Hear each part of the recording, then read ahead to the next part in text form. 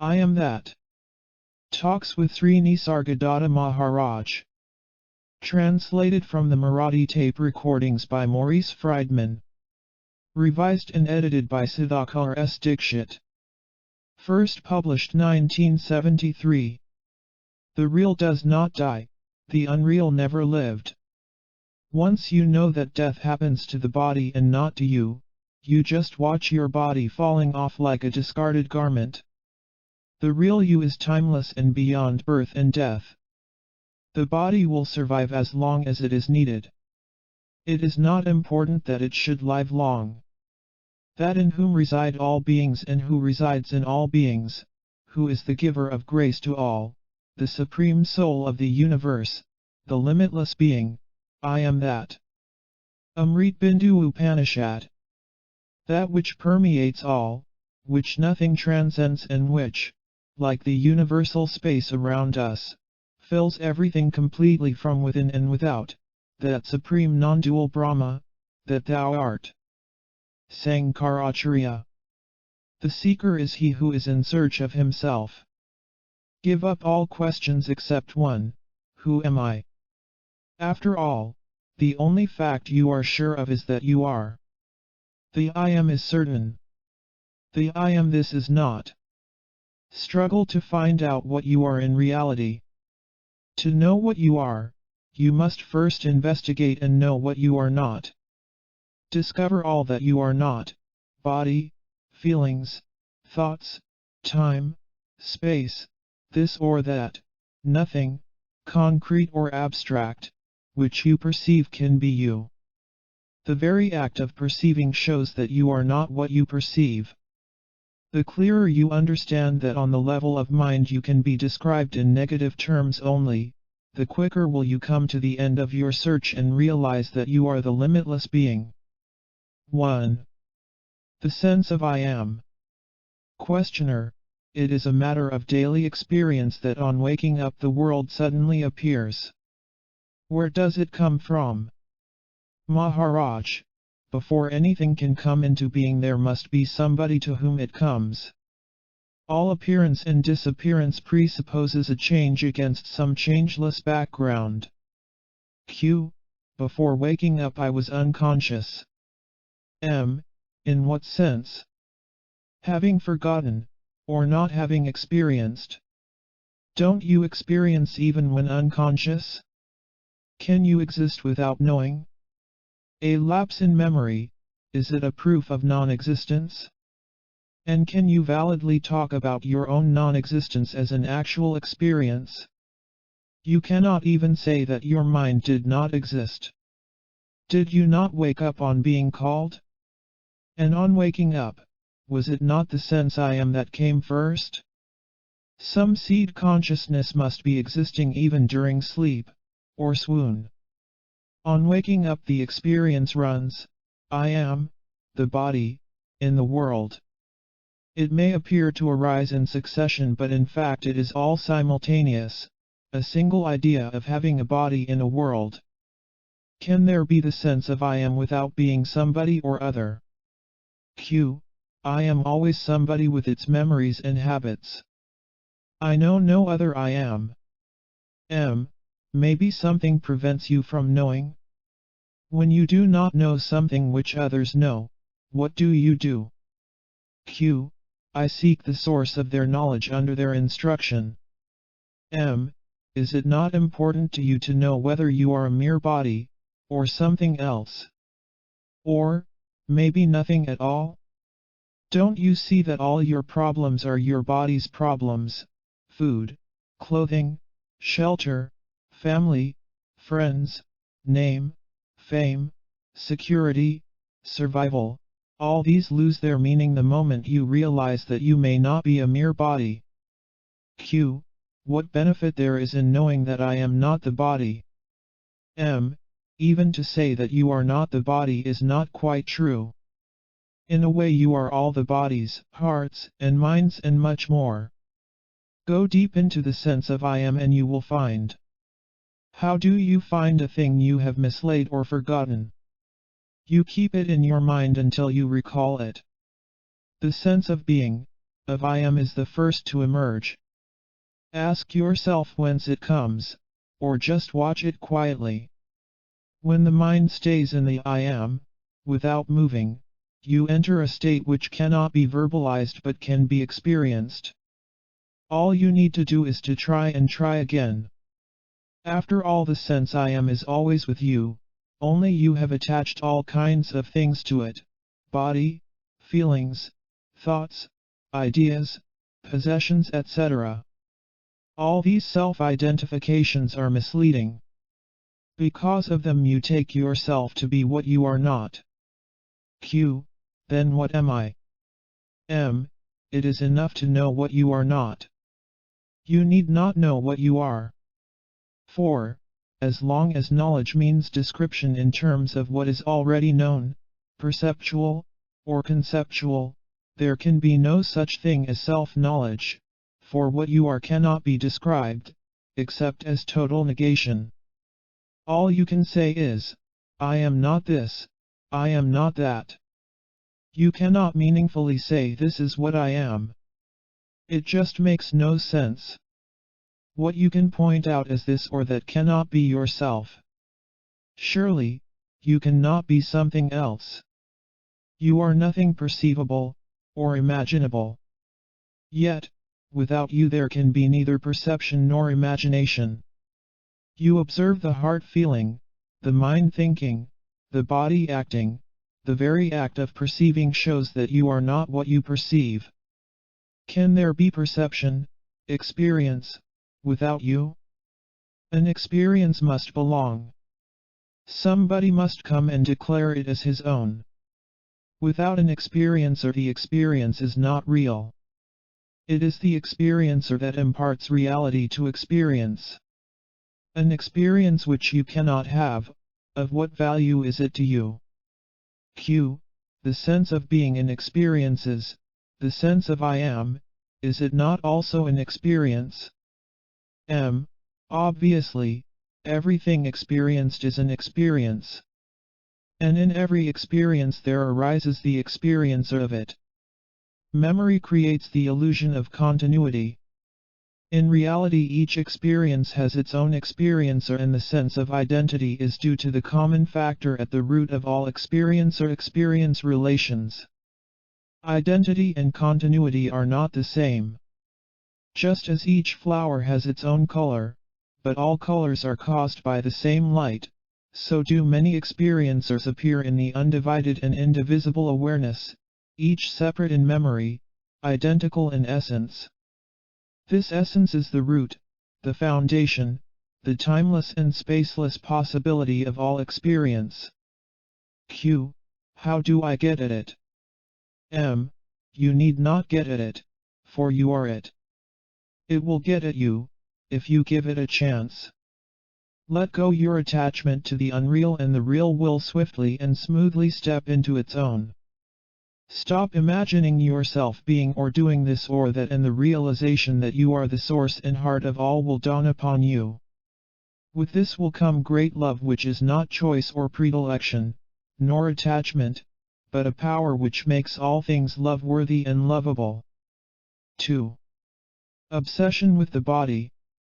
Questioner: Maharaj, you are sitting in front of me and I am here at your feet. What is the basic difference between us? Maharaj: there is no basic difference.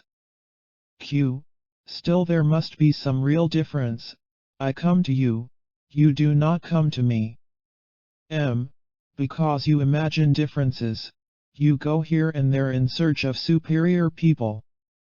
You too are a superior person. You claim to know the real, while I do not. Did I ever tell you that you do not know and, therefore, you are inferior? Let those who invented such distinctions prove them. I do not claim to know what you do not. In fact, I know much less than you do. Your words are wise, your behavior noble, your grace all-powerful. I know nothing about it all and see no difference between you and me. My life is a succession of events, just like yours. Only I am detached and see the passing show as a passing show, while you stick to things and move along with them. Q. What made you so dispassionate? M. Nothing in particular. It so happened that I trusted my guru. He told me I am nothing but myself and I believed him. Trusting him, I behaved accordingly and ceased caring for what was not me, nor mine. Q. Why were you lucky to trust your teacher fully, while our trust is nominal and verbal? M. Who can say? It happened so. Things happen without cause and reason and, after all, what does it matter, who is who? Your high opinion of me is your opinion only. Any moment you may change it. Why attach importance to opinions, even your own? Q. Still, you are different. Your mind seems to be always quiet and happy. And miracles happen round you. M.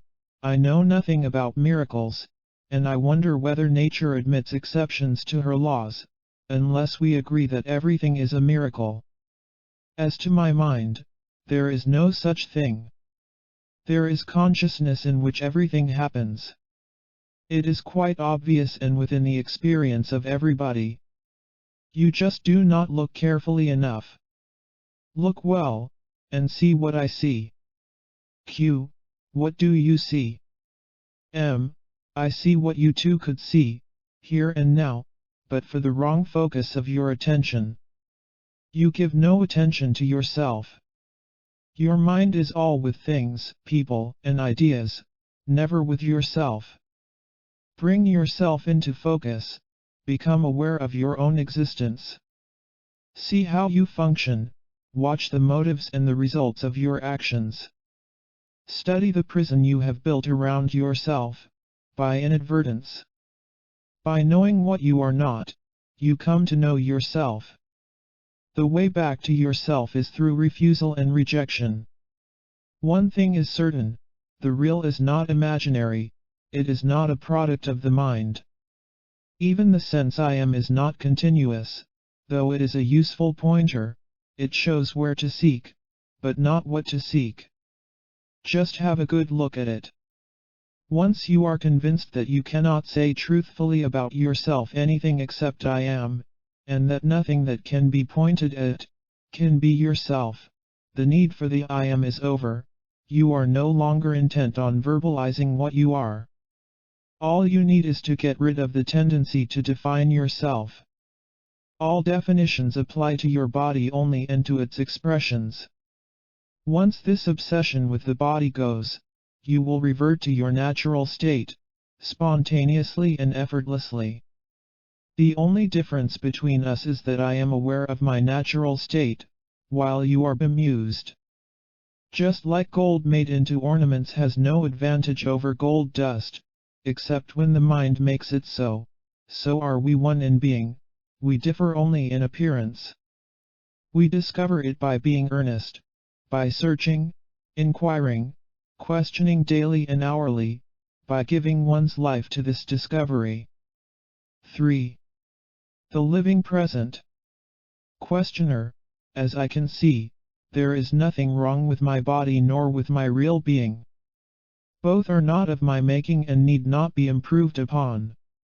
What has gone wrong is the inner body, call it mind, consciousness, antarana, whatever the name. Maharaj, what do you consider to be wrong with your mind? Q. It is restless, greedy of the pleasant and afraid of the unpleasant. M. What is wrong with it seeking the pleasant and shirking the unpleasant?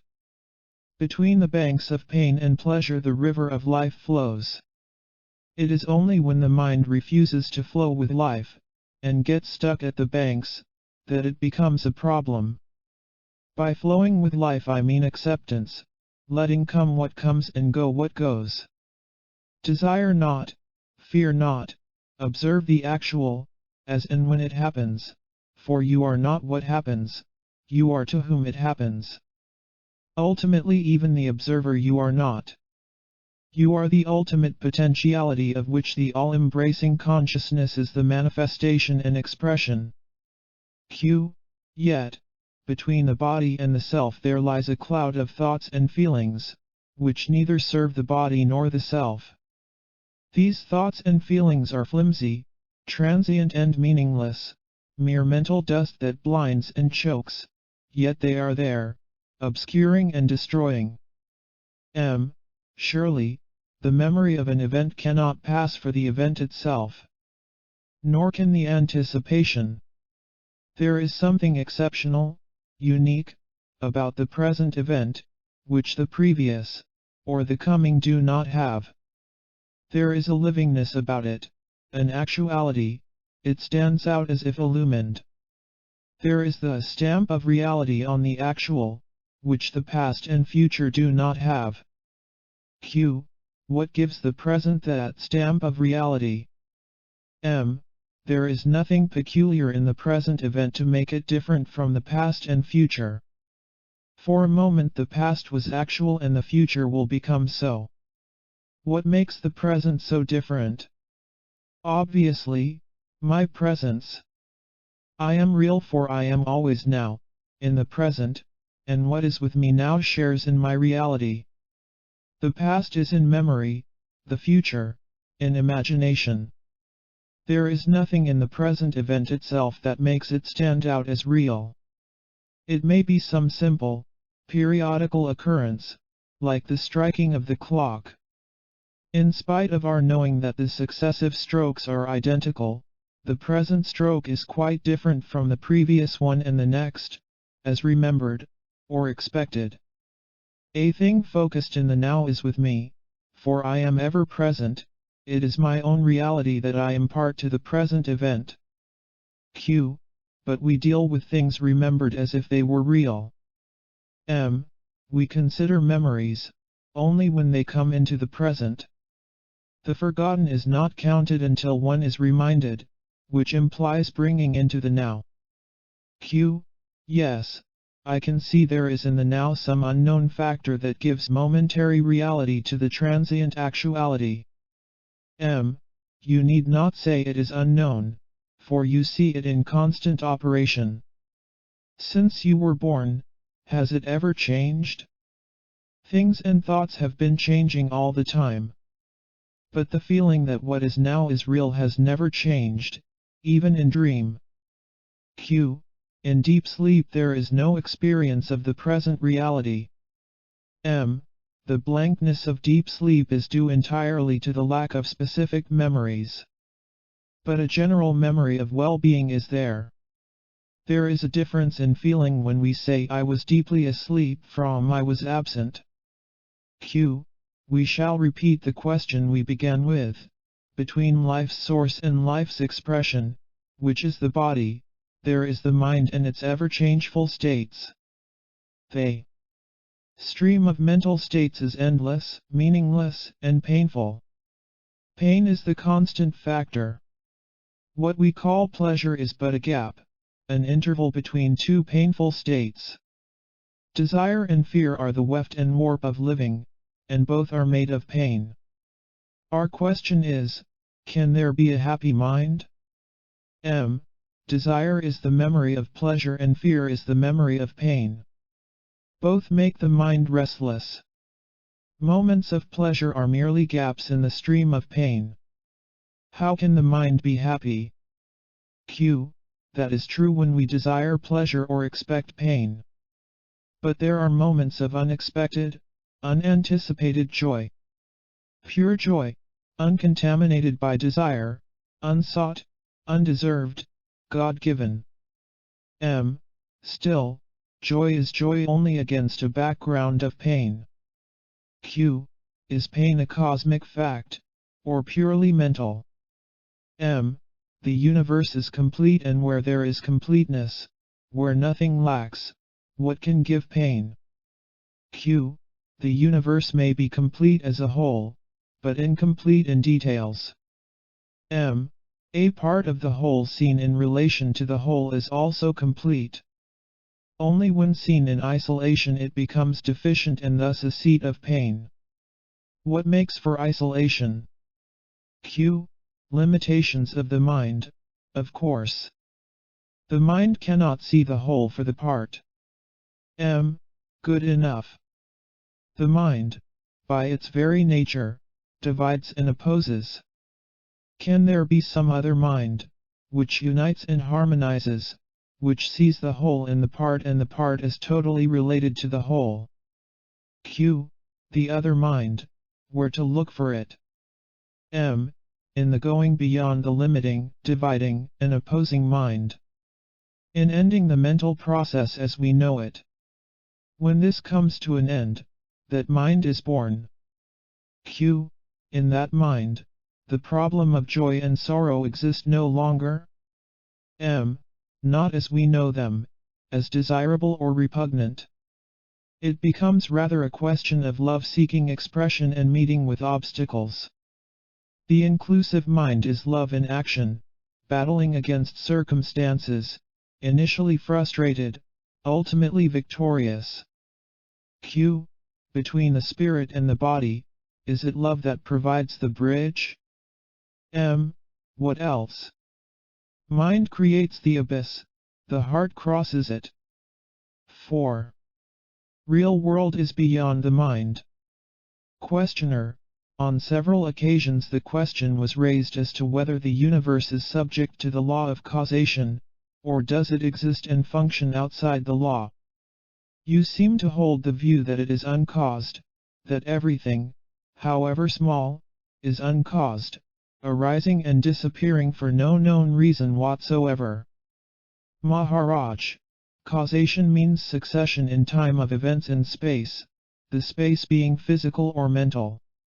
Time, space, causation are mental categories, arising and subsiding with the mind. Q.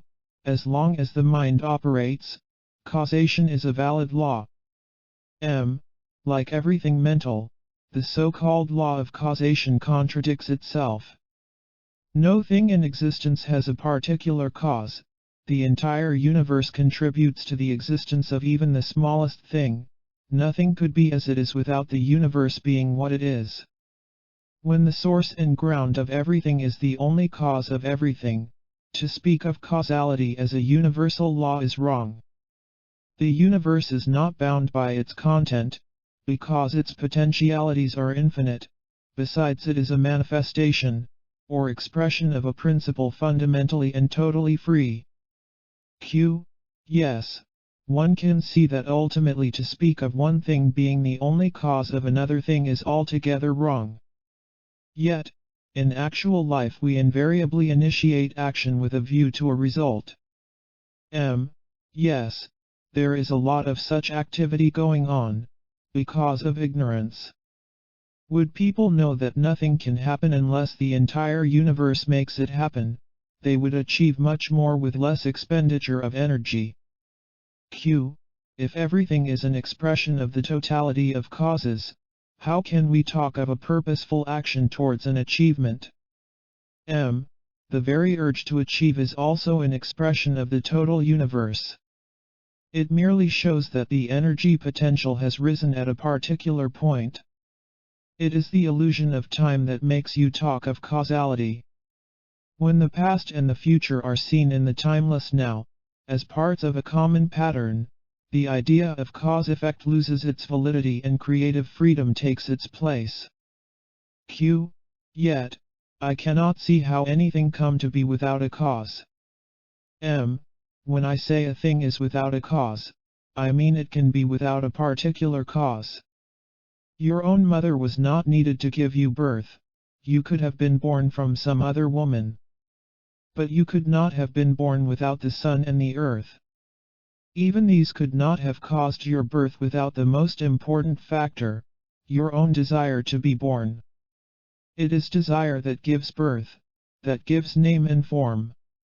The desirable is imagined and wanted and manifests itself as something tangible or conceivable. Thus is created the world in which we live, our personal world. The real world is beyond the mind's ken, we see it through the net of our desires, divided into pleasure and pain, right and wrong, inner and outer.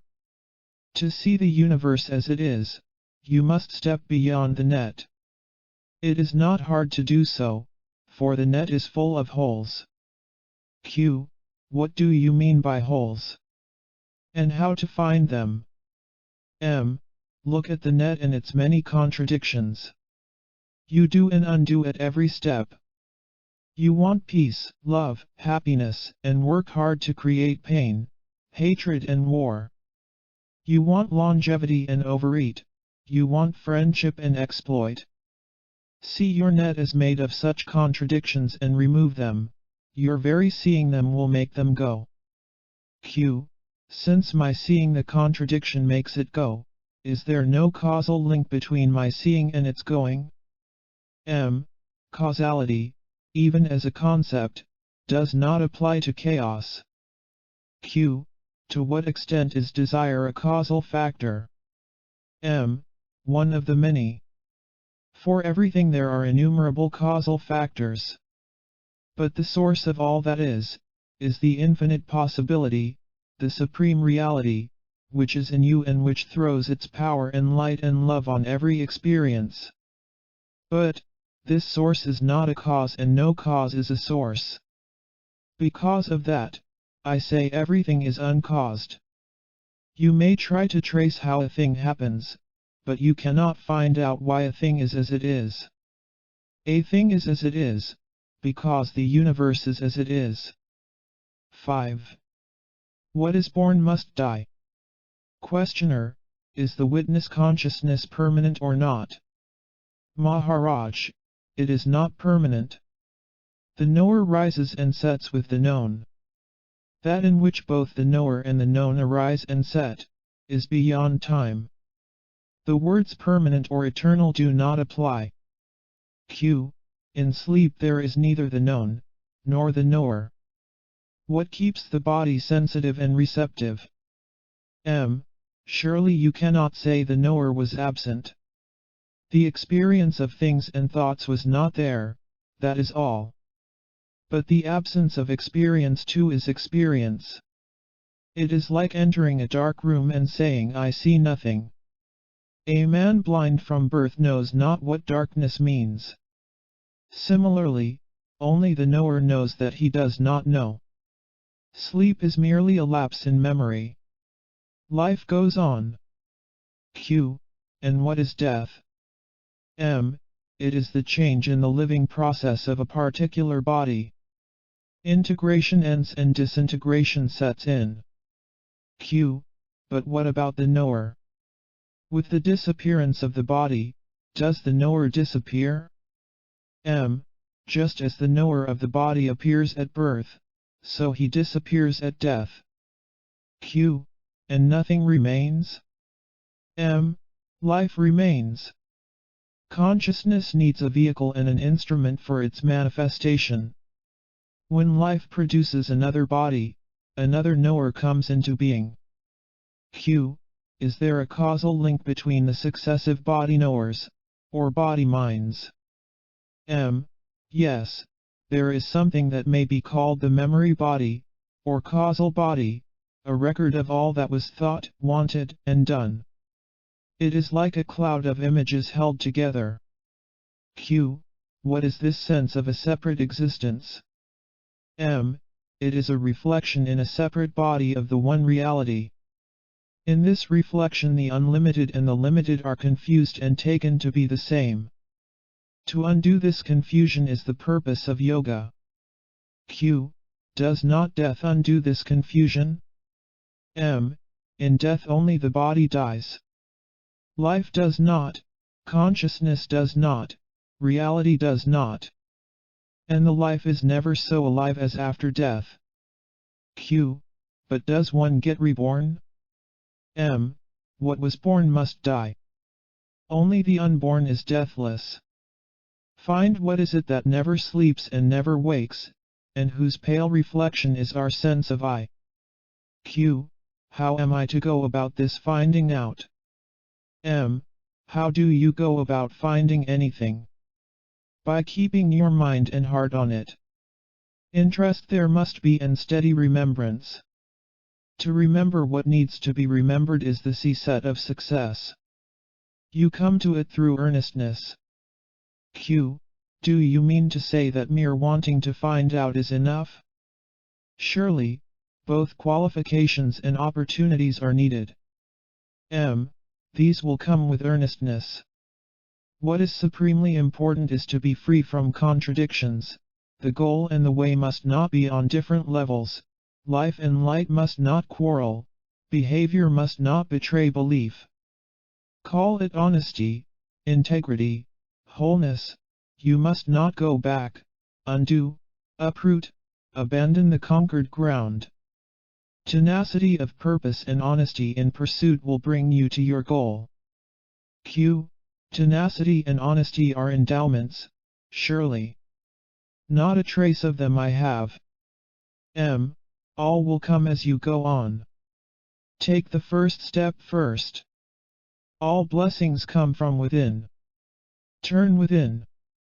I am, you know. Be with it all the time you can spare, until you revert to it spontaneously. There is no simpler and easier way. 6. Meditation. Questioner. All teachers advise to meditate. What is the purpose of meditation? Maharaj. We know the outer world of sensations and actions, but of our inner world of thoughts and feelings we know very little. The primary purpose of meditation is to become conscious of, and familiar with, our inner life. The ultimate purpose is to reach the source of life and consciousness. Incidentally, practice of meditation affects deeply our character. We are slaves to what we do not know, of what we know we are masters. Whatever vice or weakness in ourselves we discover and understand its causes and its workings, we overcome it by the very knowing. The unconscious dissolves when brought into the conscious. The dissolution of the unconscious releases energy, the mind feels adequate and become quiet. Q. What is the use of a quiet mind? M. When the mind is quiet, we come to know ourselves as the pure witness. We withdraw from the experience and its experiencer and stand apart in pure awareness, which is between and beyond the two. The personality, based on self-identification, on imagining oneself to be something, I am this, I am that, continues, but only as a part of the objective world. Its identification with the witness snaps. Q. As I can make out, I live on many levels and life on each level requires energy. The self by its very nature delights in everything and its energies flow outwards.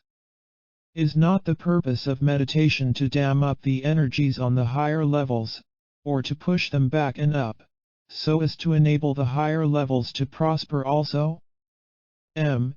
It is not so much the matter of levels as of gunas, qualities. Meditation is a sattvic activity and aims at complete elimination of tamas, inertia, and rajas, motivity.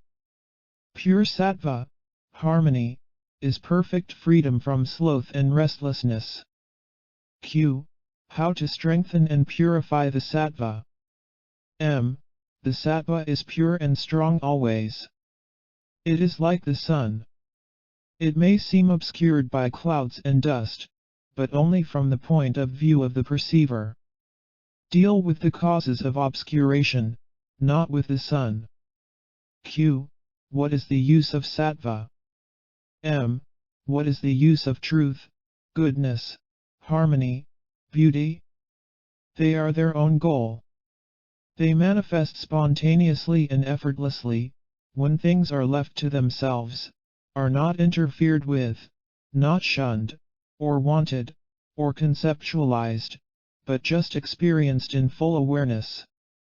Such awareness itself is sattva. It does not make use of things and people, it fulfills them. Q. Since I cannot improve sattva, am I to deal with tamas and rajas only? How do I deal with them? M. By watching their influence in you and on you. Be aware of them in operation, watch their expressions in your thoughts, words, and deeds, and gradually their grip on you will lessen and the clear light of sattva will emerge. It is neither a difficult, nor a protracted process. Earnestness is the only condition of success. 7. The mind. Questioner: there are very interesting books written by apparently very competent people, in which the illusoriness of the world is denied, though not its transitoriness. According to them, there exists a hierarchy of beings, from the lowest to the highest. On each level the complexity of the organism enables and reflects the depth, breadth, and intensity of consciousness, without any visible or knowable culmination. One law supreme rules throughout: evolution of forms for the growth and enrichment of consciousness and manifestation of its infinite potentialities. Maharaj: this may or may not be so. Even if it is only so from the mind's point of view, but in fact the entire universe, Mahadakash, exists only in consciousness, Chidakash, while I have my stand in the Absolute, Paramakash. In pure being consciousness arises, in consciousness the world appears and disappears. All there is me, all there is mine. Before all beginnings, after all endings, I am. All has its being in me, in the I am, that shines in every living being.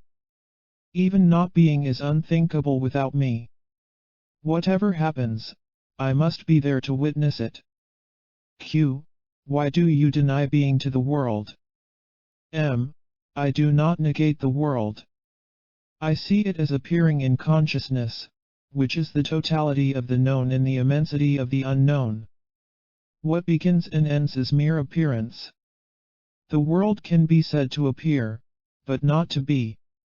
The appearance may last very long on some scale of time, and be very short on another, but ultimately it comes to the same. Whatever is time-bound is momentary and has no reality. Q. Surely, you see the actual world as it surrounds you. You seem to behave quite normally. M. That is how it appears to you. What in your case occupies the entire field of consciousness, is a mere speck in mine. The world lasts, but for a moment. It is your memory that makes you think that the world continues. Myself, I don't live by memory. I see the world as it is, a momentary appearance in consciousness. Q. In your consciousness? M. All idea of me and mine, even of I am, is in consciousness. Q. Is then your absolute being, Paramakash, unconsciousness? M. The idea of unconsciousness exists in consciousness only. Q. Then, how do you know you are in the supreme state? M. Because I am in it. It is the only natural state. Q. Can you describe it? M. Only by negation, as uncaused, independent, unrelated, undivided, uncomposed, unshakable, unquestionable, unreachable by effort. Every positive definition is from memory and, therefore, inapplicable. And yet my state is supremely actual and, therefore, possible, realizable, attainable. Q. Are you not immersed timelessly in an abstraction? M. Abstraction is mental and verbal and disappears in sleep, or swoon. It reappears in time. I am in my own state, Swarupa, timelessly in the now. Past and future are in the mind only. I am now. Q. The world too is now. M. Which world? Q. The world around us. M.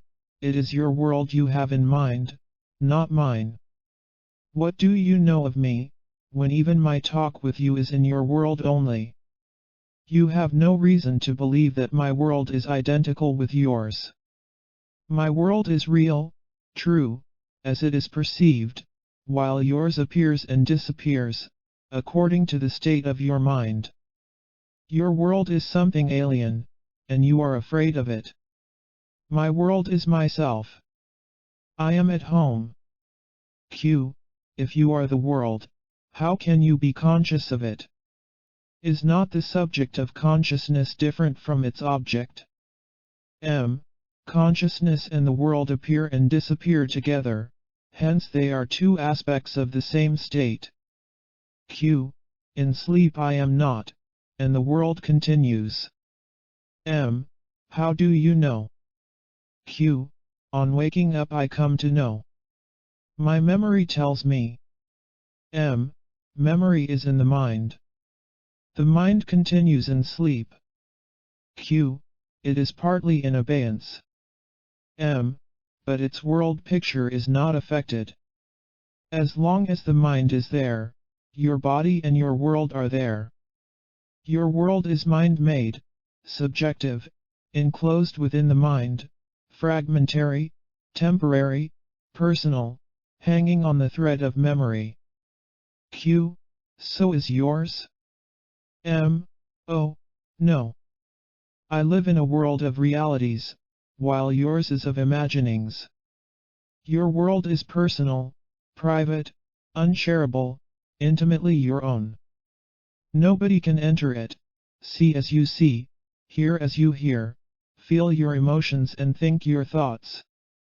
In your world you are truly alone, enclosed in your ever-changing dream, which you take for life. My world is an open world, common to all, accessible to all. In my world there is community, insight, love, real quality. The individual is the total, the totality, in the individual. I are one and the one is all. Q. Is your world full of things and people as is mine? M. No, it is full of myself. Q. But do you see and hear as we do? M.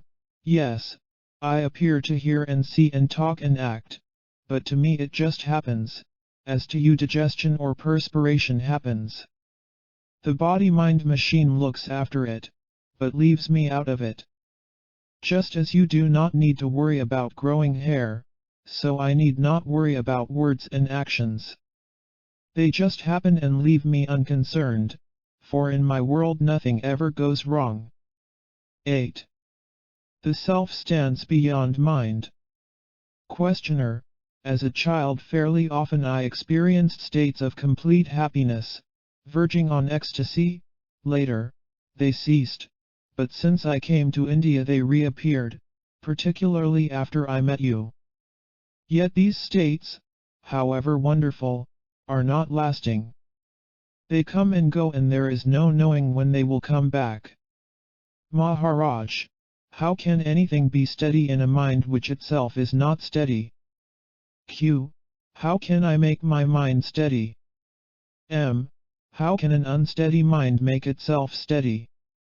Of course it cannot. It is the nature of the mind to roam about. All you can do is to shift the focus of consciousness beyond the mind. Q. How is it done? M. Refuse all thoughts except one, the thought I am. The mind will rebel in the beginning, but with patience and perseverance it will yield and keep quiet. Once you are quiet, things will begin to happen spontaneously and quite naturally, without any interference on your part. Q.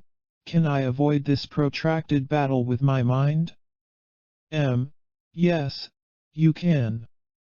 Just live your life as it comes, but alertly, watchfully, allowing everything to happen as it happens, doing the natural things the natural way, suffering, rejoicing, as life brings. This also is a way. Q. Well, then I can as well marry, have children, run a business, be happy. M. Sure. You may or may not be happy, take it in your stride. Q. Yet I want happiness. M. True happiness cannot be found in things that change and pass away. Pleasure and pain alternate inexorably. Happiness comes from the self and can be found in the self only. Find your real self, Swarupa, and all else will come with it. Q. If my real self is peace and love, why is it so restless? M. It is not your real being that is restless, but its reflection in the mind appears restless because the mind is restless. It is just like the reflection of the moon in the water stirred by the wind. The wind of desire stirs the mind, and the me, which is but a reflection of the self in the mind, appears changeful. But these ideas of movement, of restlessness, of pleasure, and pain are all in the mind. The self stands beyond the mind, aware, but unconcerned. Q. How to reach it? M. You are the self, here and now. Leave the mind alone, stand aware and unconcerned, and you will realize that to stand alert but detached, watching events come and go, is an aspect of your real nature. Q. What are the other aspects? M. The aspects are infinite in number. Realize one, and you will realize all. Q. Tell me something that would help me. M. You know best what you need. Q. I am restless. How can I gain peace? M. For what do you need peace? Q. To be happy. M. Are you not happy now? Q. No, I am not. M. What makes you unhappy? Q. I have what I don't want, and I want what I don't have. M. Why don't you invert it, want what you have and care not for what you don't have? Q. I want what is pleasant and don't want what is painful. M. How do you know what is pleasant and what is not? Q. From past experience, of course. M. Guided by memory you have been pursuing the pleasant and shunning the unpleasant. Have you succeeded? Q. No, I have not. The pleasant does not last. Pain sets in again. M. Which pain? Q. The desire for pleasure, the fear of pain, both are states of distress. Is there a state of unalloyed pleasure? M. Every pleasure, physical or mental, needs an instrument. Both the physical and mental instruments are material, they get tired and worn out. The pleasure they yield is necessarily limited in intensity and duration. Pain is the background of all your pleasures. You want them because you suffer. On the other hand, the very search for pleasure is the cause of pain. It is a vicious circle. Q. I can see the mechanism of my confusion, but I do not see my way out of it. M. The very examination of the mechanism shows the way.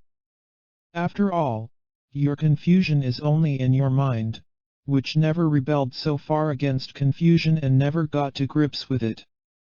It rebelled only against pain. Q. So, all I can do is to stay confused? M. Be alert. Question. Observe, investigate, learn all you can about confusion, how it operates, what it does to you and others. By being clear about confusion you become clear of confusion. Q.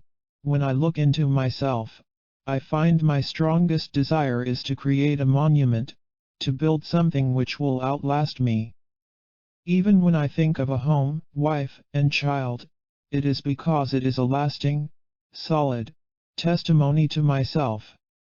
M. Right. Build yourself a monument. How do you propose to do it? Q. It matters little what I build, as long as it is permanent. M. Surely, you can see for yourself that nothing is permanent. All wears out, breaks down, dissolves.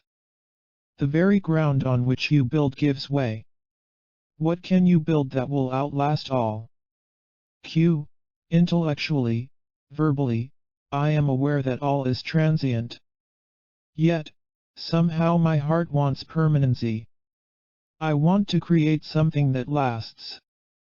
Then you must build it of something lasting. What have you that is lasting? Neither your body nor mind will last. You must look elsewhere.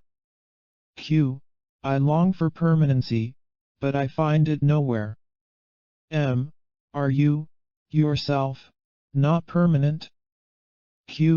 I was born, I shall die. Can you truly say you were not before you were born, and can you possibly say when dead, now I am no more? You cannot say from your own experience that you are not. You can only say I am.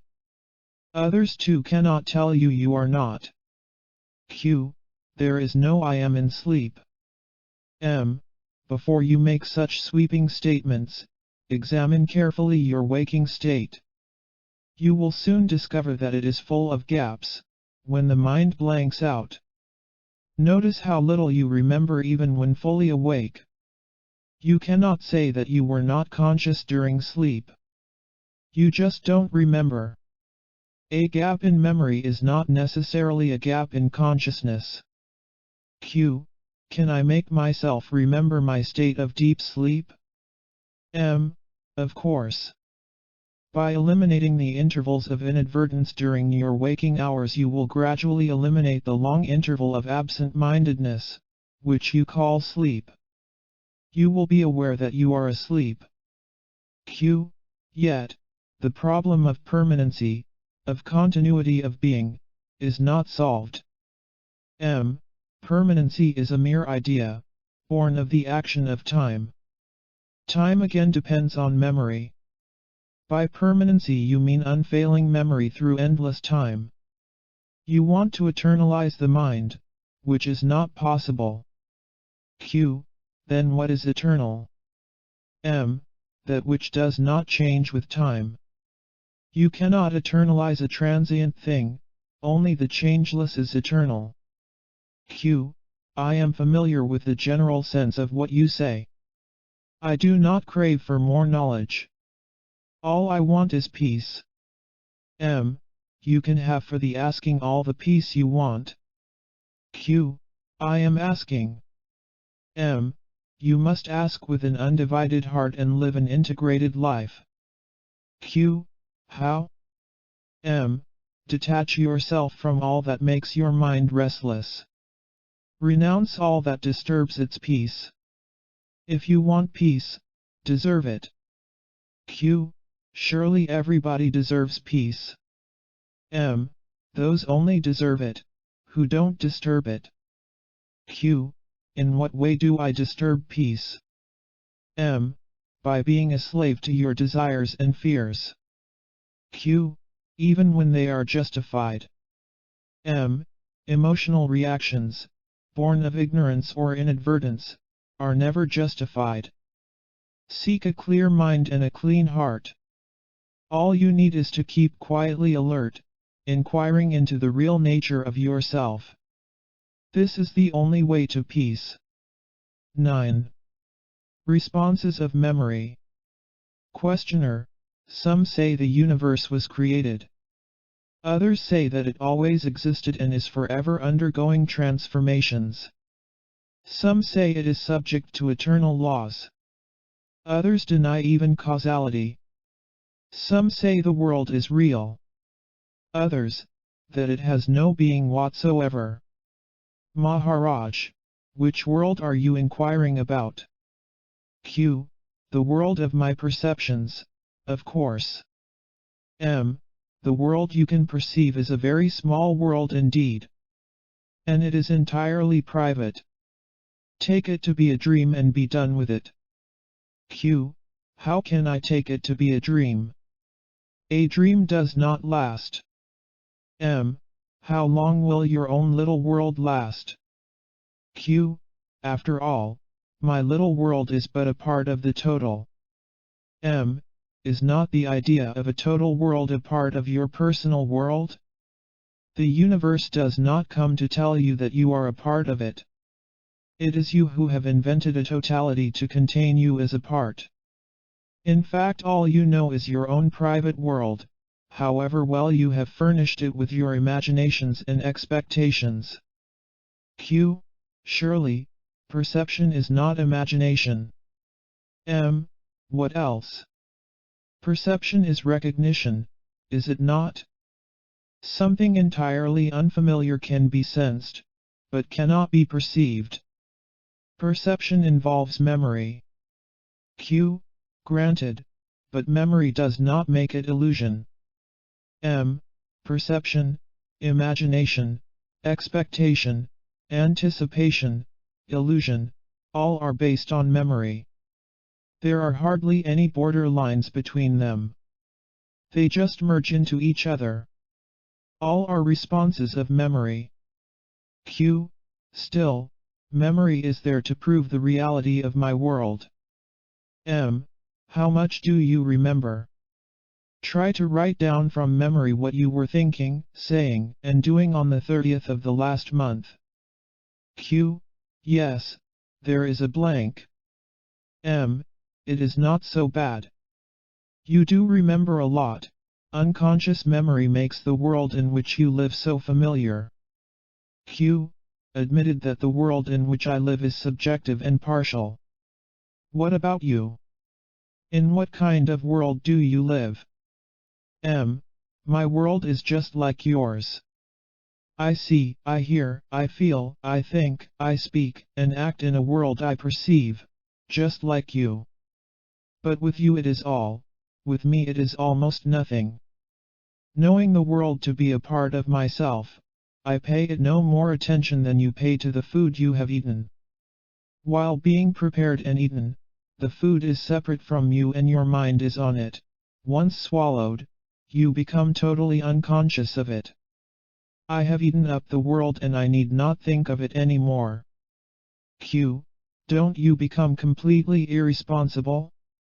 M. How could I? How can I hurt something which is one with me? On the contrary, without thinking of the world, whatever I do will be of benefit to it. Just as the body sets itself right unconsciously, so am I ceaselessly active in setting the world right. Q. Nevertheless, you are aware of the immense suffering of the world? M. Of course I am, much more than you are. Q. Then what do you do? M. I look at it through the eyes of God and find that all is well. Q. How can you say that all is well? Look at the wars, the exploitation, the cruel strife between the citizen and the state. M. All these sufferings are man-made and it is within man's power to put an end to them. God helps by facing man with the results of his actions and demanding that the balance should be restored. Karma is the law that works for righteousness, it is the healing hand of God. 10. Witnessing. Questioner.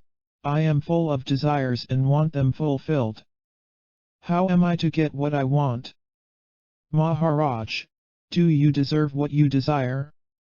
In some way or other you have to work for the fulfillment of your desires. Put in energy and wait for the results. Q. Where am I to get the energy? M. The desire itself is energy. Q. Then why does not every desire get fulfilled? M. Maybe it was not strong enough and lasting. Q. Yes, that is my problem. I want things, but I am lazy when it comes to action. M. When your desire is not clear nor strong, it cannot take shape. Besides, if your desires are personal, for your own enjoyment, the energy you give them is necessarily limited, it cannot be more than what you have. Q. Yet, often ordinary persons do attain what they desire. M. After desiring it very much and for a long time. Even then, their achievements are limited. Q. And what about unselfish desires? M. When you desire the common good, the whole world desires with you. Make humanity's desire your own and work for it. There you cannot fail. Q. Humanity is God's work, not mine. I am concerned with myself. Have I not the right to see my legitimate desires fulfilled? They will hurt no one. My desires are legitimate. They are right desires, why don't they come true? Desires are right or wrong according to circumstances, it depends on how you look at them. It is only for the individual that a distinction between right and wrong is valid. Q. What are the guidelines for such distinction? How am I to know which of my desires are right and which are wrong? In your case, desires that lead to sorrow are wrong and those which lead to happiness are right. But you must not forget others. Their sorrow and happiness also count. Q. Results are in the future. How can I know what they will be? Use your mind. Remember. Observe. You are not different from others. Most of their experiences are valid for you too. Think clearly and deeply, go into the entire structure of your desires and their ramifications. They are a most important part of your mental and emotional makeup and powerfully affect your actions. Remember, you cannot abandon what you do not know. To go beyond yourself, you must know yourself. Q. What does it mean to know myself? By knowing myself, what exactly do I come to know? All that you are not. Q. And not what I am? What you are, you already are. By knowing what you are not, you are free of it and remain in your own natural state. It all happens quite spontaneously and effortlessly. Q. And what do I discover? You discover that there is nothing to discover. You are what you are and that is all. Q. But ultimately what am I? The ultimate denial of all you are not. Q. I do not understand. It is your fixed idea that you must be something or other, that blinds you. Q. How can I get rid of this idea? If you trust me, believe when I tell you that you are the pure awareness that illumines consciousness and its infinite content. Realize this and live accordingly.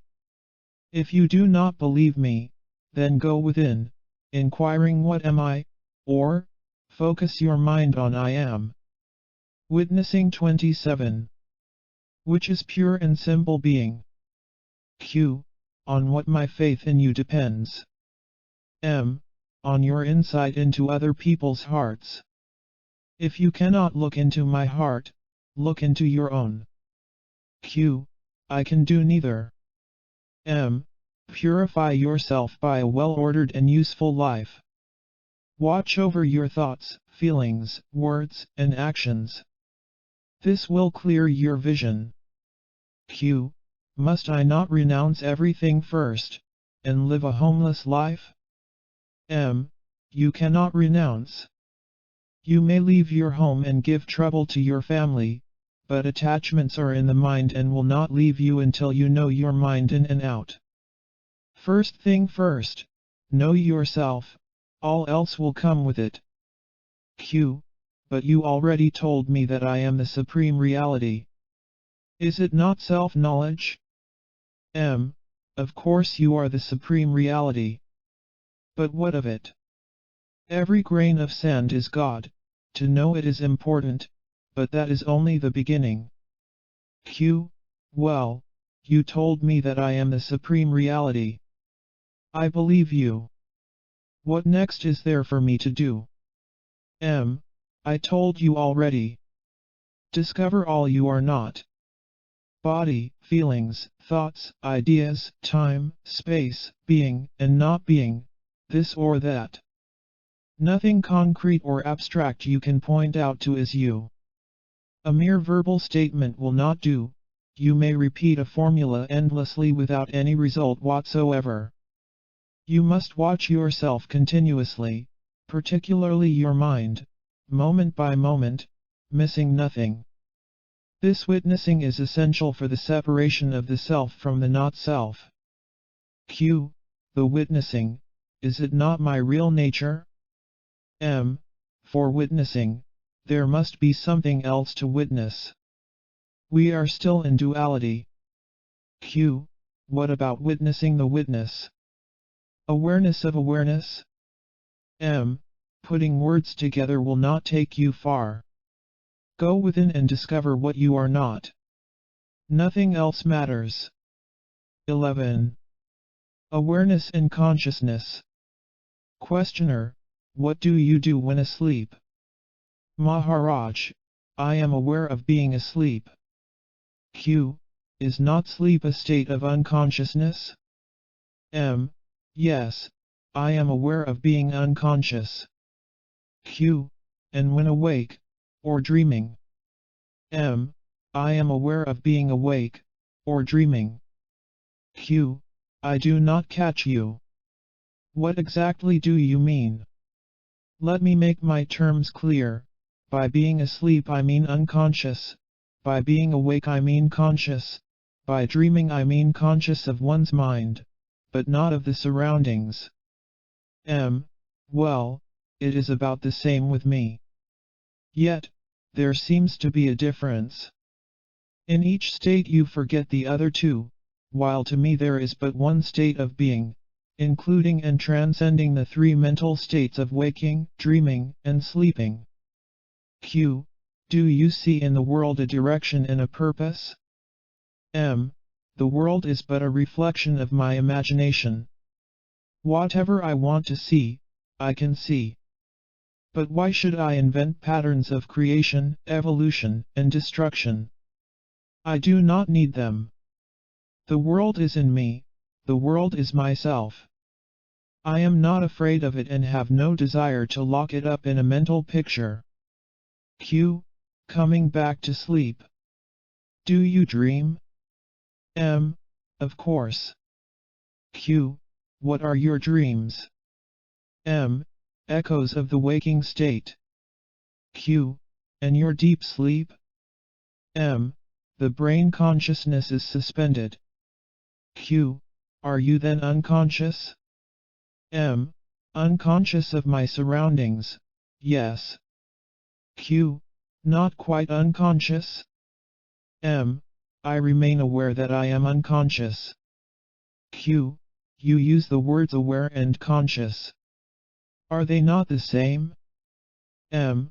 Awareness is primordial, it is the original state, beginningless, endless, uncaused, unsupported, without parts, without change. Consciousness is on contact, a reflection against a surface, a state of duality. There can be no consciousness without awareness, but there can be awareness without consciousness, as in deep sleep. Awareness is absolute, consciousness is relative to its content, consciousness is always of something. Consciousness is partial and changeful, awareness is total, changeless, calm, and silent. And it is the common matrix of every experience. Q. How does one go beyond consciousness into awareness? M. Since it is awareness that makes consciousness possible, there is awareness in every state of consciousness. Therefore, the very consciousness of being conscious is already a movement in awareness. Interest in your stream of consciousness takes you to awareness. It is not a new state. It is at once recognized as the original, basic existence, which is life itself, and also love and joy. Q. Since reality is all the times with us, what does self-realization consist of? M. Realization is but the opposite of ignorance. To take the world as real and oneself as unreal is ignorance, the cause of sorrow.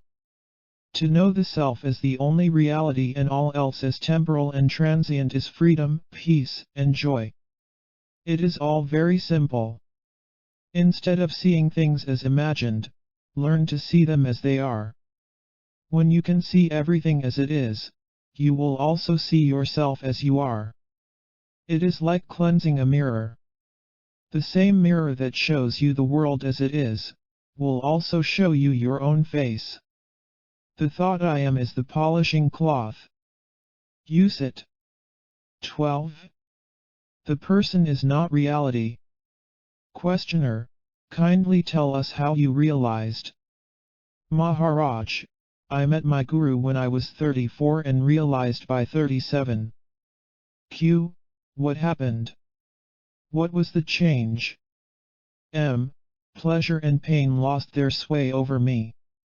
I was free from desire and fear. I found myself full, needing nothing. I saw that in the ocean of pure awareness, on the surface of the universal consciousness, the numberless waves of the phenomenal worlds arise and subside beginninglessly and endlessly. As consciousness, they are all me. As events they are all mine. There is a mysterious power that looks after them. That power is awareness, self, life, God, whatever name you give it. It is the foundation, the ultimate support of all that is, just like gold is the basis for all gold jewelry. And it is so intimately ours. Abstract the name and shape from the jewelry and the gold becomes obvious. Be free of name and form and of the desires and fears they create, then what remains? Q. Nothingness. M. Yes, the void remains. But the void is full to the brim. It is the eternal potential as consciousness is the eternal actual. Q. By potential you mean the future? M. Past, present, and future, they are all there. And infinitely more. Q. But since the void is void, it is of little use to us. M. How can you say so? Without breach in continuity, how can there be rebirth? Can there be renewal without death? Even the darkness of sleep is refreshing and rejuvenating. Without death we would have been bogged up forever in eternal senility. Q. Is there no such thing as immortality? M. When life and death are seen as essential to each other, as two aspects of one being, that is immortality. To see the end in the beginning and beginning in the end is the intimation of eternity. Definitely, immortality is not continuity. Only the process of change continues. Nothing lasts. Q. Awareness lasts? M. Awareness is not of time. Time exists in consciousness only. Beyond consciousness where are time and space? Q. Within the field of your consciousness there is your body also. M. Of course. But the idea my body, as different from other bodies, is not there. To me it is a body, not my body, a mind, not my mind. The mind looks after the body all right, I need not interfere. What needs be done is being done, in the normal and natural way. You may not be quite conscious of your physiological functions, but when it comes to thoughts and feelings, desires and fears, you become acutely self-conscious. To me these two are largely unconscious. I find myself talking to people, or doing things quite correctly and appropriately, without being very much conscious of them. It looks as if I live my physical, waking life automatically, reacting spontaneously and accurately. Q. Does this spontaneous response come as a result of realization, or by training? M. Both. Devotion to your goal makes you live a clean and orderly life, given to search for truth and to helping people, and realization makes noble virtue easy and spontaneous, by removing for good the obstacles in the shape of desires and fears and wrong ideas. Q. Don't you have desires and fears anymore? M. My destiny was to be born a simple man, a commoner, a humble tradesman, with little of formal education. My life was of the common kind, with common desires and fears. When, Through my faith in my teacher and obedience to his words, I realized my true being. I left behind my human nature to look after itself, until its destiny is exhausted. Occasionally an old reaction, emotional or mental, happens in the mind, but it is at once noticed and discarded. After all, as long as one is burdened with a person, one is exposed to its idiosyncrasies and habits. Q. Are you not afraid of death? M. I am dead already. Q. In what sense? M. I am double dead. Not only am I dead to my body, but to my mind too. Q. Well, you do not look dead at all. M. That's what you say. You seem to know my state better than I do. Q. Sorry. But I just do not understand. You say you are bodiless and mindless, while I see you very much alive and articulate. M. A tremendously complex work is going on all the time in your brain and body. Are you conscious of it? Not at all. Yet for an outsider all seems to be going on intelligently and purposefully. Why not admit that one's entire personal life may sink largely below the threshold of consciousness and yet proceed sanely and smoothly? Q. Is it normal? M. What is normal? Is your life, obsessed by desires and fears, full of strife and struggle, meaningless and joyless, normal? To be acutely conscious of your body, is it normal? To be torn by feelings, tortured by thoughts, is it normal? A healthy body, a healthy mind live largely unperceived by their owner, only occasionally, through pain or suffering they call for attention and insight. Why not extend the same to the entire persona? Life? One can function rightly, responding well and fully to whatever happens, without having to bring it into the focus of awareness. When self-control becomes second nature, awareness shifts its focus to deeper levels of existence and action. Q. Don't you become a robot? M. What harm is there in making automatic what is habitual and repetitive? It is automatic anyhow. But when it is also chaotic, it causes pain and suffering and calls for attention. The entire purpose of a clean and well-ordered life is to liberate man from the thraldom of chaos and the burden of sorrow. Q. You seem to be in favor of a computerized life. M. What is wrong with a life which is free from problems? Personality is merely a reflection of the real. Why should not the reflection be true to the original as a matter of course, automatically? Need the person have any designs of its own? The life of which it is an expression will guide it.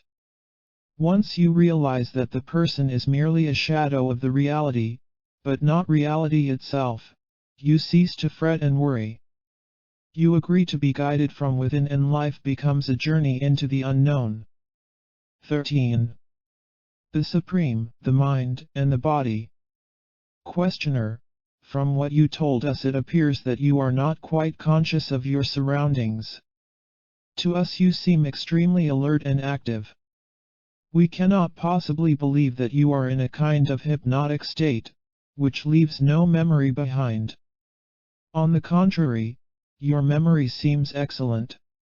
How are we to understand your statement that the world and all it includes does not exist, as far as you are concerned?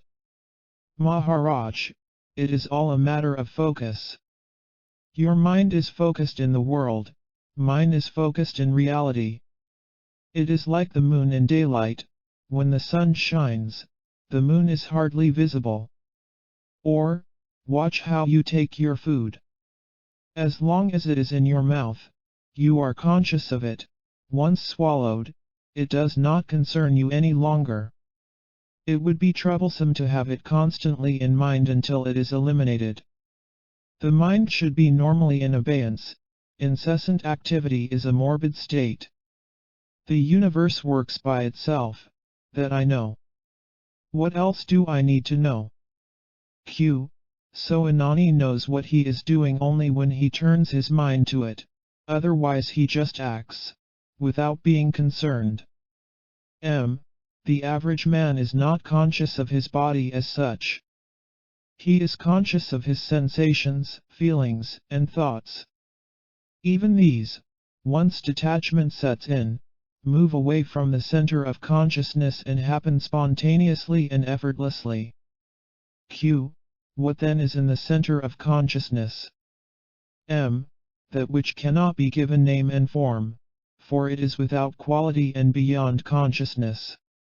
You may say it is a point in consciousness, which is beyond consciousness. Like a hole in the paper is both in the paper and yet not of paper, so is the supreme state in the very center of consciousness, and yet beyond consciousness. It is as if an opening in the mind through which the mind is flooded with light. The opening is not even the light. It is just an opening. Q. An opening is just void, absence. M. Quite so. From the mind's point of view, it is but an opening for the light of awareness to enter the mental space. By itself the light can only be compared to a solid, dense, rock-like, homogeneous, and changeless mass of pure awareness, free from the mental patterns of name and shape. Q. Is there any connection between the mental space and the supreme abode? M. The supreme gives existence to the mind. The mind gives existence to the body. Q. And what lies beyond? M. Take an example. A venerable yogi, a master in the art of longevity, himself over 1,000 years old, comes to teach me his art. I fully respect and sincerely admire his achievements, yet all I can tell him is, of what use is longevity to me? I am beyond time. However long a life may be, it is but a moment and a dream. In the same way I am beyond all attributes. They appear and disappear in my light, but cannot describe me. The universe is all names and forms, based on qualities and their differences, while I am beyond. The world is there because I am, but I am not the world. Q. But you are living in the world. M. That's what you say. I know there is a world, which includes this body and this mind, but I do not consider them to be more mine than other minds and bodies. They are there, in time and space, but I am timeless and spaceless. Q. But since all exists by your light, are you not the creator of the world? M. I am neither the potentiality nor the actualization, nor the actuality of things. In my light they come and go as the specks of dust dancing in the sunbeam. The light illumines the specks, but does not depend on them. Nor can it be said to create them. It cannot be even said to know them. Q. I am asking you a question and you are answering. Are you conscious of the question and the answer? M. In reality I am neither hearing nor answering. In the world of events the question happens and the answer happens. Nothing happens to me. Everything just happens. Q. And you are the witness? M. What does witness mean? Mere knowledge. It rained and now the rain is over. I did not get wet. I know it rained, but I am not affected. I just witnessed the rain. Q. The fully realized man, spontaneously abiding in the supreme state, appears to eat, drink and so on. Is he aware of it, or not? M. That in which consciousness happens, the universal consciousness or mind, we call the ether of consciousness. All the objects of consciousness form the universe. What is beyond both, supporting both, is the supreme state, a state of utter stillness and silence. Whoever goes there, disappears. It is unreachable by words, or mind. You may call it God, or Parabrahman, or Supreme Reality, but these are names given by the mind. It is the nameless, contentless, effortless, and spontaneous state, beyond being and not being. Q. But does one remain conscious? M. As the universe is the body of the mind, so is consciousness the body of the Supreme. It is not conscious, but it gives rise to consciousness. Q. In my daily actions much goes by habit, automatically. I am aware of the general purpose, but not of each movement in detail. As my consciousness broadens and deepens, details tend to recede, leaving me free for the general trends. Does not the same happens to Anani, but more so? M. On the level of consciousness, yes. In the supreme state, no. This state is entirely one and indivisible, a single solid block of reality. The only way of knowing it is to be it. The mind cannot reach it. To perceive it does not need the senses, to know it does not need the mind. Q. That is how God runs the world. M. God is not running the world. Q. Then who is doing it? M. Nobody. All happens by itself. You are asking the question and you are supplying the answer. And you know the answer when you ask the question. All is a play in consciousness. All divisions are illusory. You can know the false only. The true you must yourself be. Q. There is the witnessed consciousness and there is the witnessing consciousness. Is the second the supreme? M. There are the two, the person and the witness, the observer. When you see them as one, and go beyond, you are in the supreme state. It is not perceivable, because it is what makes perception possible. It is beyond being and not being. It is neither the mirror nor the image in the mirror. It is what is, the timeless reality, unbelievably hard and solid. Q. The Nani, is he the witness or the supreme? M. He is the supreme, of course, but he can also be viewed as the universal witness. Q. But he remains a person? M. When you believe yourself to be a person, you see persons everywhere. In reality there are no persons, only threads of memories and habits. At the moment of realization the person ceases. Identity remains, but identity is not a person, it is inherent in the reality itself. The person has no being in itself, it is a reflection in the mind of the witness, the I am, which again is a mode of being. Q. Is the Supreme conscious? M. Neither conscious nor unconscious, I am telling you from experience. Q. Pragnanam Brahma. What is this prajna? M. It is the unself-conscious knowledge of life itself. Q. Is it vitality, the energy of life, livingness? M. Energy comes first. For everything is a form of energy. Consciousness is most differentiated in the waking state. Less so in dream. Still less in sleep. Homogeneous, in the fourth state. Beyond is the inexpressible monolithic reality, the abode of the Nani. Q. I have cut my hand. It healed. By what power did it heal? M. By the power of life. Q. What is that power? M. It is consciousness. All is conscious. Q. What is the source of consciousness? M. Consciousness itself is the source of everything. Q. Can there be life without consciousness? M. No, nor consciousness without life. They are both one. But in reality only the ultimate is. The rest is a matter of name and form. And as long as you cling to the idea that only what has name and shape exists, the Supreme will appear to you non-existing.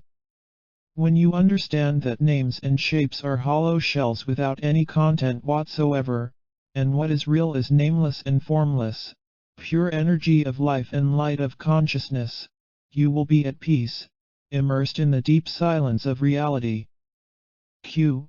If time and space are mere illusions and you are beyond, please tell RME what is the weather in New York. Is it hot or raining there? M. How can I tell you? Such things need special training. Or, just traveling to New York.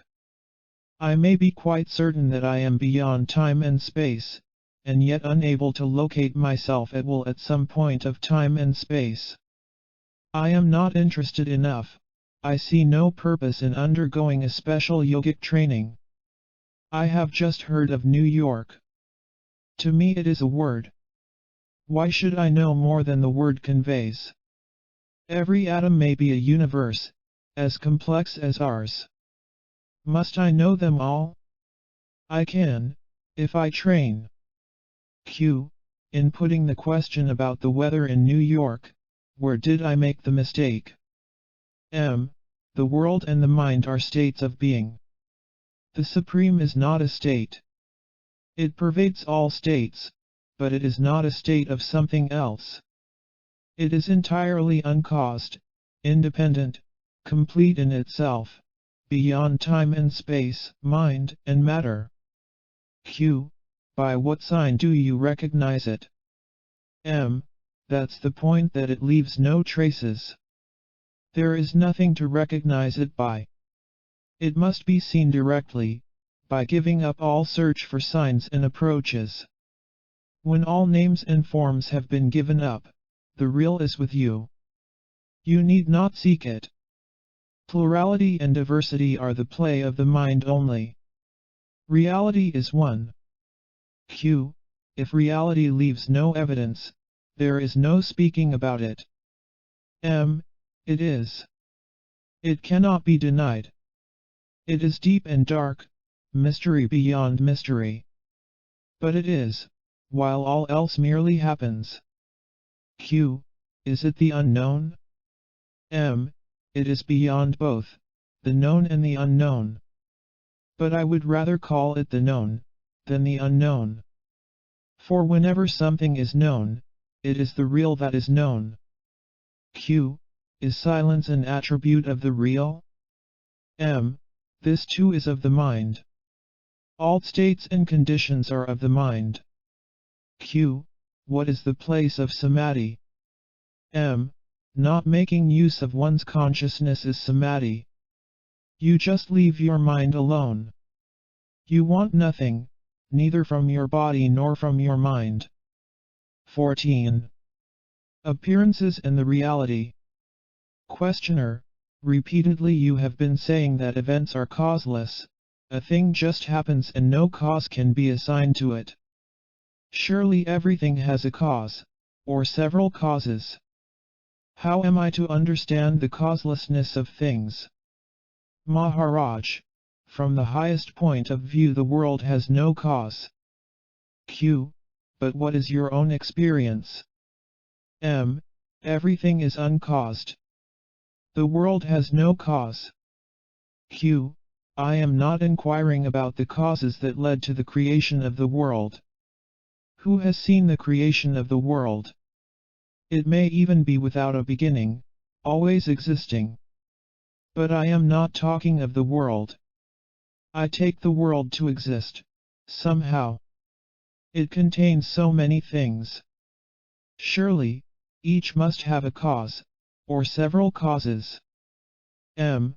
Once you create for yourself a world in time and space, governed by causality, you are bound to search for and find causes for everything. You put the question and impose an answer. Q. My question is very simple. I see all kinds of things and I understand that each must have a cause, or a number of causes. You say they are uncaused, from your point of view. But, to you nothing has being and, therefore, the question of causation does not arise. Yet you seem to admit the existence of things, but deny them causation. This is what I cannot grasp. Once you accept the existence of things, why reject their causes? I see only consciousness, and know everything to be but consciousness, as you know the picture on the cinema screen to be but light. Q. Still, the movements of light have a cause. The light does not move at all. You know very well that the movement is illusory, a sequence of interceptions and colorings in the film. What moves is the film, which is the mind. Q. This does not make the picture causeless. The film is there, and the actors with the technicians, the director, the producer, the various manufacturers. The world is governed by causality. Everything is interlinked. Of course, everything is interlinked.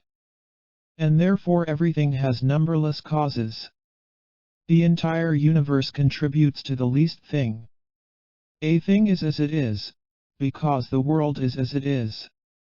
You see, you deal in gold ornaments and I, in gold. Between the different ornaments there is no causal relation. When you remelt an ornament to make another, there is no causal relation between the two. The common factor is the gold. But you cannot say gold is the cause. It cannot be called a cause, for it causes nothing by itself. It is reflected in the mind as I am, as the ornament's particular name and shape. Yet all is only gold. In the same way reality makes everything possible, and yet nothing that makes a thing what it is, its name and form, comes from reality. But why worry so much about causation? What do causes matter, when things themselves are transient? Let come what comes and let go what goes. Why catch hold of things and inquire about their causes? Q. From the relative point of view, everything must have a cause. Of what use is the relative view to you? You are able to look from the absolute point of view, why go back to the relative? Are you afraid of the absolute? Q. I am afraid. I am afraid of falling asleep over my so-called absolute certainties. For living a life decently, absolutes don't err. When you need a shirt, you buy cloth, call a tailor and so on. All this talk shows ignorance. Q. And what is the knower's view? There is only light, and the light is all. Everything else is but appearances and the reality. 41. Picture made of light. The picture is in the light and the light is in the picture. Life and death, self and not self, abandon all these ideas. They are of no use to you. Q. From what point of view you deny causation? From the relative, the universe is the cause of everything. From the absolute, there is no thing at all. From which state are you asking? Q. From the daily waking state, in which alone all these discussions take place. In the waking state all these problems arise, for such is its nature. But, you are not always in that state. What good can you do in a state into which you fall and from which you emerge, helplessly? In what way does it help you to know that things are causally related, as they may appear to be in your waking state? Q. The world and the waking state emerge and subside together. When the mind is still, absolutely silent, the waking state is no more. Q. Words like God, universe, the total, absolute, supreme are just noises in the air, because no action can be taken on them.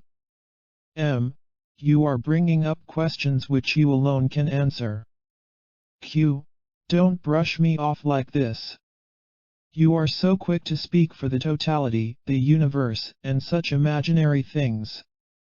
They cannot come and forbid you to talk on their behalf. I hate those irresponsible generalizations.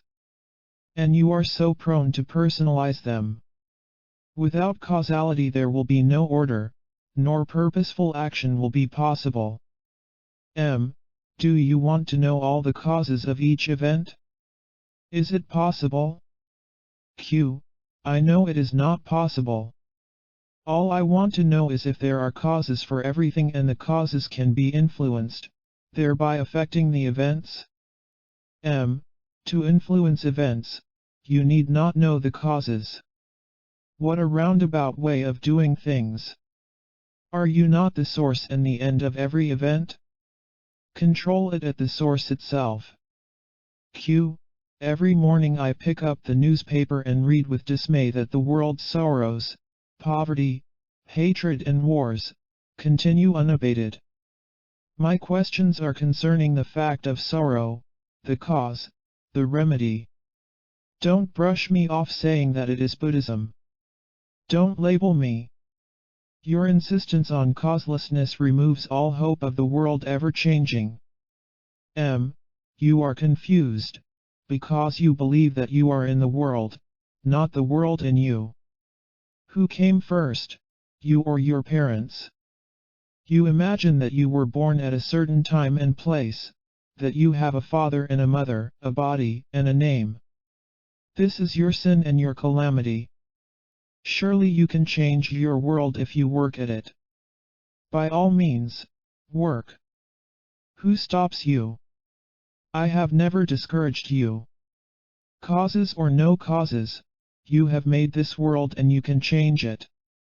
Q. A causeless world is entirely beyond my control. On the contrary, a world of which you are the only source and ground is fully within your power to change. What is created can be always dissolved and recreated. All will happen as you want it, provided you really want it. Q.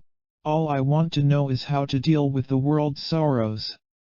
You have created them out of your own desires and fears. You deal with them. All is due to your having forgotten your own being. Having given reality to the picture on the screen, you love its people and suffer for them and seek to save them. It is just not so. You must begin with yourself. There is no other way. Work, of course. There is no harm in working. Q. Your universe seems to contain every possible experience.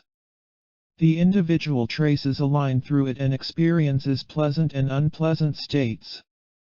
This gives rise to questioning and seeking, which broaden the outlook and enable the individual to go beyond his narrow and self-created world, limited and self-centered. This personal world can be changed, in time. The universe is timeless and perfect. To take appearance for reality is a grievous sin and the cause of all calamities. You are the all-pervading, eternal, and infinitely creative awareness, consciousness. All else is local and temporary. Don't forget what you are. In the meantime, work to your heart's content. Work and knowledge should go hand in hand. Q. My own feeling is that my spiritual development is not in my hands. Making one's own plans and carrying them out leads nowhere. I just run in circles round myself. When God considers the fruit to be ripe, He will pluck it and eat it. Whichever fruit seems green to Him will remain on the world's tree for another day. You think God knows you? Even the world He does not know. Q. Yours is a different God. Mine is different. Mine is merciful.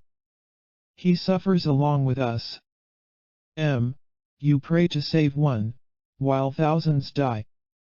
And if all stop dying, there will be no space on earth. Q. I am not afraid of death. My concern is with sorrow and suffering. My God is a simple God and rather helpless. He has no power to compel us to be wise. He can only stand and wait. M. If you and your God are both helpless, does it not imply that the world is accidental? And if it is, the only thing you can do is to go beyond it. 15. The Nani. Questioner. Without God's power nothing can be done. Even you would not be sitting here and talking to us without him. Maharaj. All is his doing, no doubt. What is it to me, since I want nothing? What can God give me, or take away from me? What is mine and was mine even when God was not. Of course, it is a very tiny little thing, a speck, the sense I am, the fact of being. This is my own place, nobody gave it to me. The earth is mine, what grows on it is God's. Q. Did God take the earth on rent from you? M. God is my devotee and did all this for me. Q. Is there no God apart from you? M. How can there be? I am is the root, God is the tree. Whom am I to worship, and what for? Q. Are you the devotee or the object of devotion? M. I am neither, I am devotion itself. Q. There is not enough devotion in the world. M. You are always after the improvement of the world. Do you really believe that the world is waiting for you to be saved? Q. I just do not know how much I can do for the world. All I can do, is to try. Is there anything else you would like me to do? M. Without you is there a world? You know all about the world, but about yourself you know nothing. You yourself are the tools of your work, you have no other tools. Why don't you take care of the tools before you think of the work? Q. I can wait, while the world cannot. M. By not inquiring you keep the world waiting. Q. Waiting for what? M. For somebody who can save it. Q. God runs the world, God will save it. M. That's what you say. Did God come and tell you that the world is his creation and concern and not yours? Q. Why should it be my sole concern? M. Consider. The world in which you live, who else knows about it? Q. You know. Everybody knows. M. Did anybody come from outside of your world to tell you?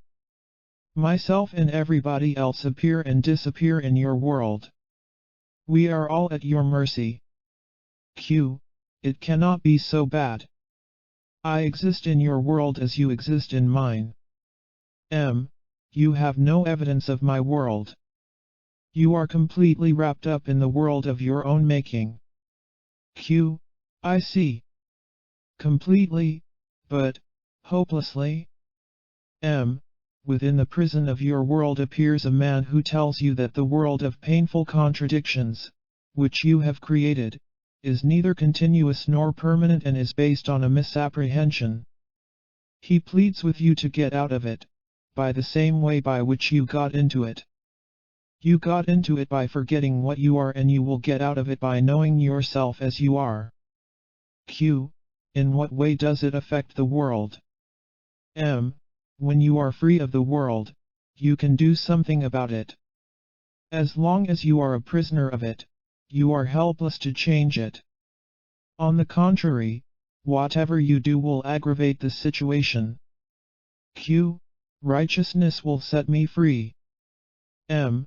Righteousness will undoubtedly make you and your world a comfortable, even happy place. But what is the use? There is no reality in it. It cannot last. Q. God will help.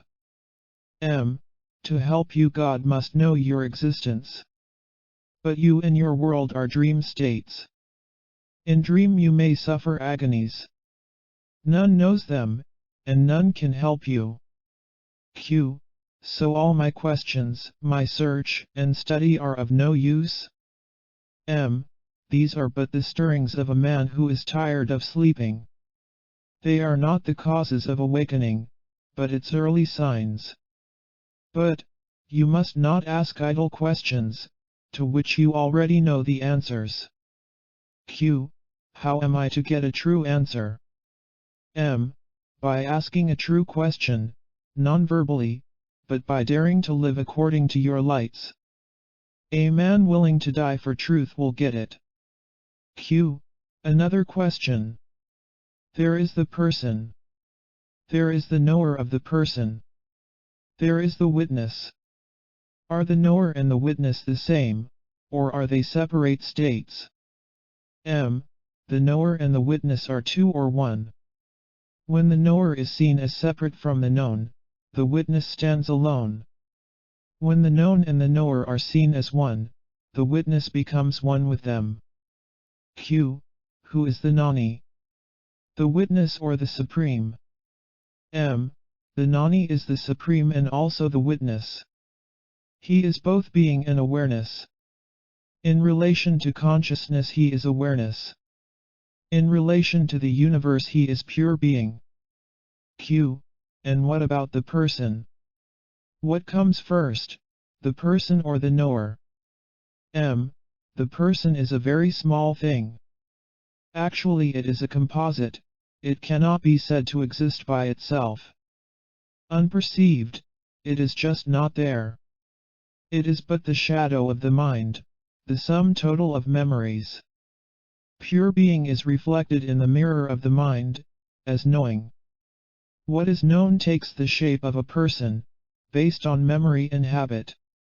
It is but a shadow, or a projection of the knower onto the screen of the mind. Q. The mirror is there, the reflection is there. But where is the sun? M. The Supreme is the sun. Q. It must be conscious. M. It is neither conscious nor unconscious. Don't think of it in terms of consciousness or unconsciousness. It is the life, which contains birth and is beyond both. Q. Life is so intelligent. How can it be unconscious? M. You talk of the unconscious when there is a lapse in memory. In reality there is only consciousness. All life is conscious, all consciousness, alive. Q. Even stones? M. Even stones are conscious and alive. Q. The worry with me is that I am prone to denying existence to what I cannot imagine. M. You would be wiser to deny the existence of what you imagine. It is the imagined that is unreal. Q. Is all imaginable unreal? M. Imagination based on memories is unreal. The future is not entirely unreal. Q. Which part of the future is real and which is not? M. The unexpected and unpredictable is real. 16. Desirelessness, the highest bliss. Questioner. I have met many realized people, but never a liberated man. Have you come across a liberated man, or does liberation mean, among other things, also abandoning the body? Maharaj, what do you mean by realization and liberation? Q.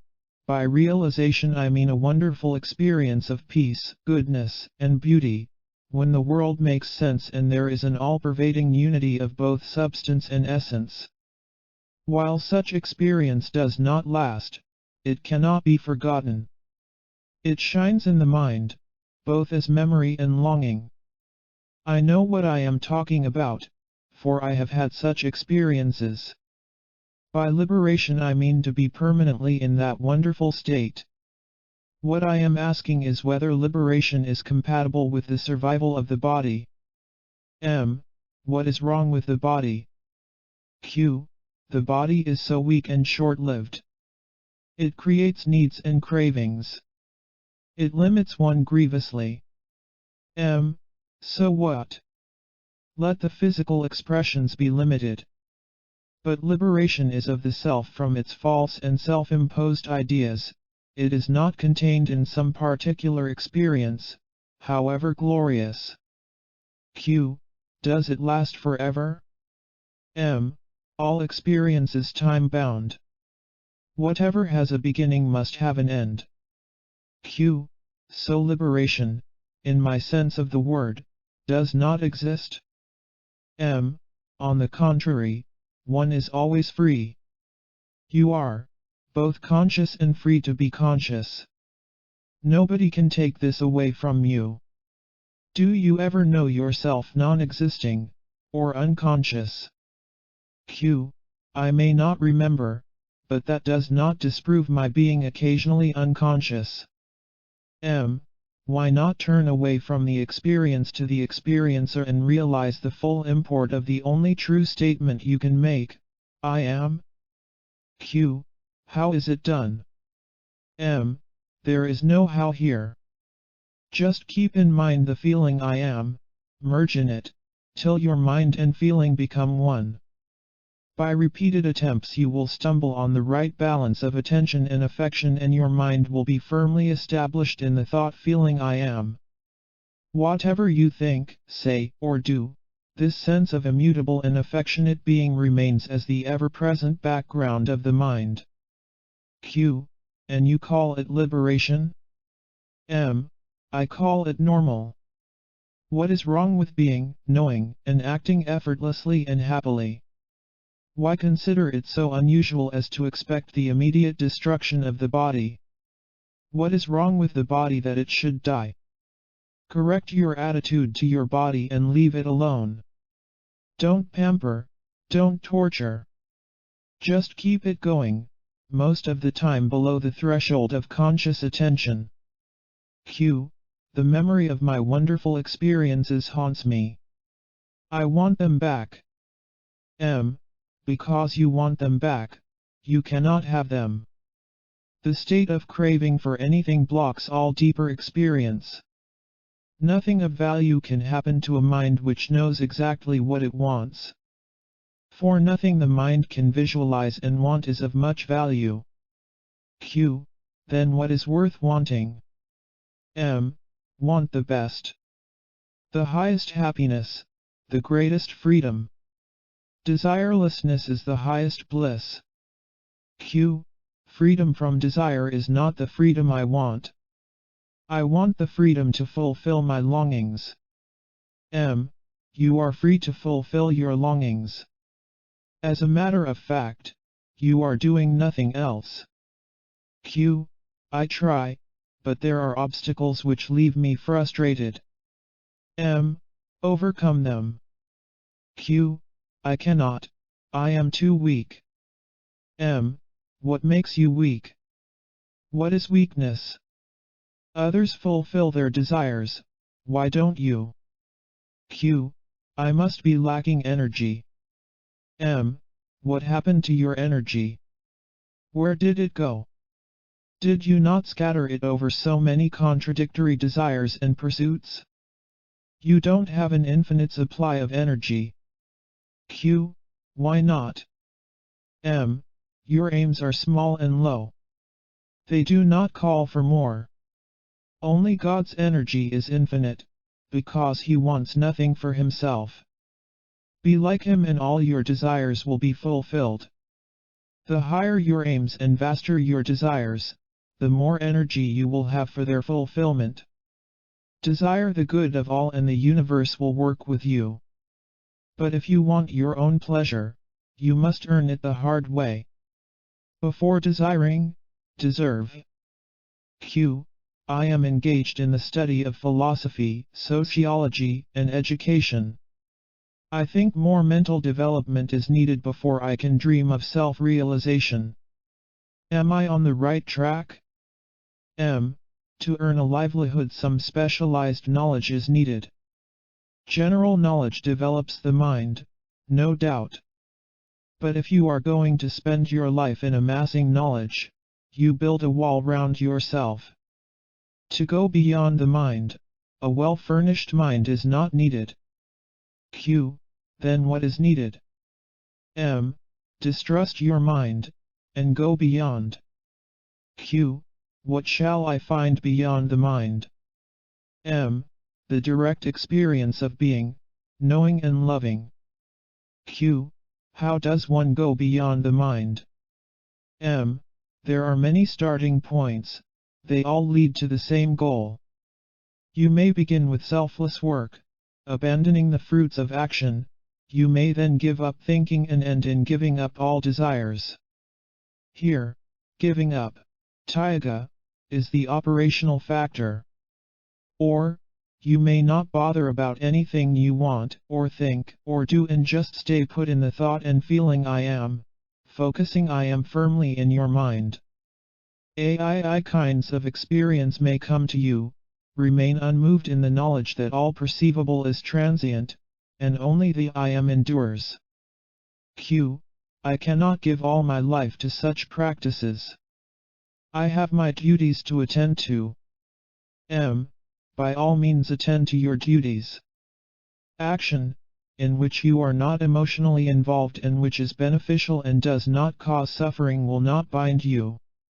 You may be engaged in several directions and work with enormous zest, yet remain inwardly free and quiet, with a mirror-like mind, which reflects all, without being affected. Q. Is such a state realizable? M.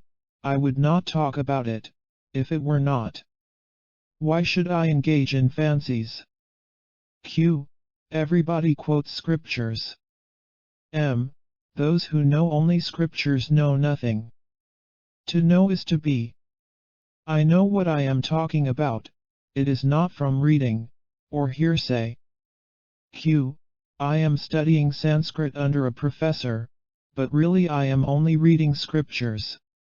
I am in search of self-realization and I came to get the needed guidance. Kindly tell me, what am I to do? M.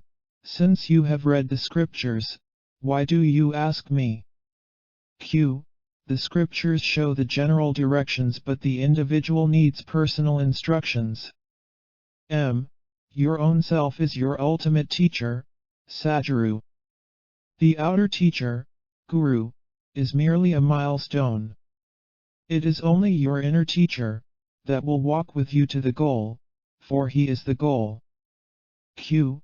The inner teacher is not easily reached. M. Since he is in you and with you, the difficulty cannot be serious. Look within, and you will find him. Q. When I look within, I find sensations and perceptions, thoughts and feelings, desires and fears, memories and expectations. I am immersed in this cloud and see nothing else. M. That which sees all this, and the nothing too, is the inner teacher. He alone is, all else only appears to be. He is your own self, Swarupa, your hope and assurance of freedom. Find him and cling to him and you will be saved and safe. Q. I do believe you, but when it comes to the actual finding of this inner self, I find it escapes me. M. The idea it escapes me, where does it arise? Q. In the mind. M. And who knows the mind? Q. The witness of the mind knows the mind. M. Did anybody come to you and say, I am the witness of your mind? Q. Of course not. He would have been just another idea in the mind. M. Then who is the witness? Q. I am. M. So, you know the witness because you are the witness. You need not see the witness in front of you. Here again, to be is to know. Q. Yes, I see that I am the witness, the awareness itself. But in which way does it profit me? M. What a question. What kind of profit do you expect? To know what you are, is it not good enough? Q. What are the uses of self-knowledge? M. It helps you to understand what you are not and keeps you free from false ideas, desires, and actions. Q. If I am the witness only, what do right and wrong matter? M. What helps you to know yourself is right. What prevents, is wrong. To know one's real self is bliss. To forget, is sorrow. Q. Is the witness consciousness the real self? M. It is the reflection of the real in the mind, Buddhi. The real is beyond. The witness is the door through which you pass beyond. Q. What is the purpose of meditation? M. Seeing the false as the false, is meditation. This must go on all the time. Q. We are told to meditate regularly. M. Deliberate daily exercise in discrimination between the true and the false and renunciation of the false is meditation. There are many kinds of meditation to begin with, but they all merge finally into one. Q. Please tell me which road to self-realization is the shortest. M. No way is short or long, but some people are more in earnest and some are less. I can tell you about myself. I was a simple man, but I trusted my guru. What he told me to do, I did. He told me to concentrate on I am, I did. He told me that I am beyond all perceivables and conceivables, I believed. I gave him my heart and soul, my entire attention and the whole of my spare time. I had to work to keep my family alive. As a result of faith and earnest application, I realized myself, Swarupa, within 3 years. You may choose any way that suits you, your earnestness will determine the rate of progress. Desirelessness, the highest bliss 53. Q. No hint for me? M. Establish yourself firmly in the awareness of I am. This is the beginning and also the end of all endeavor. 17. The ever-present. Questioner. The highest powers of the mind are understanding, intelligence, and insight. Man has 3 bodies, the physical, the mental and the causal, prana, mana, karana. The physical reflects his being, the mental, his knowing and the causal, his joyous creativity. Of course, these are all forms in consciousness. But they appear to be separate, with qualities of their own.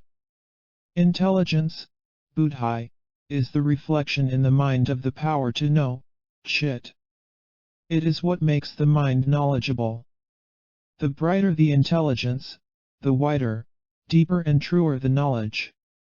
To know things, to know people and to know oneself are all functions of intelligence, the last is the most important and contains the former too. Misunderstanding oneself and the world leads to false ideas and desires, which again lead to bondage. Right understanding of oneself is necessary for freedom from the bondage of illusion. I understand all this in theory, but when it comes to practice, I find that I fail hopelessly in my responses to situations and people, and by my inappropriate reactions I merely add to my bondage. Life is too quick for my dull and slow mind.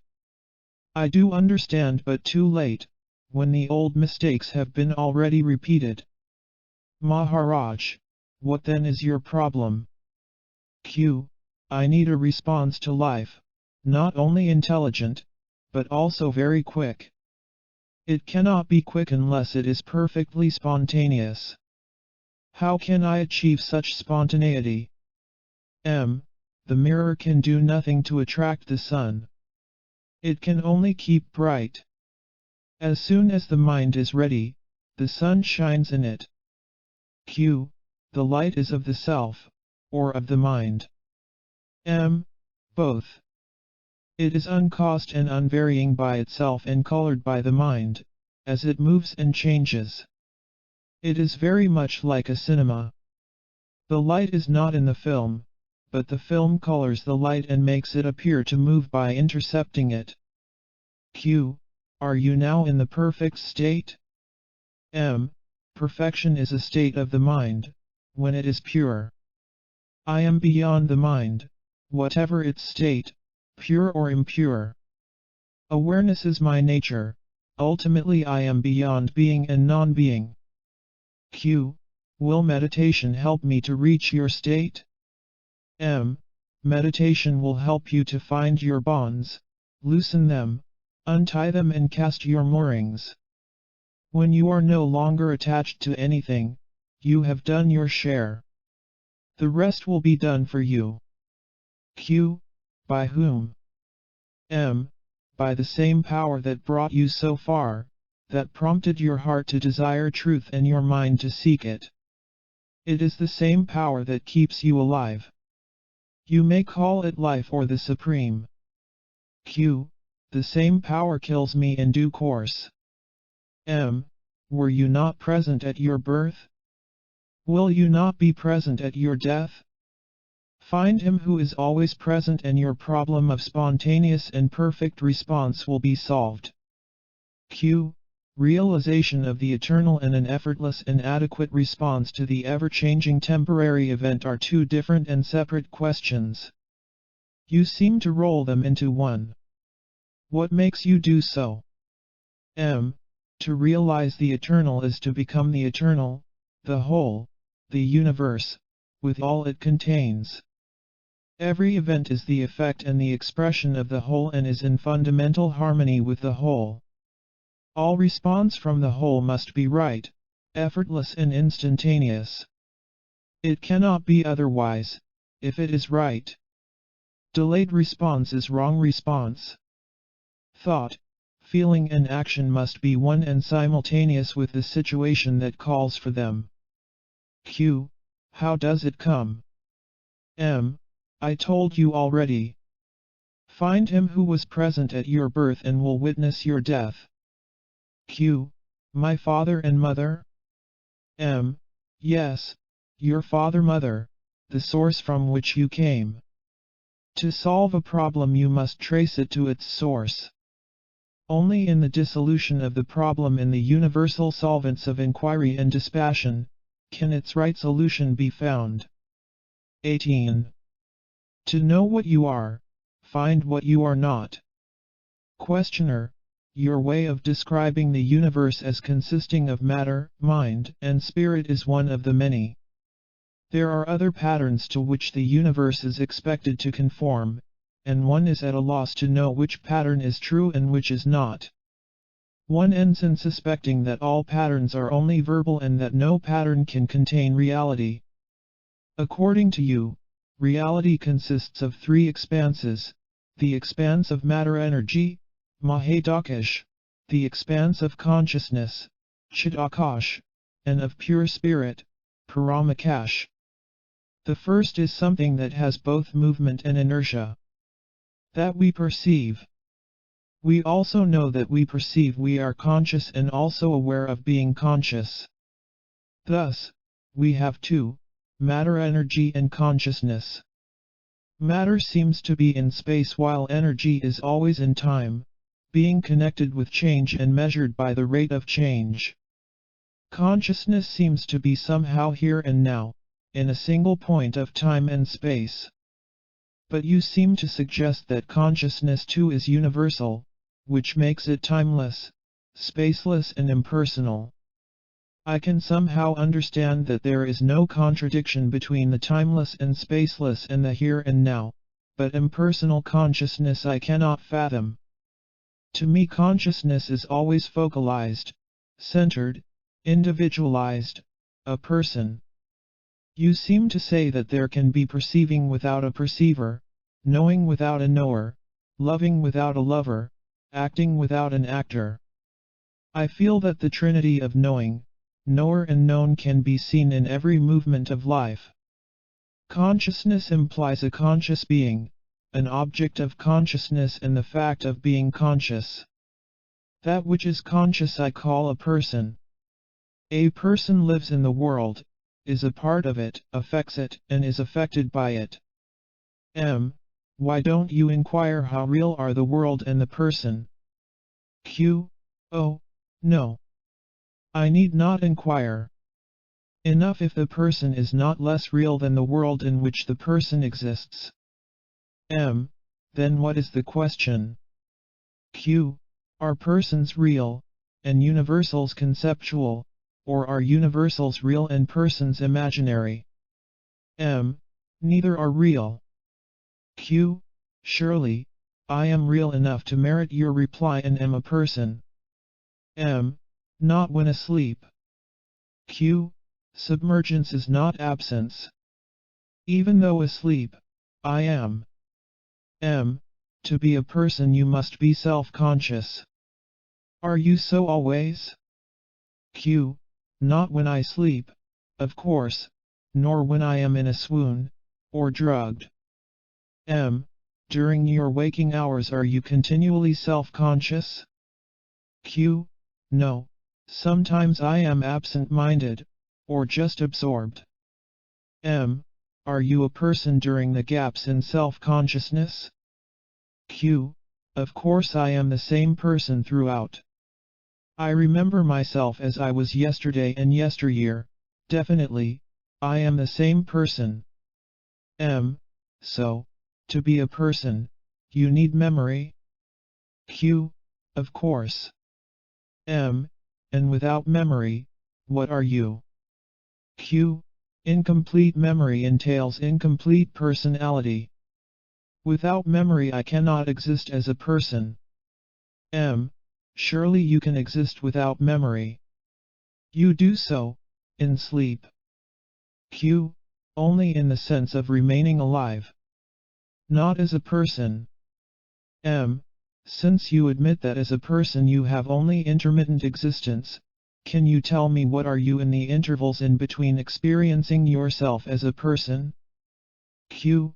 I am, but not as a person.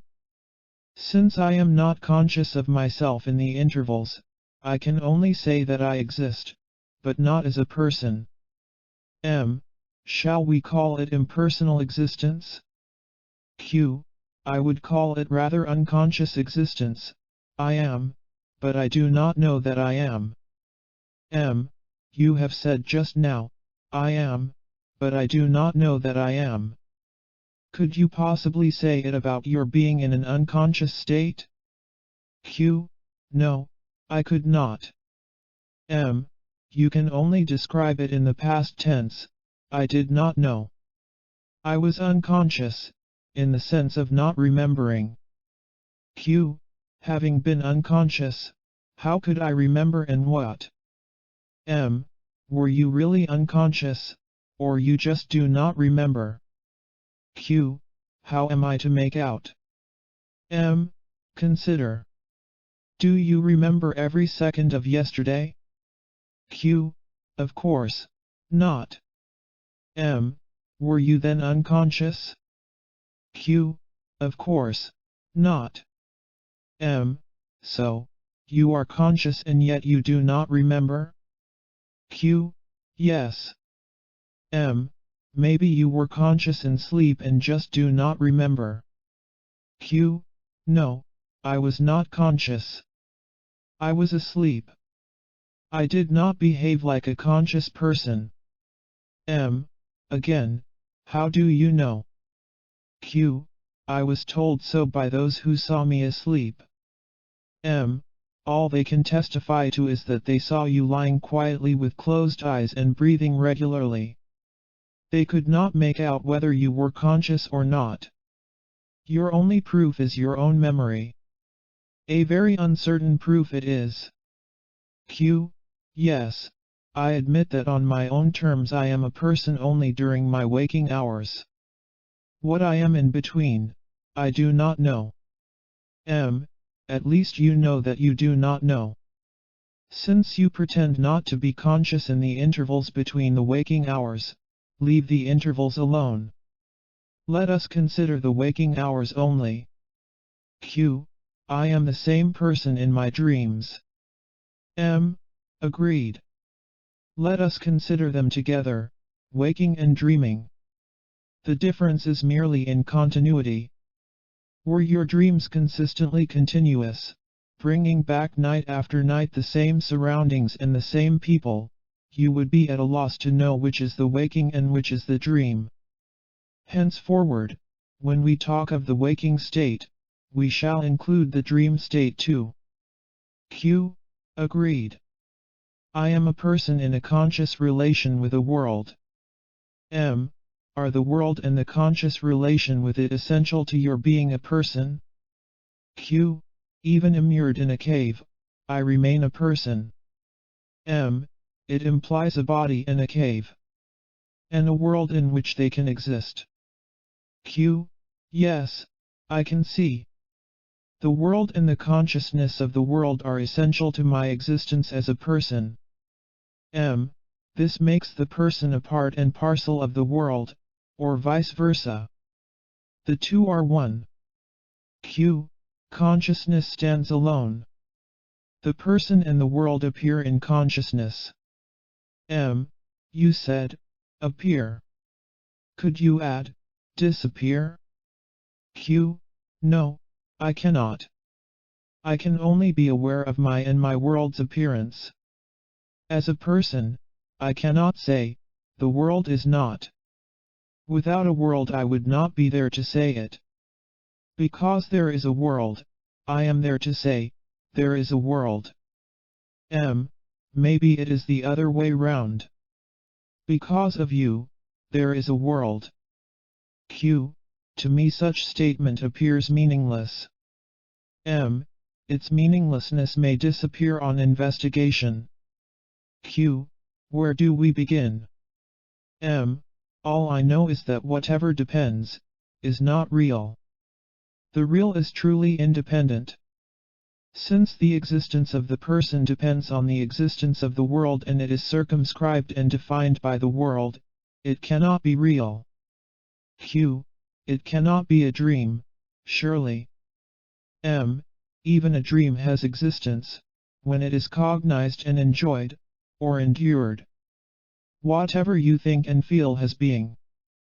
But it may not be what you take it to be. What you think to be a person may be something quite different.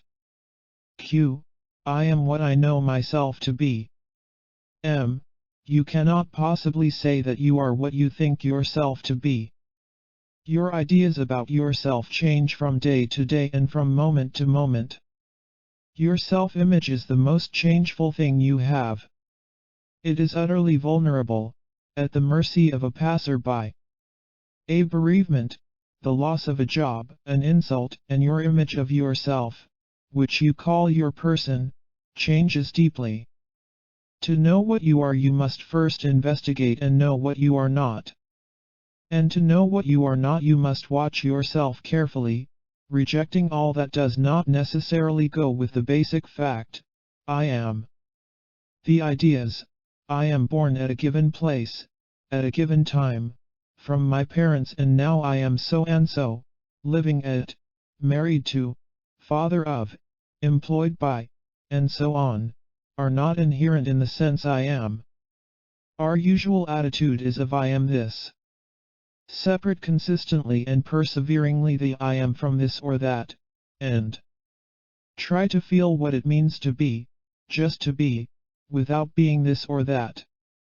All our habits go against it and the task of fighting them is long and hard sometimes, but clear understanding helps a lot.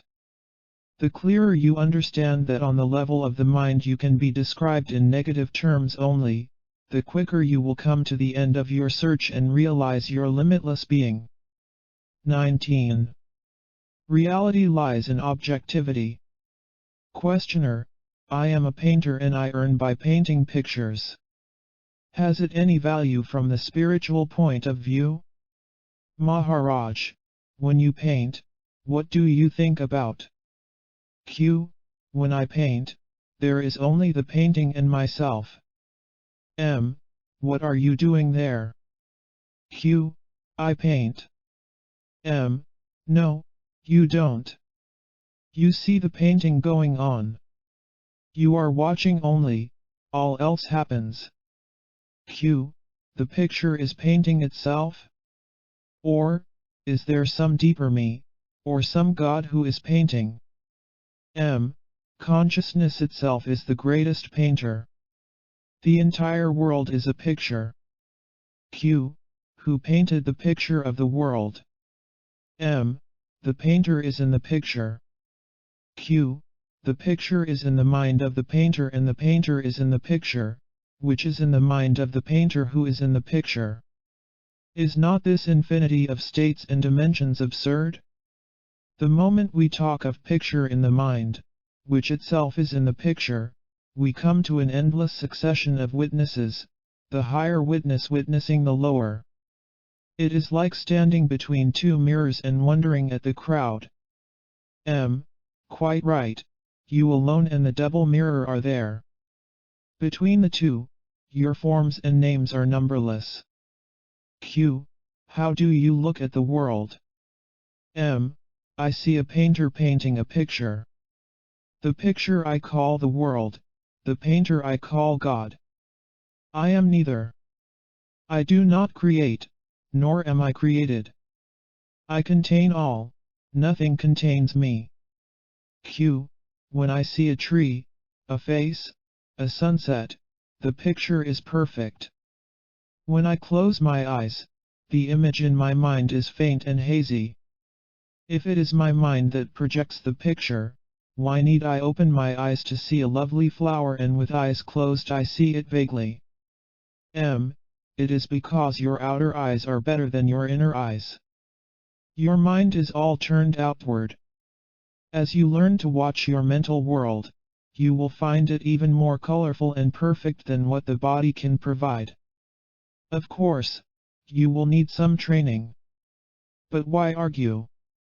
You imagine that the picture must come from the painter who actually painted it. All the time you look for origins and causes. Causality is in the mind only.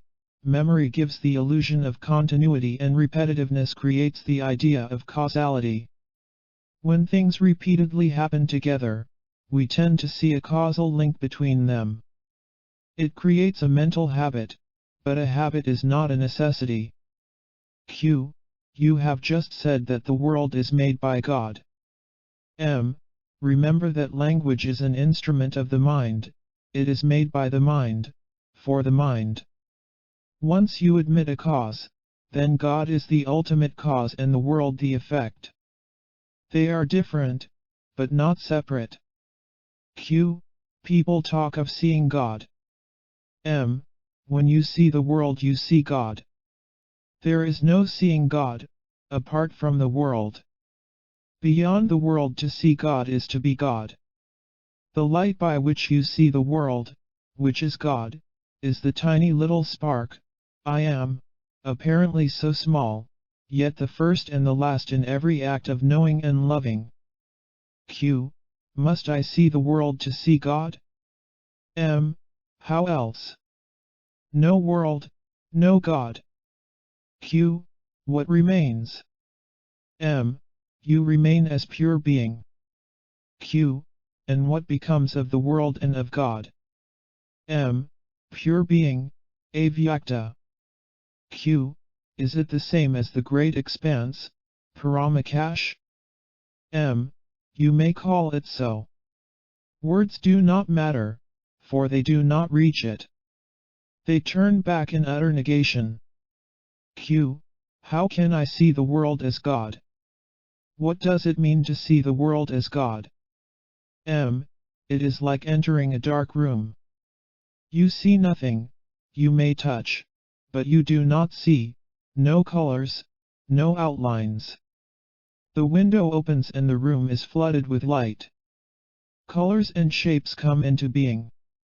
The window is the giver of light, but not the source of it. The sun is the source.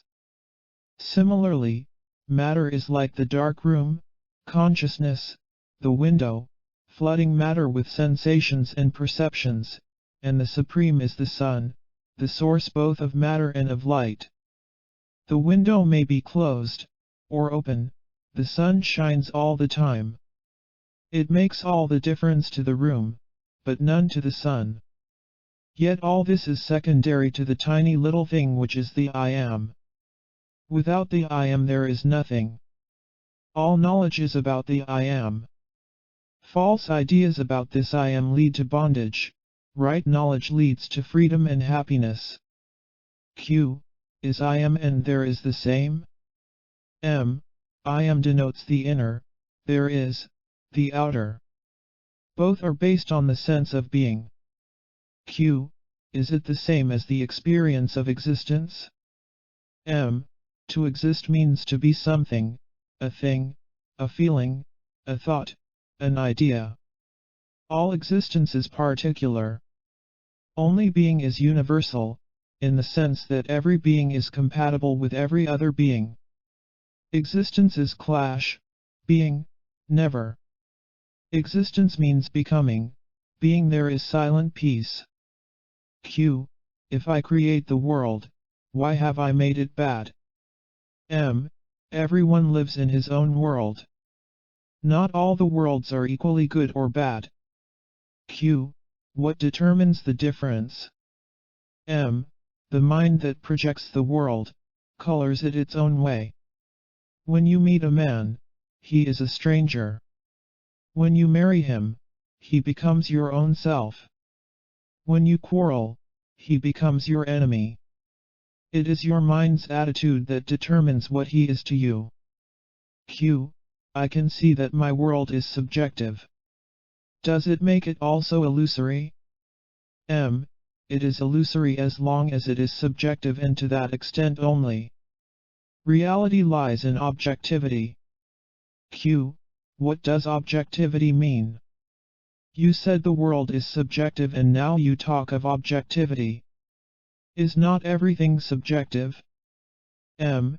Everything is subjective, but the real is objective. Q. In what sense? M. It does not depend on memories and expectations, desires and fears, likes and dislikes. All is seen as it is. Q. Is it what you call the fourth state, Turiya? M. Call it as you like. It is solid, steady, changeless, beginningless, and endless, ever new, ever fresh. Q. How is it reached? M. Desirelessness and fearlessness will take you there. 20. The Supreme is beyond all. Questioner. You say, reality is one. Oneness, unity, is the attribute of the person. Is then reality a person, with the universe as its body? Maharaj, whatever you may say will be both true and false. Words do not reach beyond the mind. Q. I am just trying to understand. You are telling us of the person, the self, and the supreme. Vyakti, Vyakta, Avyakta. The light of pure awareness, prajna, focused as I am in the self, Jivatma, as consciousness, Chetana, illumines the mind, Antarana, and as life, Prana, vitalizes the body, Deha. All this is fine as far as the words go. But when it comes to distinguishing in myself the person from the self and the self from the supreme, I get mixed up. M. The person is never the subject. You can see a person, but you are not the person. You are always the supreme which appears at a given point of time and space as the witness, a bridge between the pure awareness of the supreme and the manifold consciousness of the person. Q. When I look at myself, I find I am several persons fighting among themselves for the use of the body. M. They correspond to the various tendencies, samskara, of the mind. Q. Can I make peace between them? M. How can you? They are so contradictory. See them as they are, mere habits of thoughts and feelings, bundles of memories and urges. Q. Yet they all say I am. M. It is only because you identify yourself with them. Once you realize that whatever appears before you cannot be yourself, and cannot say I am, you are free of all your persons and their demands. The sense I am is your own. You cannot part with it, but you can impart it to anything, as in saying, I am young, I am rich, etc. But such self-identifications are patently false and the cause of bondage. Q. I can now understand that I am not the person, but that which, when reflected in the person, gives it a sense of being. Now, about the Supreme. In what way do I know myself as the Supreme? M. The source of consciousness cannot be an object in consciousness. To know the source is to be the source. When you realize that you are not the person, but the pure and calm witness, and that fearless awareness is your very being, you are the being. It is the source, the inexhaustible possibility. Q. Are there many sources or one for all? M. It depends how you look at it, from which end. The objects in the world are many, but the eye that sees them is one. The higher always appears as one to the lower and the lower as many to the higher. Q. Shapes and names are all of one and the same God? M. Again, it all depends on how you look at it. On the verbal level everything is relative. Absolutes should be experienced, not discussed. Q. How is the absolute experienced? M. It is not an object to be recognized and stored up in memory. It is in the present and in feeling rather. It has more to do with the how than with the what. It is in the quality, in the value, being the source of everything, it is in everything. Q. If it is the source, why and how does it manifest itself? M. It gives birth to consciousness. All else is in consciousness. Q. Why are there so many centers of consciousness? M. The objective universe, Mahadakash, is in constant movement, projecting and dissolving innumerable forms. Whenever a form is infused with life, prana, consciousness, chaitanya, appears by reflection of awareness in matter. Q. How is the Supreme affected? M. What can affect it and how? The source is not affected by the vagaries of the river nor is the metal, by the shape of the jewelry. Is the light affected by the picture on the screen? The Supreme makes everything possible, that is all. Q. How is it that some things do happen and some don't? M. Seeking out causes is a pastime of the mind. There is no duality of cause and effect. Everything is its own cause. Q. No purposeful action is then possible? M. All I say is that consciousness contains all. In consciousness all is possible. You can have causes if you want them, in your world. Another may be content with a single cause, God's will. The root cause is one, the sense I am. Q. What is the link between the self, Vyakta, and the Supreme, Avyakta? M. From the self's point of view the world is the known, the Supreme, the unknown. The unknown gives birth to the known, yet remains unknown. The known is infinite, but the unknown is an infinitude of infinities. Just like a ray of light is never seen unless intercepted by the specks of dust, so does the Supreme make everything known, itself remaining unknown. Q. Does it mean that the unknown is inaccessible? M. Oh, no. The Supreme is the easiest to reach for it is your very being. It is enough to stop thinking and desiring anything, but the Supreme. Q. And if I desire nothing, not even the Supreme? M. Then you are as good as dead, or you are the Supreme. Q. The world is full of desires. Everybody wants something or other. Who is the desirer? The person or the self? M. The self. All desires, holy and unholy, come from the self, they all hang on the sense I am. Q. I can understand holy desires, satyakama, emanating from the self. It may be the expression of the bliss aspect of the Satchitananda, beingness, awareness, happiness, of the self. But why unholy desires? M. All desires aim at happiness. Their shape and quality depend on the psyche, antavarana. Where inertia, tamas, predominates, we find perversions. With energy, rajas, passions arise. With lucidity, sattva, the motive behind the desire is goodwill, compassion, the urge to make happy rather than be happy. But the Supreme is beyond all, yet because of its infinite permeability all cogent desires can be fulfilled. Q.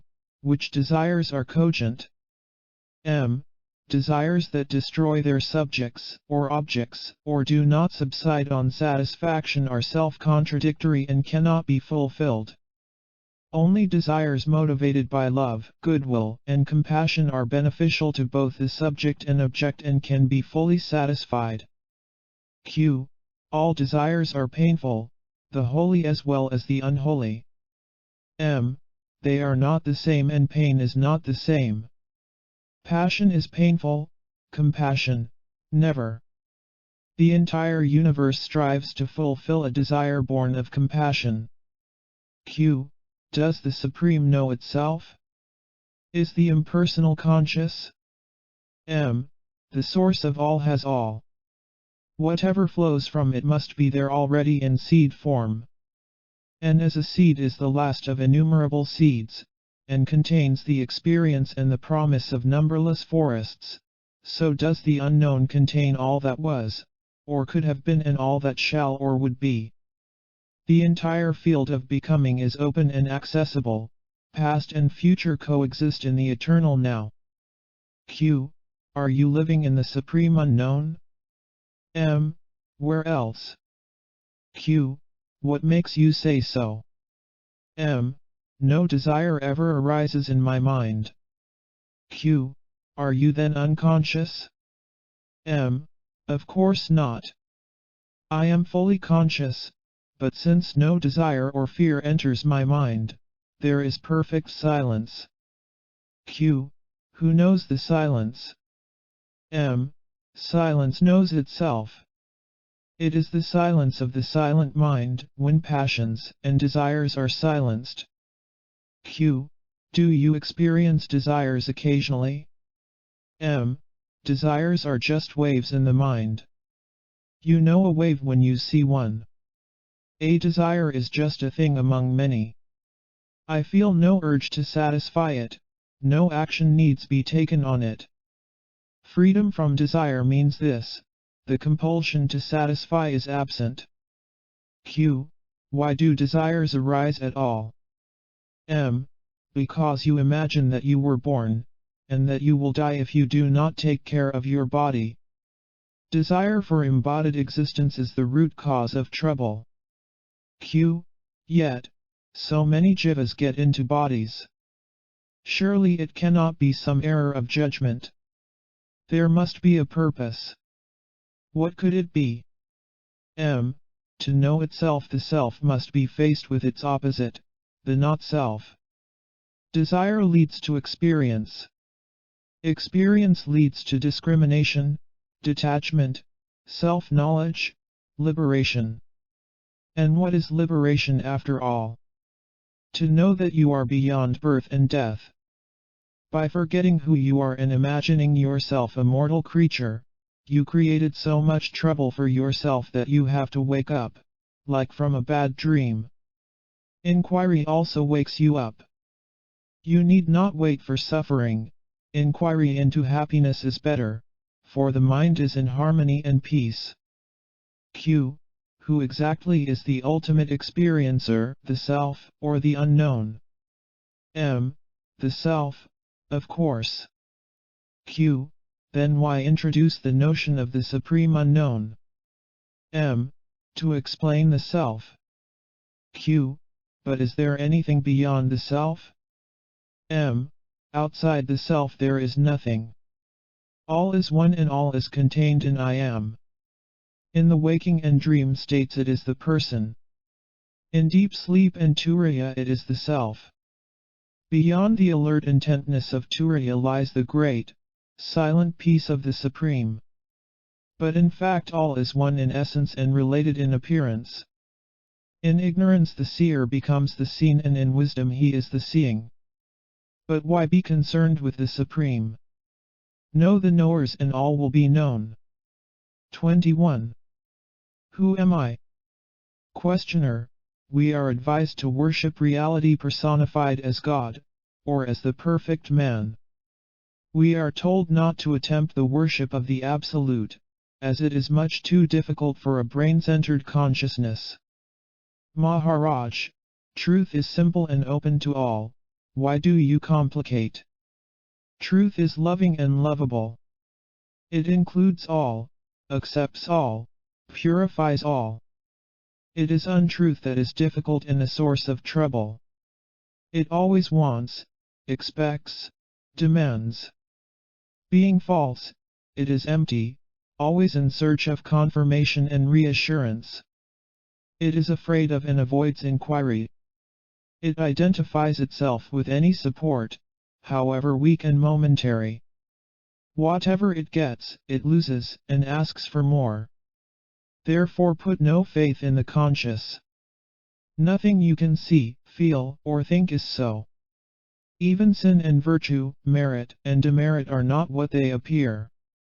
Usually the bad and the good are matter of convention and custom and are shunned or welcomed, according to how the words are used. Q. Are there not good desires and bad, high desires and low? M.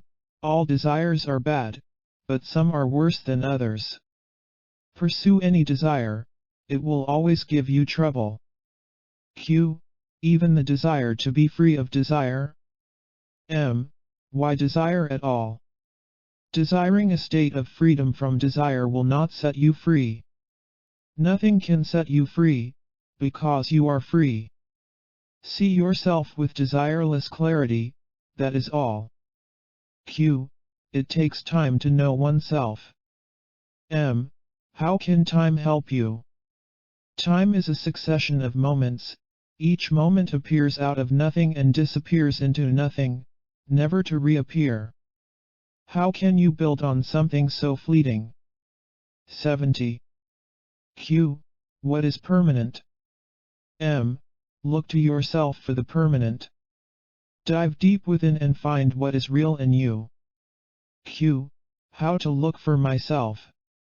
M. Whatever happens, it happens to you. What you do, the doer is in you. Find the subject of all that you are as a person. Q. What else can I be? M. Find out. Even if I tell you that you are the witness, the silent watcher, it will mean nothing to you, unless you find the way to your own being. Q. My question is, how to find the way to one's own being? M. Give up all questions except one, who am I? After all, the only fact you are sure of is that you are. The I am is certain. The I am this is not. Struggle to find out what you are in reality. Q. I am doing nothing else for the last years. M. What is wrong with striving? Why look for results? Striving itself is your real nature. Q. Striving is painful. M. You make it so by seeking results. Strive without seeking, struggle without greed. Q. Why has God made me as I am? M. Which God are you talking about? What is God? Is he not the very light by which you ask the question? I am itself is God. The seeking itself is God. In seeking you discover that you are neither the body nor mind, and the love of the self in you is for the self in all. The two are one. The consciousness in you and the consciousness in me, apparently two, really one, seek unity and that is love. Q. How am I to find that love? M. What do you love now? The I am. Give your heart and mind to it, think of nothing else. This, when effortless and natural, is the highest state. In it love itself is the lover and the beloved. Q.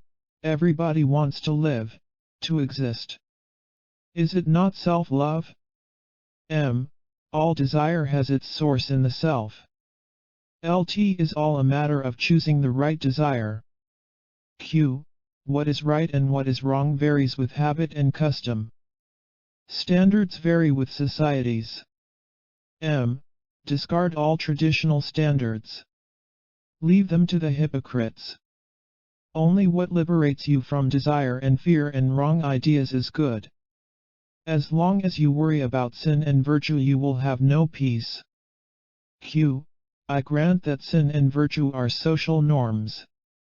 But there may be also spiritual sins and virtues. I mean by spiritual the absolute. Is there such a thing as absolute sin or absolute virtue? M. Sin and virtue refer to a person only. Without a sinful or virtuous person, what is sin or virtue? At the level of the absolute there are no persons. The ocean of pure awareness is neither virtuous nor sinful. Sin and virtue are invariably relative. Q. Can I do away with such unnecessary notions? M. Not as long as you think yourself to be a person. Q. By what sign shall I know that I am beyond sin and virtue? M. By being free from all desire and fear, from the very idea of being a person. To nourish the ideas, I am a sinner. I am not a sinner, is sin. To identify oneself with the particular is all the sin there is. The impersonal is real, the personal appears and disappears. I am is the impersonal being. I am this is the person. The person is relative and the pure being, fundamental. Q.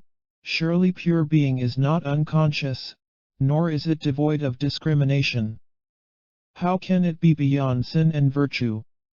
Just tell us, please, has it intelligence or not? M. All these questions arise from your believing yourself to be a person. Go beyond the personal and see. Q. What exactly do you mean when you ask me to stop being a person? M. I do not ask you to stop being, that you cannot. I ask you only to stop imagining that you were born, have parents, are a body, will die and so on. Just try, make a beginning, it is not as hard as you think. Q. To think oneself as the personal is the sin of the impersonal. M. Again the personal point of view. Why do you insist on polluting the impersonal with your ideas of sin and virtue? It just does not apply. The impersonal cannot be described in terms of good and bad. It is being, wisdom, love, all absolute. Where is the scope for sin there? And virtue is only the opposite of sin. Q. We talk of divine virtue. M. True virtue is divine nature, Swarupa. What you are really is your virtue. But the opposite of sin which you call virtue is only obedience born out of fear. Q. Then why all effort at being good? M. It keeps you on the move. You go on and on till you find God. Then God takes you into himself, and makes you as he is. Q. The same action is considered natural at one point and a sin at another. What makes it sinful? M. Whatever you do against your better knowledge is sin. Q. Knowledge depends on memory. M. Remembering yourself is virtue, forgetting yourself is sin. It all boils down to the mental or psychological link between the spirit and matter. We may call the link psyche, antavarana. When the psyche is raw, undeveloped, quite primitive, it is subject to gross illusions. As it grows in breadth and sensitivity, it becomes a perfect link between pure matter and pure spirit and gives meaning to matter and expression to spirit. There is the material world, Mahadakash, and the spiritual, Paramakash. Between lies the universal mind, Chidakash, which is also the universal heart, Premakash. It is wise love that makes the two one. Q. Some people are stupid, some are intelligent. The difference is in their psyche. The ripe ones had more experience behind them. Just like a child grows by eating and drinking, sleeping and playing, so is man's psyche shaped by all he thinks and feels and does, until it is perfect enough to serve as a bridge between the spirit and the body. As a bridge permits the traffic between the banks, so does the psyche bring together the source and its expression. Call it love. The bridge is love. Q. Ultimately all is experience. Whatever we think, feel, do, is experience. Behind it is the experiencer. So all we know consists of these two, the experiencer and the experience. But the two are really one, the experiencer alone is the experience. Still, the experiencer takes the experience to be outside. In the same way the spirit and the body are one, they only appear as two. To the spirit there is no second. Q. To whom then does the second appear? It seems to me that duality is an illusion induced by the imperfection of the psyche. When the psyche is perfect, duality is no longer seen. You have said it. Q. Still I have to repeat my very simple question, who makes the distinction between sin and virtue? He who has a body, sins with the body, he who has a mind, sins with the mind. Q. Surely, the mere possession of mind and body does not compel to sin. There must be a third factor at the root of it. I come back again and again to this question of sin and virtue, because nowadays young people keep on saying that there is no such thing as sin, that one need not be squeamish and should follow the moment's desire readily. They will accept neither tradition nor authority and can be influenced only by solid and honest thought. If they refrain from certain actions, it is through fear of police rather than by conviction. Undoubtedly there is something in what they say, for we can see how our values change from place to place and time to time. For instance, killing in war is great virtue today and may be considered a horrible crime next century. A man who moves with the earth will necessarily experience days and nights. He who stays with the sun will know no darkness. My world is not yours. As I see it, you all are on a stage performing. There is no reality about your comings and goings. And your problems are so unreal. Q. We may be sleepwalkers, or subject to nightmares. Is there nothing you can do? I am doing. I did enter your dreamlike state to tell you. Stop hurting yourself and others. Stop suffering. Wake up. Q. Why then don't we wake up? You will. I shall not be thwarted. It may take some time. When you shall begin to question your dream, awakening will be not far away. 22. Life is love and love is life. Questioner, is the practice of yoga always conscious? Or, can it be quite unconscious, below the threshold of awareness? Maharaj, in the case of a beginner the practice of yoga is often deliberate and requires great determination. But those who are practicing sincerely for many years, are intent on self-realization all the time, whether conscious of it or not. Unconscious sadhana is most effective, because it is spontaneous and steady. Q. What is the position of the man who was a sincere student of yoga for some time and then got discouraged and abandoned all efforts? What a man appears to do, or not to do, is often deceptive. His apparent lethargy may be just a gathering of strength. The causes of our behavior are very subtle. One must not be quick to condemn, not even to praise. Remember that yoga is the work of the inner self, vyakta, on the outer self, vyakti. All that the outer does is merely in response to the inner. Still the outer helps. How much can it help and in what way? It has some control over the body and can improve its posture and breathing. Over the mind's thoughts and feelings it has little mastery, for it is itself the mind. It is the inner that can control the outer.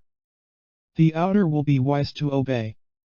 If it is the inner that is ultimately responsible for man's spiritual development, why is the outer so much exhorted and encouraged? The outer can help by keeping quiet and free from desire and fear. You would have noticed that all advice to the outer is in the form of negations: don't, stop, refrain, forego, give up, sacrifice, surrender, see the false as false. Even the little description of reality that is given is through denials: not this, needy, needy. All positives belong to the inner self, as all absolutes, to reality. How are we to distinguish the inner from the outer in actual experience? The inner is the source of inspiration, the outer is moved by memory. The source is untraceable, while all memory begins somewhere. Thus the outer is always determined, while the inner cannot be held in words. The mistake of students consists in their imagining the inner to be something to get hold of, and forgetting that all perceivables are transient and, therefore, unreal. Only that which makes perception possible, call it life or Brahman, or what you like, is real. Must life have a body for its self-expression? The body seeks to live. It is not life that needs the body, it is the body that needs life. Does life do it deliberately? Does love act deliberately? Yes and no. Life is love and love is life. What keeps the body together but love? What is desire, but love of the self? What is fear but the urge to protect? And what is knowledge but the love of truth? The means and forms may be wrong, but the motive behind is always love, love of the me and the mine. The me and the mine may be small, or may explode and embrace the universe, but love remains. The repetition of the name of God is very common in India. Is there any virtue in it? When you know the name of a thing, or a person, you can find it easily. By calling God by his name you make him come to you. In what shape does he come? According to your expectations. If you happen to be unlucky and some saintly soul gives you a mantra for good luck and you repeat it with faith and devotion, your bad luck is bound to turn. Steady faith is stronger than destiny. Destiny is the result of causes, mostly accidental, and is therefore loosely woven. Confidence and good hope will overcome it easily. When a mantra is chanted, what exactly happens? The sound of mantra creates the shape which will embody the self. The self can embody any shape, and operate through it. After all, the self is expressing itself in action, and a mantra is primarily energy in action. It acts on you, it acts on your surroundings. The mantra is traditional. Must it be so? Since times immemorial a link was created between certain words and corresponding energies and reinforced by numberless repetitions. It is just like a road to walk on. It is an easy way. Only faith is needed. You trust the road to take you to your destination. In Europe there is no tradition of a mantra, except in some contemplative orders. Of what use is it to a modern young Westerner? None, unless he is very much attracted. For him the right procedure is to adhere to the thought that he is the ground of all knowledge, the immutable and perennial awareness of all that happens to the senses and the mind. If he keeps it in mind all the time, aware and alert, he is bound to break the bounds of non-awareness and emerge into pure life, light, and love. The idea, I am the witness only, will purify the body and the mind and open the eye of wisdom. Then man goes beyond illusion and his heart is free of all desires. Just like ice turns to water, and water to vapor, and vapor dissolves in air and disappears in space, so does the body dissolve into pure awareness, Chidakash, then into pure being, Paramakash, which is beyond all existence and non-existence. Q. The realized man eats, drinks and sleeps. What makes him do so? M. The same power that moves the universe, moves him too. Q. All are moved by the same power, what is the difference? M. This only, the realized man knows what others merely hear, but don't experience. Intellectually they may seem convinced, but in action they betray their bondage, while the realized man is always right. Q. Everybody says I am. The realized man too says I am. Where is the difference? M. The difference is in the meaning attached to the words I am. With the realized man the experience, I am the world is mine, is supremely valid. He thinks, feels and acts integrally and in unity with all that lives. He may not even know the theory and practice of self-realization, and be born and bred free of religious and metaphysical notions. But there will not be the least flaw in his understanding and compassion. Q. I may come across a beggar, naked and hungry, and ask him, who are you? He may answer, I am the Supreme Self. Well, I say, since you are the Supreme, change your present state. What will he do? M. He will ask you, which state? What is there that needs changing? What is wrong with me? Q. Why should he answer so? M. Because he is no longer bound by appearances, he does not identify himself with the name and shape. He uses memory, but memory cannot use him. Q. Is not all knowledge based on memory? M. Lower knowledge, yes. Higher knowledge, knowledge of reality, is inherent in man's true nature. Q. Can I say that I am not what I am conscious of, nor am I consciousness itself? M. As long as you are a seeker, better cling to the idea that you 78. Are pure consciousness, free from all content. To go beyond consciousness is the supreme state. Q. The desire for realization, does it originate in consciousness, or beyond? M. In consciousness, of course. All desire is born from memory and is within the realm of consciousness. What is beyond is clear of all striving. The very desire to go beyond consciousness is still in consciousness. Q.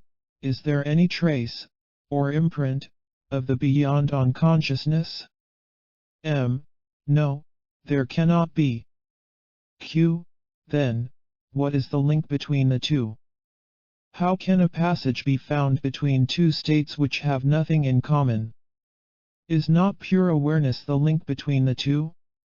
M. Even pure awareness is a form of consciousness. Q. Then what is beyond? Emptiness? M. Emptiness again refers only to consciousness. Fullness and emptiness are relative terms. The real is really beyond not in relation to consciousness, but beyond all relations of whatever kind. The difficulty comes with the word state.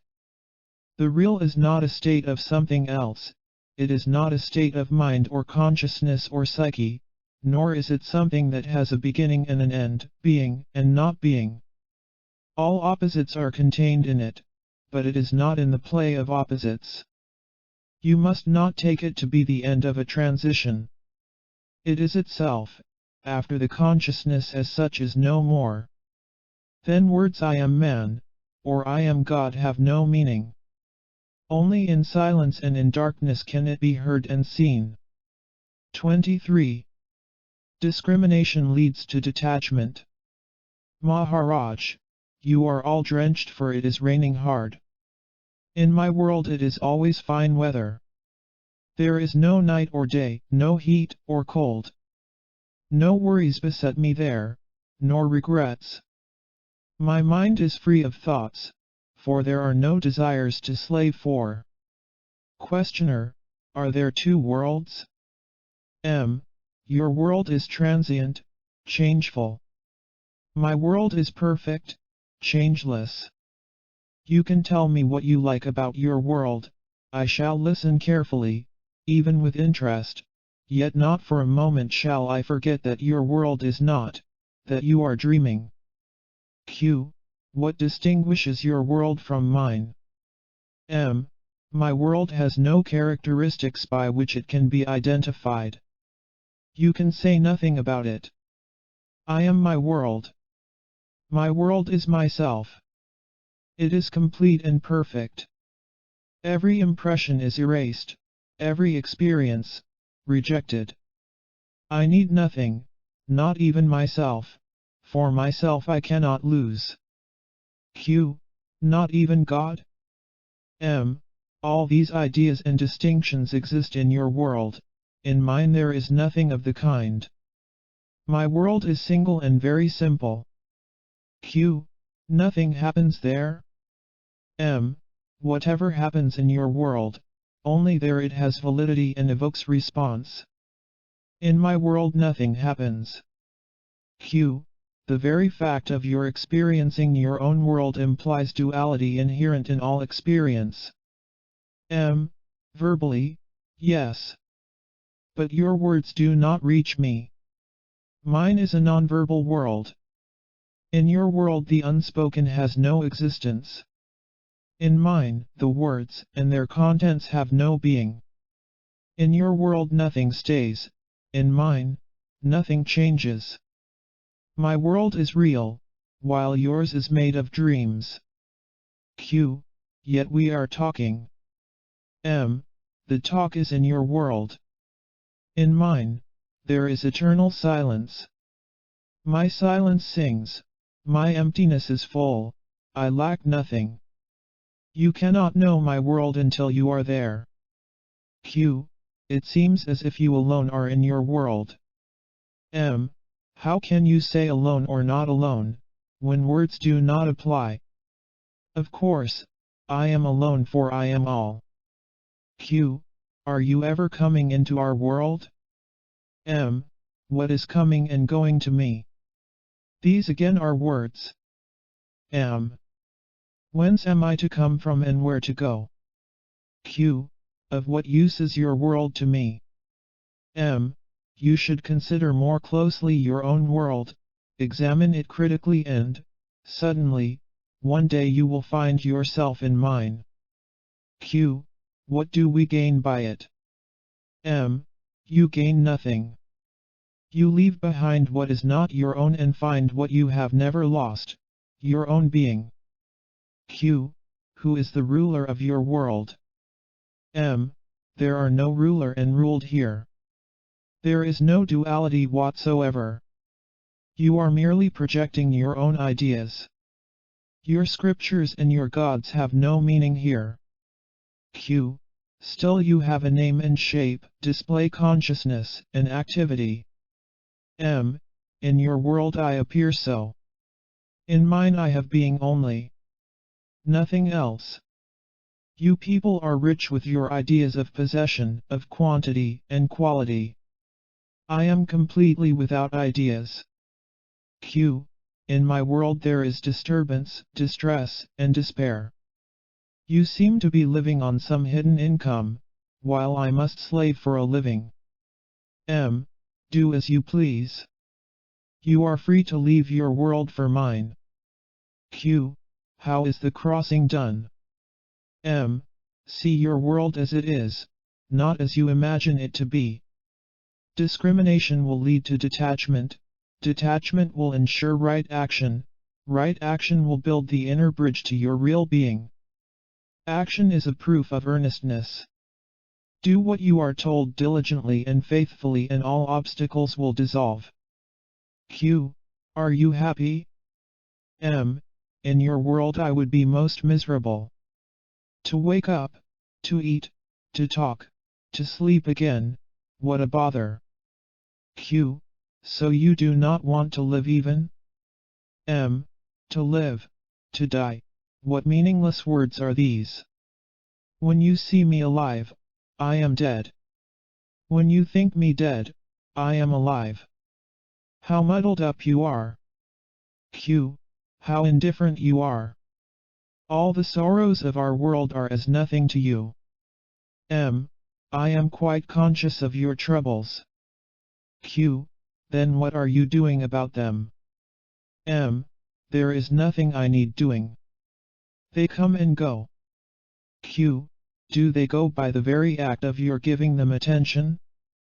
M. Yes. The difficulty may be physical, emotional, or mental, but it is always individual. Large-scale calamities are the sum of numberless individual destinies and take time to settle. But death is never a calamity. Q. Even where man is killed. M. The calamity is of the killer. Q. Still, it seems there are two worlds, mine and yours. M. Mine is real, yours is of the mind. Q. Imagine a rock and a hole in the rock and a frog in the hole. The frog may spend its life in perfect bliss, undistracted, undisturbed. Outside the rock the world goes on. If the frog in the hole were told about the outside world, he would say, there is no such thing. My world is of peace and bliss. Your world is a word structure only, it has no existence. It is the same with you. When you tell us that our world simply does not exist, there is no common ground for discussion. Or, take another example. I go to a doctor and complain of stomach ache. He examines me and says, you are all right. But it pains, I say. Your pain is mental, he asserts. I say it does not help me to know that my pain is mental. You are a doctor, cure me of my pain.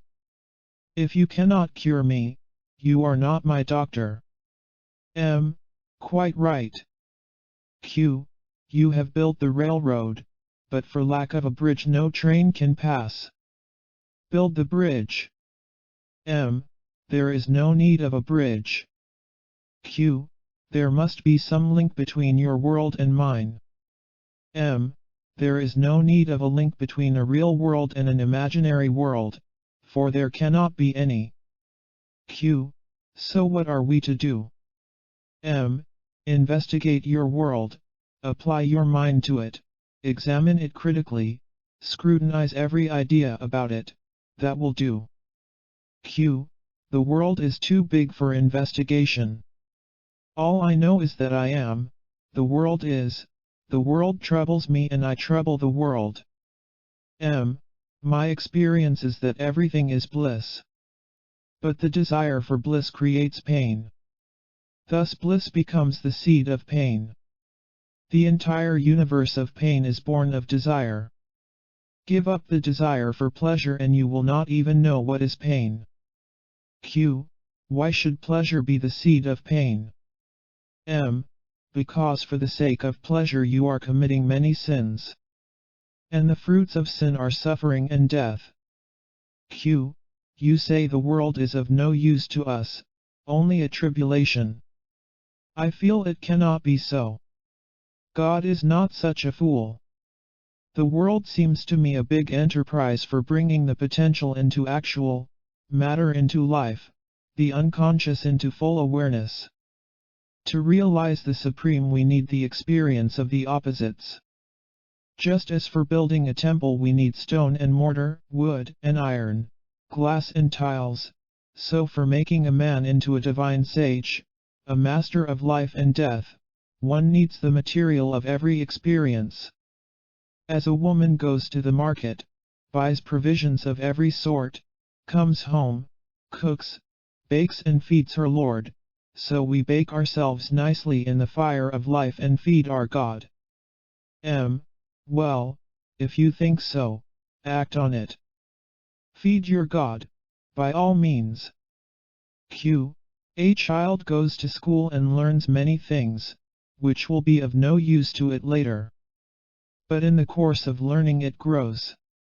So do we pass through experiences without number and forget them all, but in the meantime we grow all the time. And what is Anani but a man with a genius for reality? This world of mine cannot be an accident. It makes sense, there must be a plan behind it. My God has a plan. If the world is false, then the plan and its creator are also false. Again, you deny the world. There is no bridge between us. There is no need of a bridge. Your mistake lies in your belief that you are born. You were never born nor will you ever die, but you believe that you were born at a certain date and place and that a particular body is your own. The world is, I am. These are facts. Why do you worry about the world before taking care of yourself? You want to save the world, don't you? Can you save the world before saving yourself? And what means being saved? Saved from what? From illusion. Salvation is to see things as they are. I really do not see myself related to anybody and anything. Not even to a self, whatever that self may be. I remain forever, undefined. I am within and beyond, intimate and unapproachable. How did you come to it?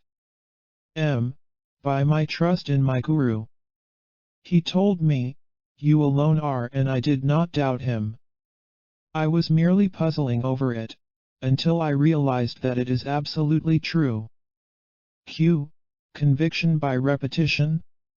By self-realization. I found that I am conscious and happy absolutely, and only by mistake I thought I owed being consciousness bliss to the body and the world of bodies. You are not a learned man. You have not read much, and what you read, or heard did perhaps not contradict itself. I am fairly well educated and have read a lot, and I found that books and teachers contradict each other hopelessly. Hence whatever I read or hear, I take it in a state of doubt. It may be so, it may not be so is my first reaction. And as my mind is unable to decide what is true and what is not, I am left high and dry with my doubts. In yoga, a doubting mind is at a tremendous disadvantage. I am glad to hear it, but my Guru too taught me to doubt everything and absolutely. He said, deny existence to everything except yourself. Through desire you have created the world with its pains and pleasures. Must it be also painful? What else? By its very nature pleasure is limited and transitory. Out of pain desire is born, in pain it seeks fulfillment, and it ends in the pain of frustration and despair. Pain is the background of pleasure, all seeking of pleasure is born in pain, and ends in pain. All you say is clear to me.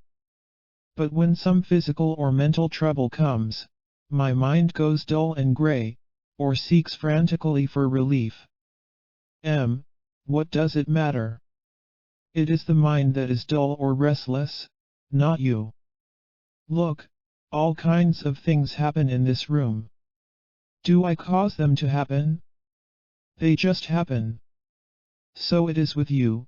The role of destiny unfolds itself and actualizes the inevitable. You cannot change the course of events, but you can change your attitude, and what really matters is the attitude and not the bare event.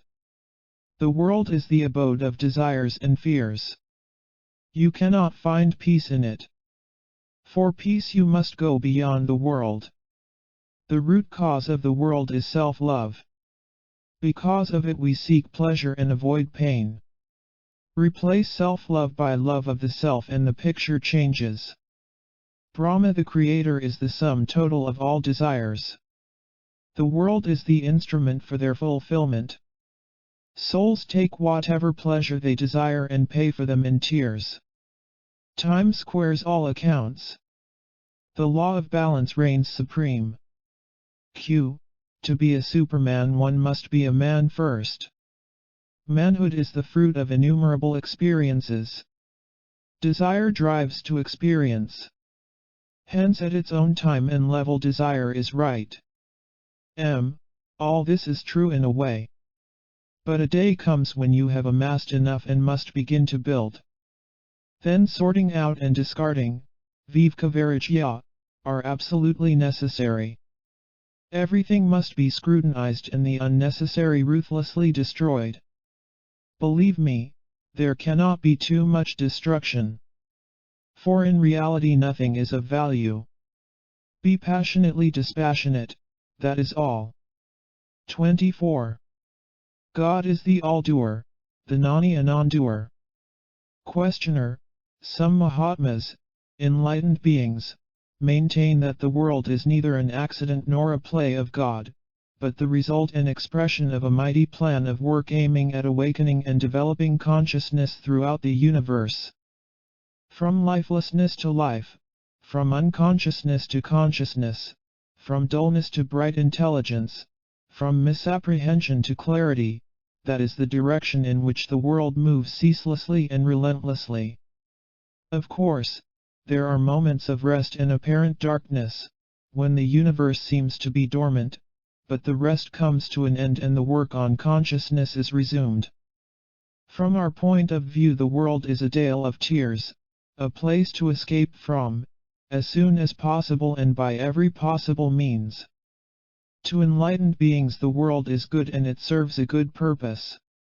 They do not deny that the world is a mental structure and that ultimately all is one, but they see and say that the structure has meaning and serves a supremely desirable purpose. What we call the will of God is not a capricious whim of a playful deity, but the expression of an absolute necessity to grow in love and wisdom and power, to actualize the infinite potentials of life and consciousness.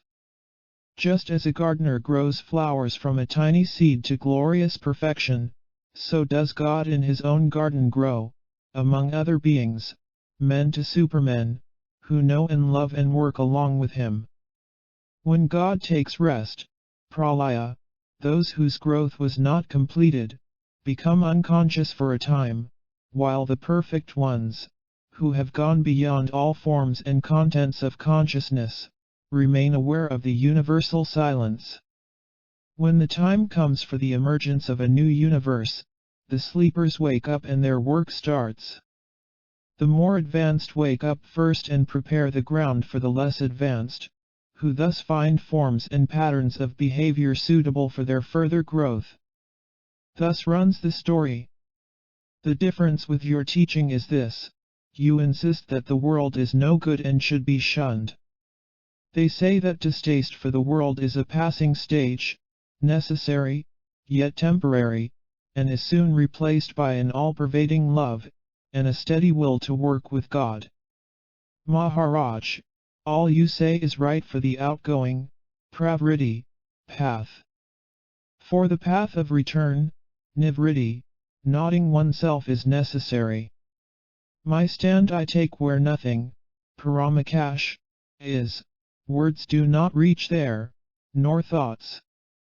To the mind it is all darkness and silence. Then consciousness begins to stir and wakes up the mind, chidakash, which projects the world, Mahadakash, built of memory and imagination. Once the world comes into being, all you say may be so. It is in the nature of the mind to imagine goals, to strive towards them, to seek out means and ways, to display vision, energy, and courage. These are divine attributes and I do not deny them. But I take my stand where no difference exists, where things are not, nor the minds that create them. There I am at home. Whatever happens, does not affect me, things act on things, that is all. Free from memory and expectation, I am fresh, innocent, and wholehearted. Mind is the great worker, Mahakarta, and it needs rest. Needing nothing, I am unafraid. Whom to be afraid of? There is no separation, we are not separate selves. There is only one self, the supreme reality, in which the personal and the impersonal are one. All I want is to be able to help the world. Who says you cannot help? You made up your mind about what help means and needs and got yourself into a conflict between what you should and what you can, between necessity and ability. But why do we do so? Your mind projects a structure and you identify yourself with it. It is in the nature of desire to prompt the mind to create a world for its fulfillment. Even a small desire can start a long line of action. What about a strong desire? Desire can produce a universe, its powers are miraculous. Just as a small matchstick can set a huge forest on fire, so does a desire light the fires of manifestation. The very purpose of creation is the fulfillment of desire. The desire may be noble, or ignoble, space, akash, is neutral, one can fill it with what one likes. You must be very careful as to what you desire. And as to the people you want to help, they are in their respective worlds for the sake of their desires, there is no way of helping them except through their desires. You can only teach them to have right desires so that they may rise above them and be free from the urge to create and recreate worlds of desires, abodes of pain and pleasure. A day must come when the show is wound up. A man must die, a universe come to an end. Just as a sleeping man forgets all and wakes up for another day, or he dies and emerges into another life, so do the worlds of desire and fear dissolve and disappear, but the universal witness, the Supreme Self never sleeps and never dies. Eternally the great heart beats and at each beat a new universe comes into being. Is he conscious? He is beyond all that the mind conceives. He is beyond being and not being. He is the yes and no to everything, beyond and within, creating and destroying, unimaginably real. God and the Mahatma, are they one or two? They are one. There must be some difference. God is the all-doer, the Nani is a non-doer. God himself does not say, I am doing all. To him things happen by their own nature. To the Nani all is done by God. He sees no difference between God and nature. Both God and the Nani know themselves to be the immovable center of the movable, the eternal witness of the transient. The center is a point of void and the witness a point of pure awareness. They know themselves to be as nothing, therefore nothing can resist them. How does this look and feel in your personal experience? Being nothing, I am all. Everything is me, everything is mine. Just as my body moves by my mere thinking of the movement, so do things happen as think of them. Mind you, I do nothing. I just see them happen. Do things happen as you want them to happen, or do you want them to happen as they happen? Both. I accept and am accepted. I am all and all is me. Being the world, I am not afraid of the world. Being all, what am I to be afraid of? Water is not afraid of water, nor fire of fire. Also I am not afraid because I am nothing that can experience fear, or can be in danger. I have no shape, nor name. It is attachment to a name and shape that breeds fear. I am not attached. I am nothing, and nothing is afraid of no thing. On the contrary, everything is afraid of the nothing, for when a thing touches nothing, it becomes nothing. It is like a bottomless well, whatever falls into it, disappears. Q. Isn't God a person? M. As long as you think yourself to be a person, he too is a person. When you are all, you see him as all. Q. Can I change facts by changing attitude? M. The attitude is the fact. Take anger. I may be furious, pacing the room up and down, at the same time I know what I am, a center of wisdom and love, an atom of pure existence. All subsides and the mind merges into silence. Q. Still, you are angry sometimes. M. With whom am I to be angry and for what? Anger came and dissolved on my remembering myself. It is all a play of gunas, qualities of cosmic matter. When I identify myself with them, I am their slave. When I stand apart, I am their master. Q. Can you influence the world by your attitude? By separating yourself from the world you lose all hope of helping it. M. How can it be?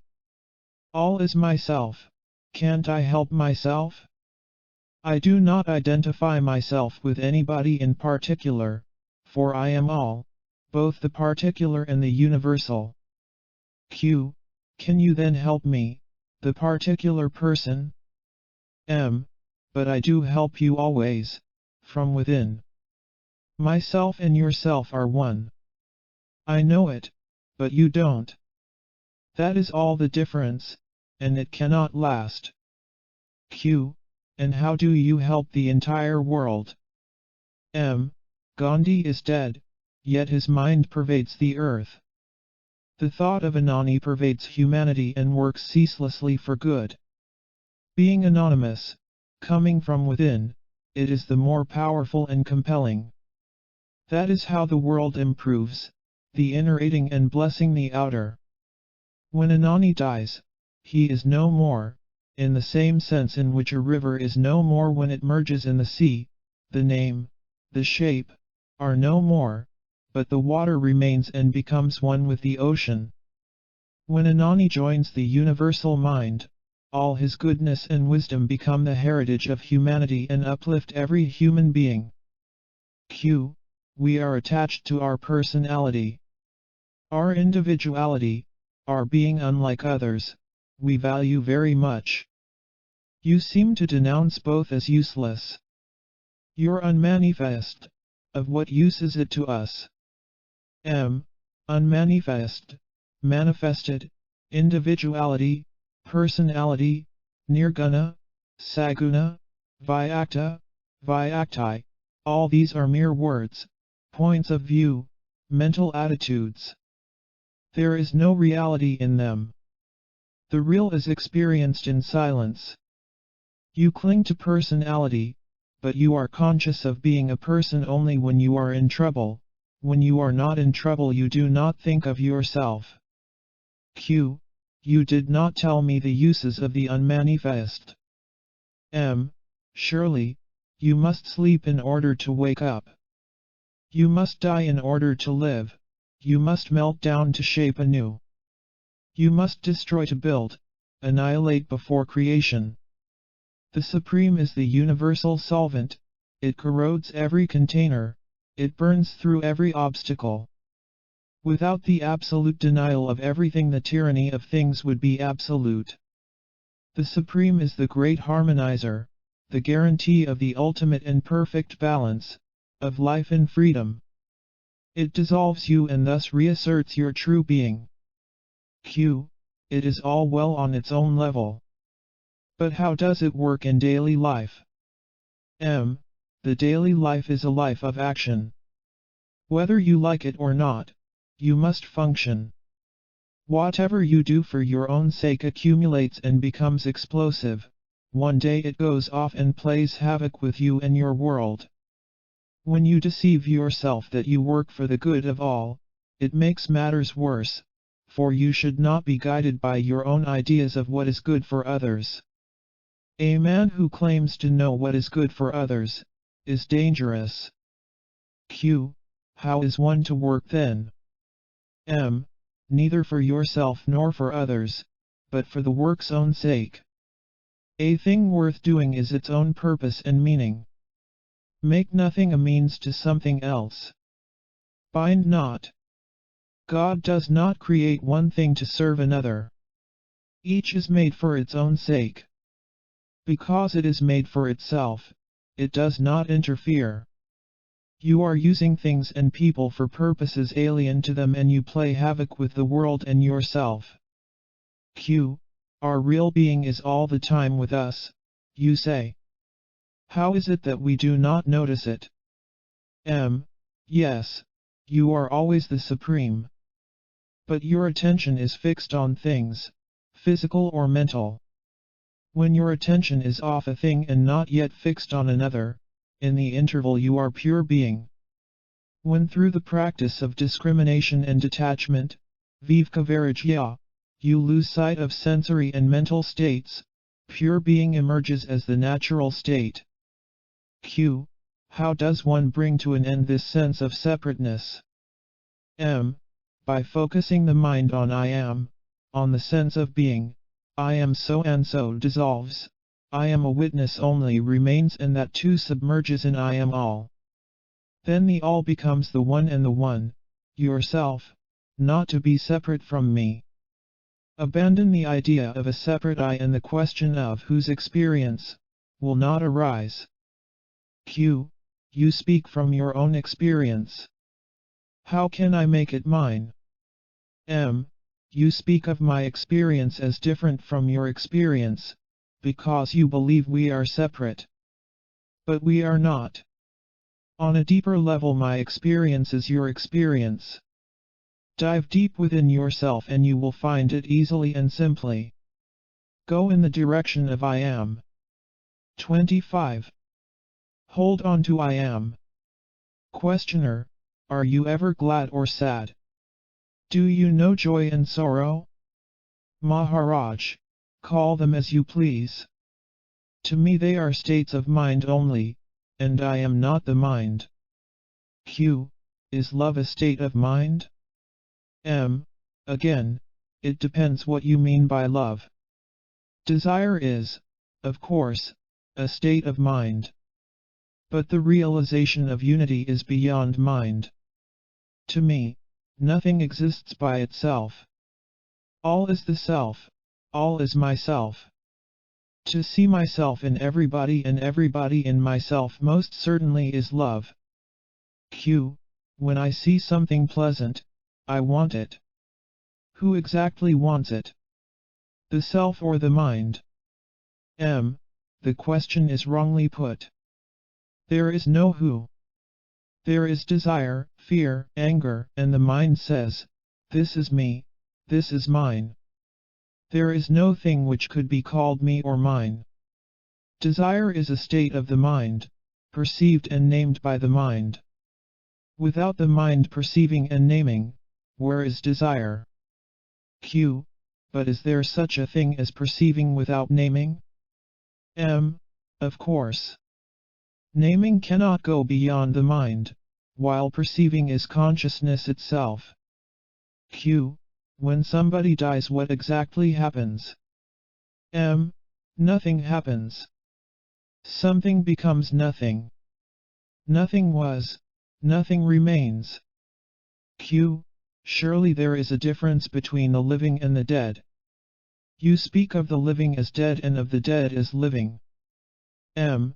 Why do you fret at one man dying and care little for the millions dying every day? Entire universes are imploding and exploding every moment. Am I to cry over them? One thing is quite clear to me, all that is, lives and moves and has its being in consciousness, and I am in and beyond that consciousness. I am in it as the witness. I am beyond it as being. Q. Surely, you care when your child is ill, don't you? M. I don't get flustered. I just do the needful. I do not worry about the future. A right response to every situation is in my nature. I do not stop to think what to do. I act and move on. Results do not affect me. I do not even care whether they are good or bad. Whatever they are. If they come back to me, I deal with them afresh. Or, rather, I happen to deal with them afresh. There is no sense of purpose in my doing anything. Things happen as they happen, not because I make them happen, but it is because I am that they happen. In reality, nothing ever happens. When the mind is restless, it makes Shiva dance, like the restless waters of the lake make the moon dance. It is all appearance, due to wrong ideas. Q. Surely, you are aware of many things and behave according to their nature. You treat a child as a child and an adult as an adult. M. Just as the taste of salt pervades the great ocean and every single drop of sea water carries the same flavor, so every experience gives me the touch of reality, the ever-fresh realization of my own being. Q. Do I exist in your world, as you exist in mine? M. Of course, you are and I am. But only as points in consciousness. We are nothing apart from consciousness. This must be well grasped. The world hangs on the thread of consciousness. No consciousness, no world. Q. There are many points in consciousness. Are there as many worlds? M. Take dream for an example. In a hospital there may be many patients, all sleeping, all dreaming, each dreaming his own private, personal dream, unrelated, unaffected, having one single factor in common, illness.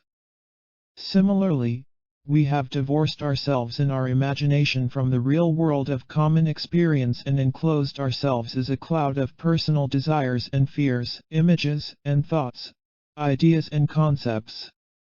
Q. This I can understand. But what could be the cause of the tremendous variety of the personal worlds? M. The variety is not so great. All the dreams are superimposed over a common world.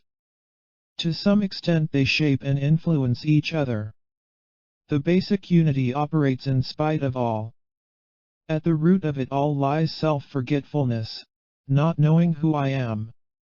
Q. To forget, one must know. Did I know who I am, before I forgot it? M. Of course. Self-forgetting is inherent in self-knowing. Consciousness and unconsciousness are two aspects of one life. They coexist. To know the world you forget the self, to know the self you forget the world. What is world after all? A collection of memories. Cling to one thing that matters, hold on to I am and let go all else. This is sadhana. In realization there is nothing to hold on to and nothing to forget. Everything is known, nothing is remembered. Q.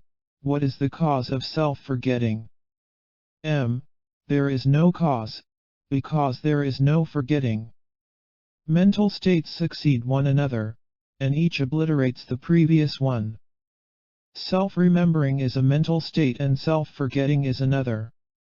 They alternate like day and night. Reality is beyond both. Q. Surely there must be a difference between forgetting and not knowing. Not knowing needs no cause. Forgetting presupposes previous knowledge and also the tendency or ability to forget. I admit I cannot inquire into the reason for not knowing, but forgetting must have some ground. There is no such thing as not knowing. There is only forgetting. What is wrong with forgetting? It is as simple to forget as to remember. Is it not a calamity to forget oneself? As bad as to remember oneself continuously. There is a state beyond forgetting. And not forgetting, the natural state. To remember, to forget, these are all states of mind, thought-bound, word-bound. Take for example, the idea of being born. I am told I was born. I do not remember. I am told I shall die. I do not expect it. You tell me I have forgotten, or I lack imagination. But I just cannot remember what never happened, nor expect the patently impossible. Bodies are born and bodies die, but what is it to me? Bodies come and go in consciousness, and consciousness itself has its roots in me. I am life and mine are mind and body. You say at the root of the world is self-forgetfulness. To forget I must remember. What did I forget to remember? I have not forgotten that I am.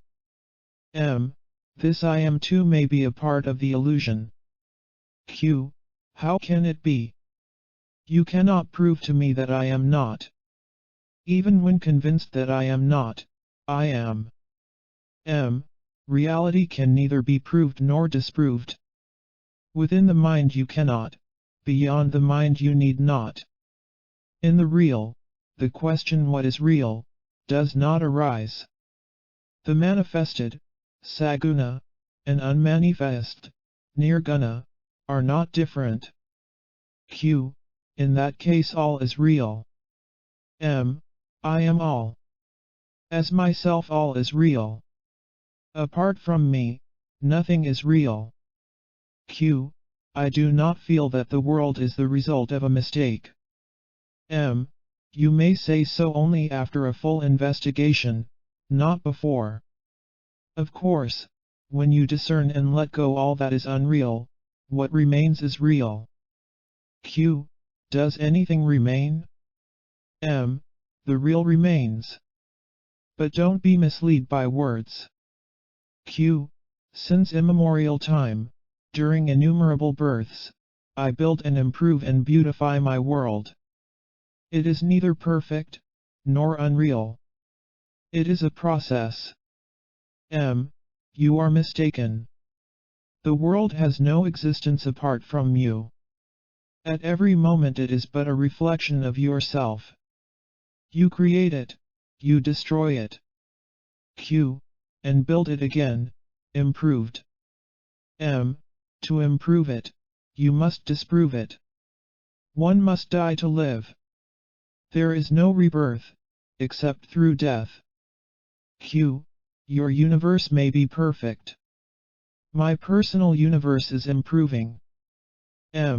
Your personal universe does not exist by itself. It is merely a limited and distorted view of the real. It is not the universe that needs improving, but your way of looking. How do you view it? It is a stage on which a world drama is being played. The quality of the performance is all that matters, not what the actors say and do, but how they say and do it. I do not like this Lila, play, idea. I would rather compare the world to a workyard in which we are the builders. You take it too seriously. What is wrong with play? You have a purpose only as long as you are not complete, purna, till then completeness, perfection, is the purpose. But when you are complete in yourself, fully integrated within and without, then you enjoy the universe, you do not labor at it.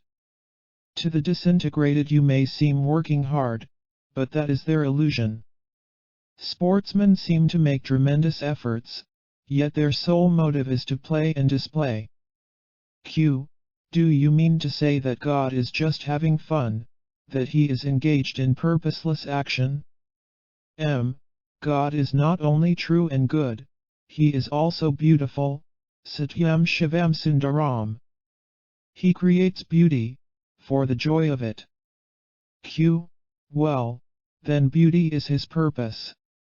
M. Why do you introduce purpose? Purpose implies movement, change, a sense of imperfection. God does not aim at beauty, whatever he does is beautiful. Would you say that a flower is trying to be beautiful? It is beautiful by its very nature. Similarly, God is perfection itself, not an effort at perfection. Q. The purpose fulfills itself in beauty. M. What is beautiful? Whatever is perceived blissfully is beautiful. Bliss is the essence of beauty. Q. You speak of Satchitananda. That I am is obvious. That I know is obvious. That I am happy is not at all obvious. Where has my happiness gone? M. Be fully aware of your own being and you will be in bliss consciously. Because you take your mind off yourself and make it dwell on what you are not, you lose your sense of well-being, of being well. Q. There are two paths before us, the path of effort, Yoga Marga, and the path of ease, Bhaga Marga. Both lead to the same goal, liberation. M. Why do you call Bhaga a path?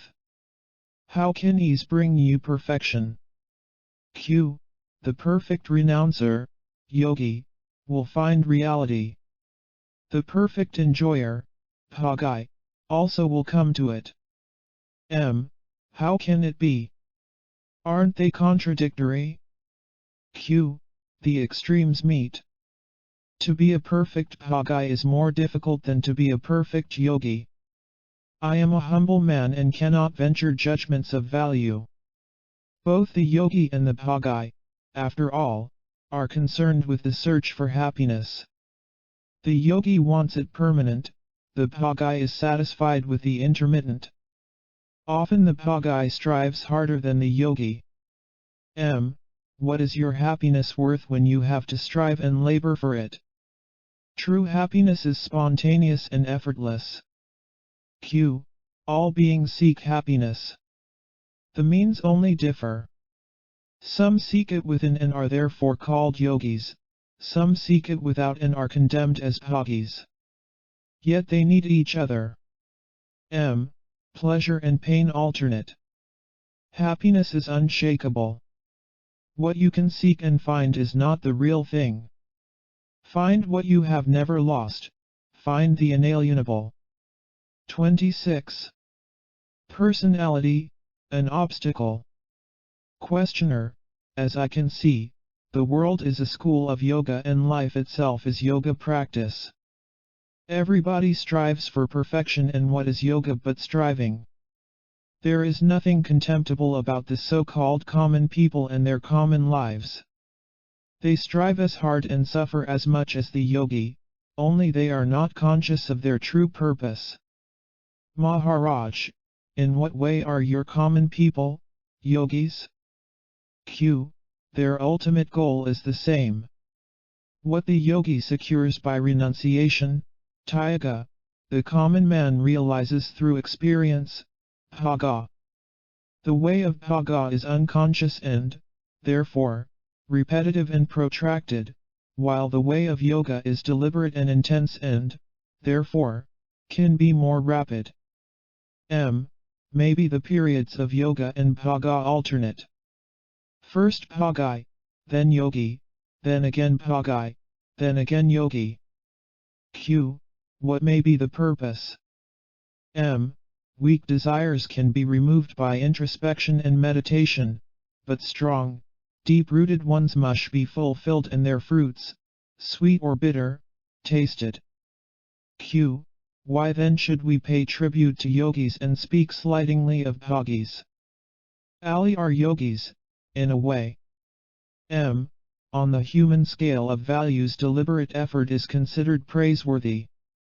In reality both the yogi and bhagi follow their own nature, according to circumstances and opportunities. The yogi's life is governed by a single desire, to find the truth. The bhagi serves many masters. But the bhagi becomes a yogi and the yogi may get a rounding up and about of bhaga. The final result is the same. Buddha is reported to have said that it is tremendously important to have heard that there is enlightenment, a complete reversal and transformation in consciousness. The good news is compared to a spark in a shipload of cotton. Slowly but relentlessly the whole of it will turn to ashes. Similarly, the good news of enlightenment will, sooner or later, bring about a transformation.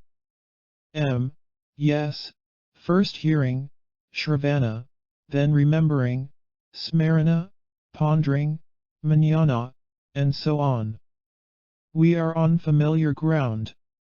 The man who heard the news becomes a yogi, while the rest continue in their bhaga.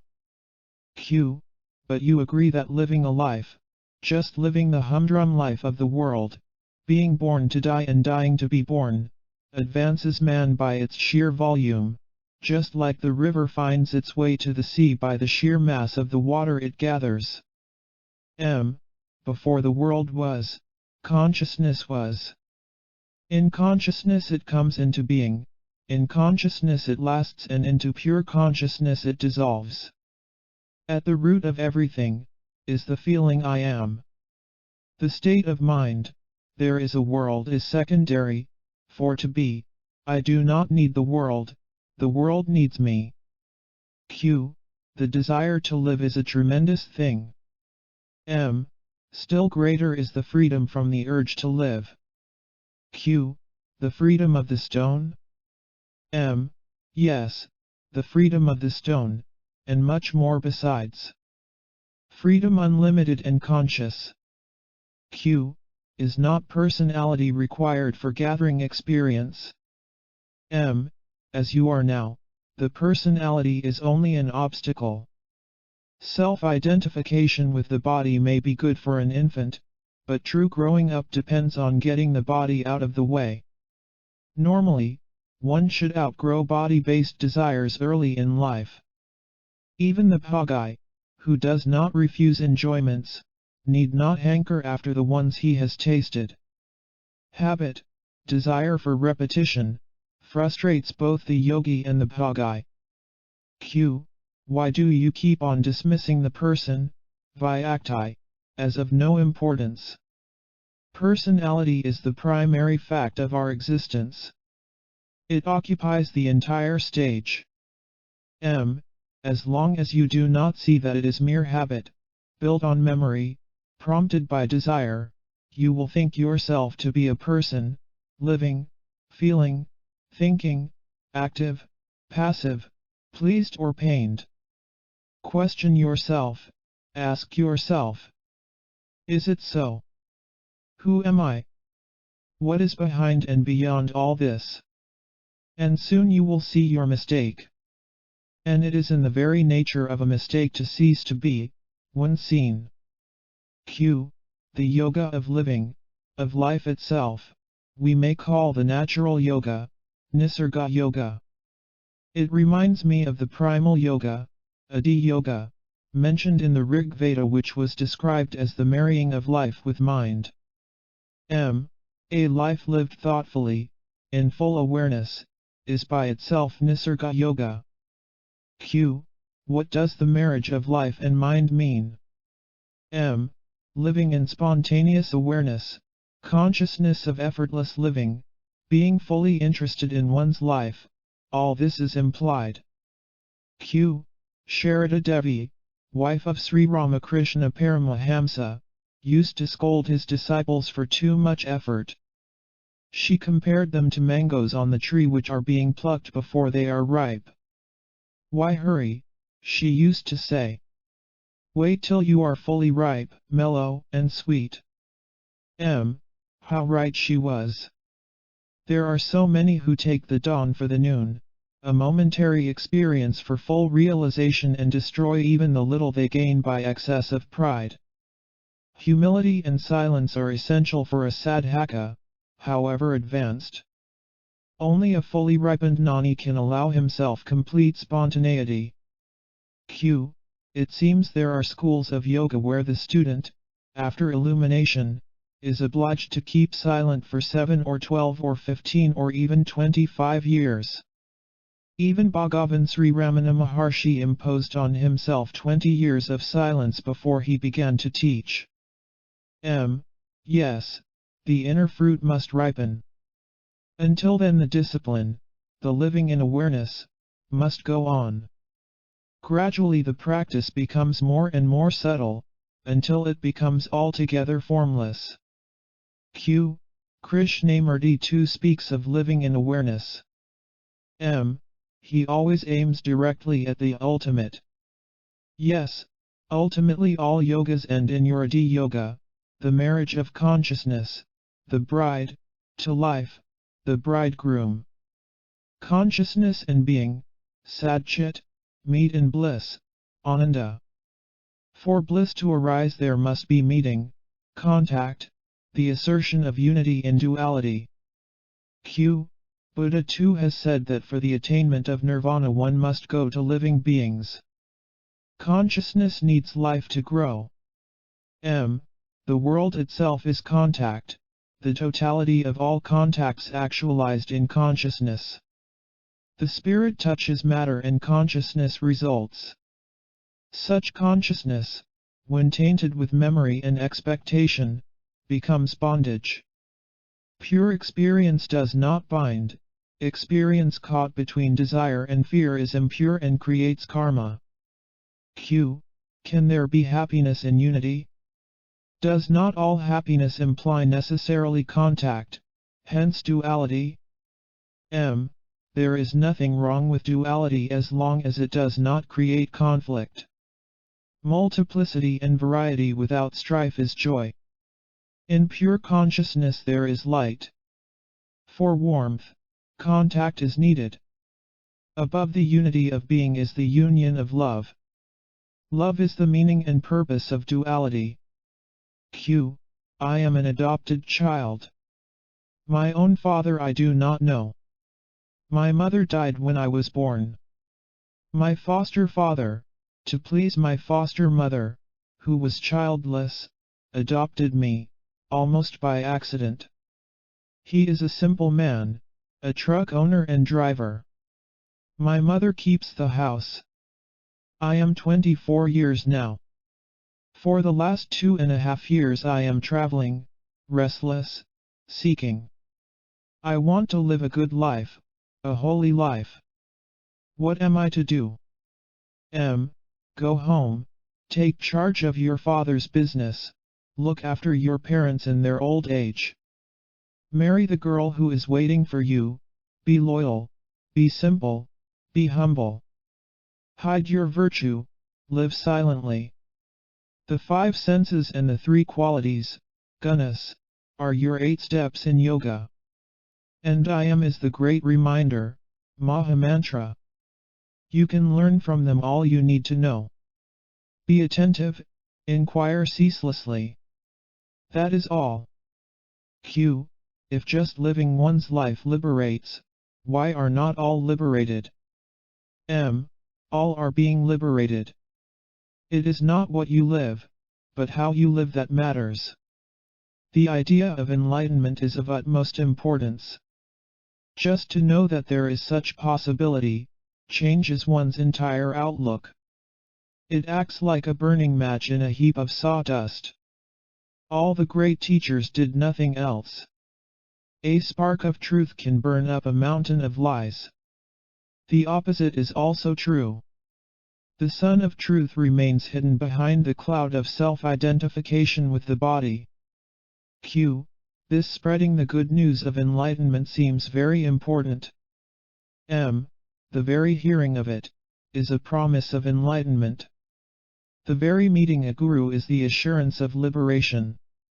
Perfection is life-giving and creative. Q. Does a realized man ever think, I am realized? Is he not astonished when people make much of him? Does he not take himself to be an ordinary human being? M. Neither ordinary, nor extraordinary.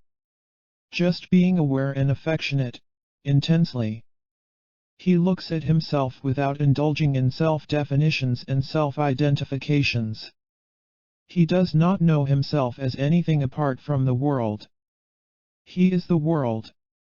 He is completely rid of himself, like a man who is very rich, but continually gives away his riches.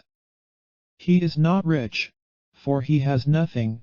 He is not poor, for he gives abundantly. He is just propertyless. Similarly, the realized man is egoless. He has lost the capacity of identifying himself with anything.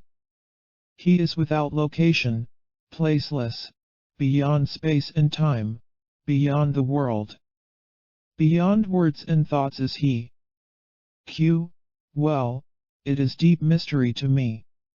I am a simple man. M. It is you who are deep, complex, mysterious, hard to understand.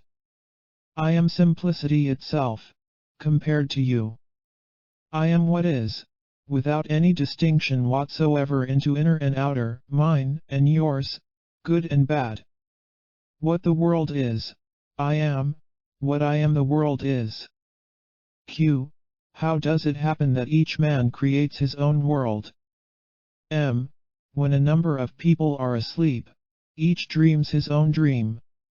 Only on awakening the question of many different dreams arises and dissolves when they are all seen as dreams, as something imagined. Q. Even dreams have a foundation. M. In memory. Even then, what is remembered, is but another dream. The memory of the false cannot but give rise to the false. There is nothing wrong with memory as such. What is false is its content. Remember facts, forget opinions. Q. What is a fact? M. What is perceived in pure awareness, unaffected by desire and fear is fact. 27. The beginningless begins forever. Questioner. The other day I was asking you about the two ways of growth, renunciation and enjoyment, yoga and bhaga. The difference is not so great as it looks. The yogi renounces to enjoy, the bhaga enjoys to renounce. The yogi renounces first, the bhaga enjoys first. Maharaj. So what? Leave the yogi to his yoga and the bhagai to his bhaga. Q. The way of bhaga seems to me the better one. The yogi is like a green mango, separated from the tree prematurely and kept to ripen in a basket of straw. Airless and overheated, it does get ripe, but the true flavor and fragrance are lost. The mango left on the tree grows to full size, color, and sweetness, a joy in every way. Yet somehow yoga gets all the praises, and bhaga, all the curses. As I see it, bhaga is the better of the two. M. What makes you say so? Q. I watched the yogis and their enormous efforts. Even when they realize, there is something bitter or astringent about it. They seem to spend much of their time in trances, and when they speak, they merely voice their scriptures. At their best such gnanis are like flowers, perfect, but just little flowers, shedding their fragrance within a short radius. There are some others, who are like forests, rich, varied, immense, full of surprises, a world in themselves. There must be a reason for this difference. M. Well, you said it. According to you, one got stunted in his yoga, while the other flourished in bhaga. Q. Is it not so? The yogi is afraid of life and seeks peace, while the bhaga is adventurous, full of spirits, forward-going. The yogi is bound by an ideal, while the bhaga is ever ready to explore. M. It is a matter of wanting much or being satisfied with little. The yogi is ambitious while the bhagi is merely adventurous. Your bhagi seems to be richer and more interesting, but it is not so in reality. The yogi is narrow as the sharp edge of the knife. He has to cut deep and smoothly, to penetrate unerringly the many layers of the false. The bhagi worships at many altars, the yogi serves none but his own true self. There is no purpose in opposing the yogi to the bhagi. The way of outgoing, pravritti, necessarily precedes the way of returning, nivritti. To sit in judgment and allot marks is ridiculous. Everything contributes to the ultimate perfection. Some say there are three aspects of reality: truth, wisdom, bliss. He who seeks truth becomes a yogi, he who seeks wisdom becomes a gnani, he who seeks happiness becomes the man of action. We are told of the bliss of non-duality. Such bliss is more of the nature of a great peace. Pleasure and pain are the fruits of actions, righteous and unrighteous. What makes the difference? The difference is between giving and grasping. Whatever the way of approach, in the end all becomes one. If there be no difference in the goal, why discriminate between various approaches? Let each act according to his nature. The ultimate purpose will be served in any case. All your discriminations and classifications are quite all right, but they do not exist in my case. As the description of a dream may be detailed and accurate, though without having any foundation, so does your pattern fit nothing but your own assumptions. You begin with an idea and you end with the same idea under a different garb. How do you see things? One and all are the same to me. The same consciousness, chit, appears as being, sat, and as bliss. Ananda chit in movement is ananda, chit motionless is being. Still you are making a distinction between motion and motionlessness. Non-distinction speaks in silence. Words carry distinctions. The unmanifest, nirguna, has no name, all names refer to the manifested, saguna. It is useless to struggle with words to express what is beyond words. Consciousness, chidananda, is spirit, purusha. Consciousness is matter, prakriti. Imperfect spirit is matter, perfect matter is spirit. In the beginning as in the end, all is one. All division is in the mind, chitta, there is none in reality, chit. Movement and rest are states of mind and cannot be without their opposites. By itself nothing moves, nothing rests. It is a grievous mistake to attribute to mental constructs absolute existence. Nothing exists by itself. You seem to identify rest with the supreme state? There is rest as a state of mind, chidaram, and there is rest as a state of being, atmaram. The former comes and goes, while the true rest is the very heart of action. Unfortunately, language is a mental tool and works only in opposites. As a witness, you are working or at rest. Witnessing is an experience and rest is freedom from experience. Can't they coexist, as the tumult of the waves and the quiet of the deep coexist in the ocean? Beyond the mind there is no such thing as experience. Experience is a dual state. You cannot talk of reality as an experience. Once this is understood, you will no longer look for being and becoming as separate and opposite. In reality they are one and inseparable, like roots and branches of the same tree. Both can exist only in the light of consciousness, which again, arises in the wake of the sense I am. This is the primary fact. If you miss it, you miss all. Is the sense of being a product of experience only? The great saying, Mahavakya, Tat Sat, is it a mere mode of mentation? Whatever is spoken is speech only. Whatever is thought only. The real meaning is unexplainable, though experienceable. The Mahavakya is true, but your ideas are false, for all ideas, Kalpana, are false. Q is the conviction, I am that false. Of course. Conviction is a mental state. In that there is no I am. With the sense I am emerging, that is obscured, as with the sun rising the stars are wiped out. But as with the sun comes light, so with the sense of self comes bliss, Chidananda. The cause of bliss is sought in the not, I, and thus the bondage begins. Q. In your daily life, are you always conscious of your real state? Neither conscious, nor unconscious. I do not need convictions. I live on courage. Courage is my essence, which is love of life. I am free of memories and anticipations, unconcerned with what I am and what I am not.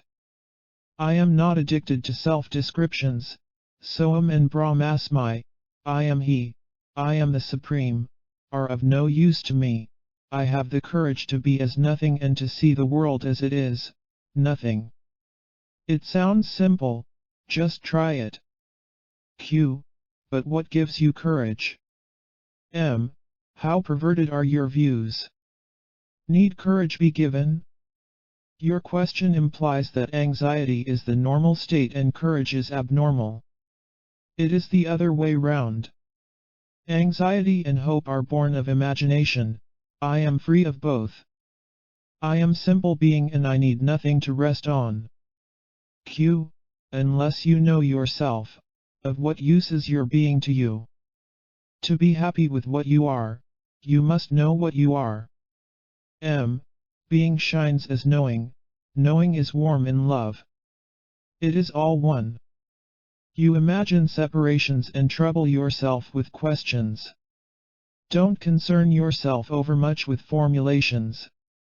Pure being cannot be described. Q. Unless a thing is knowable and enjoyable, it is of no use to me. It must become a part of my experience, first of all. You are dragging down reality to the level of experience.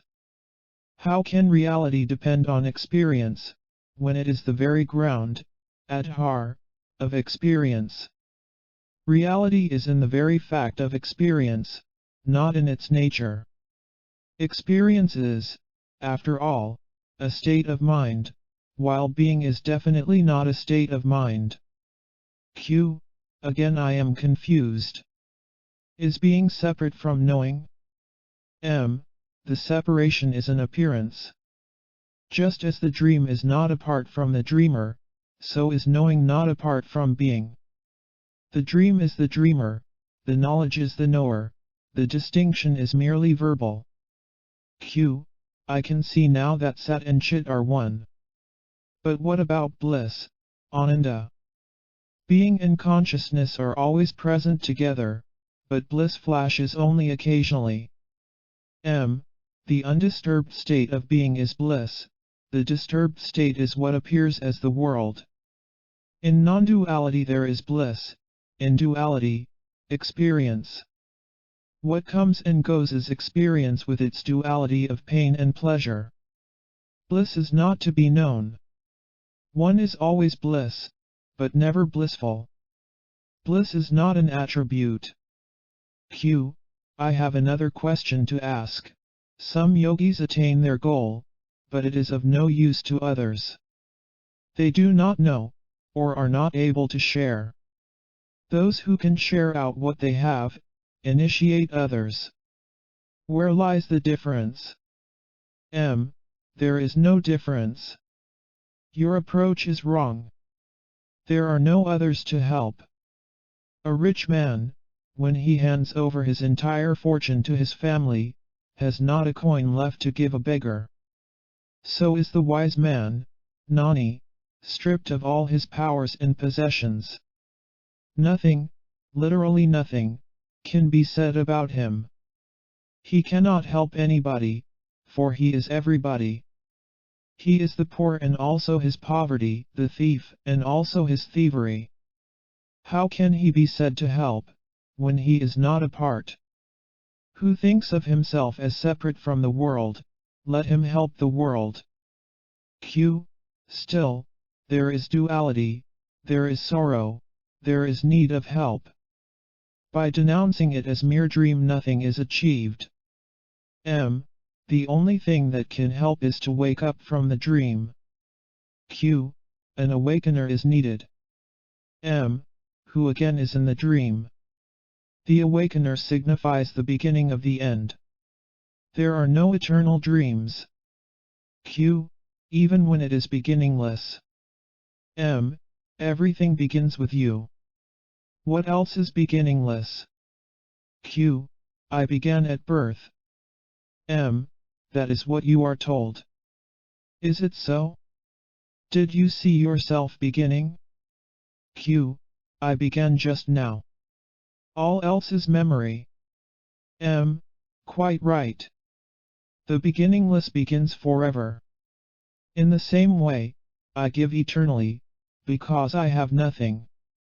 To be nothing, to have nothing, to keep nothing for oneself is the greatest gift, the highest generosity. Is there no self-concern left? Of course I am self-concerned, but the self is all. In practice it takes the shape of goodwill, unfailing and universal. You may call it love, all-pervading, all-redeeming. Such love is supremely active, without the sense of doing. 28. All suffering is born of desire. Questioner: I come from a far-off country. I had some inner experiences on my own and I would like to compare notes. Maharaj: by all means. Do you know yourself? I know that I am not the body. Nor am I the mind. What makes you say so? I do not feel I am in the body. I seem to be all over the place, everywhere. As to the mind, I can switch it on and off, so to say. This makes me feel I am not the mind. When you feel yourself everywhere in the world, do you remain separate from the world? Or, are you the world? Both. Sometimes I feel myself to be neither mind nor body, but one single all-seeing I. When I go deeper into it, I find myself to be all I see and the world and myself become one. Very well. What about desires? Do you have any? Yes, they come, short and superficial. And what do you do about them? What can I do? They come, they go. I look at them. Sometimes I see my body and my mind engaged in fulfilling them. Whose desires are being fulfilled? They are a part of the world in which I live. They are just as trees and clouds are there. Are they not a sign of some imperfection? Why should they be? They are as they are, and I am as I am. How can the appearance and disappearance of desires affect me? Of course, they affect the shape and content of the mind. Very well. What is your work? I am a probation officer. What does it mean? Juvenile offenders are let off on probation and there are special officers to watch their behavior and to help them get training and find work. Must you work? Who works? Work happens to take place. Do you need to work? I need it for the sake of money. I like it, because it puts me in touch with living beings.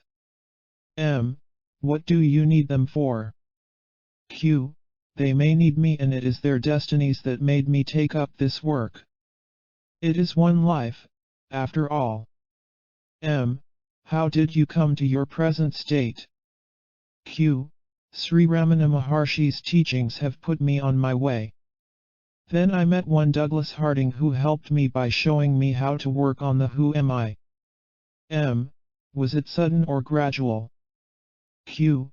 It was quite sudden. Like something quite forgotten, coming back into one's mind. Or, like a sudden flash of understanding. How simple, I said, how simple. I'm not what I thought I am. I'm neither the perceived nor the perceiver, I'm the perceiving only. M. Not even the perceiving, but that which makes all this possible. Q. What is love? M. When the sense of distinction and separation is absent, you may call it love. Q. Why so much stress on love between man and woman? M. Because the element of happiness in it is so prominent. Q. Is it not so in all love? M. Not necessarily. Love may cause pain. You call it then compassion. Q. What is happiness? M. Harmony between the inner and the outer is happiness. On the other hand, self-identification with the outer causes is suffering. Q. How does self-identification happen? M. The self by its nature knows itself only. For lack of experience, whatever it perceives it takes to be itself. Battered, it learns to look out, vivka, and to live alone, vairagya. When right behavior, uparati, becomes normal, a powerful inner urge, mukmukshutva, makes it seek its source. The candle of the body is lighted and all becomes clear and bright, Atma Prakash. Q. What is the real cause of suffering? M. Self-identification with the limited, vyaktitva. Sensations as such, however strong, do not cause suffering. It is the mind, bewildered by wrong ideas, addicted to thinking, I am this, I am that, that fears loss and craves gain and suffers when frustrated. Q. A friend of mine used to have horrible dreams night after night. Going to sleep would terrorize him. Nothing could help him. M. Company of the truly good, satsang, would help him. Q. Life itself is a nightmare. M. Noble friendship, satsang, is the supreme remedy for all ills, physical and mental. Q. Generally one cannot find such friendship. M. Seek within. Your own self is your best friend. Q. Why is life so full of contradictions? M. It serves to break down mental pride. We must realize how poor and powerless we are. As long as we delude ourselves by what we imagine ourselves to be, to know, to have, to do, we are in a sad plight indeed. Only in complete self-negation there is a chance to discover our real being. Q. Why so much stress on self-negation? M. As much as on self-realization. The false self must be abandoned before the real self can be found. Q. The self you choose to call false is to me most distressingly real. It is the only self I know. What you call the real self is a mere concept, a way of speaking, a creature of the mind, an attractive ghost. My daily self is not a beauty, I admit, but it is my own and only self. You say I am, or have, another self. Do you see it? Is it a reality to you, or do you want me to believe what you yourself don't see? M. Don't jump to conclusions rashly. The concrete need not be the real, the conceived need not be false. Perceptions based on sensations and shaped by memory imply a perceiver, whose nature you never cared to examine. Give it your full attention, examine it with loving care, and you will discover heights and depths of being which you did not dream of, engrossed as you are in your puny image of yourself.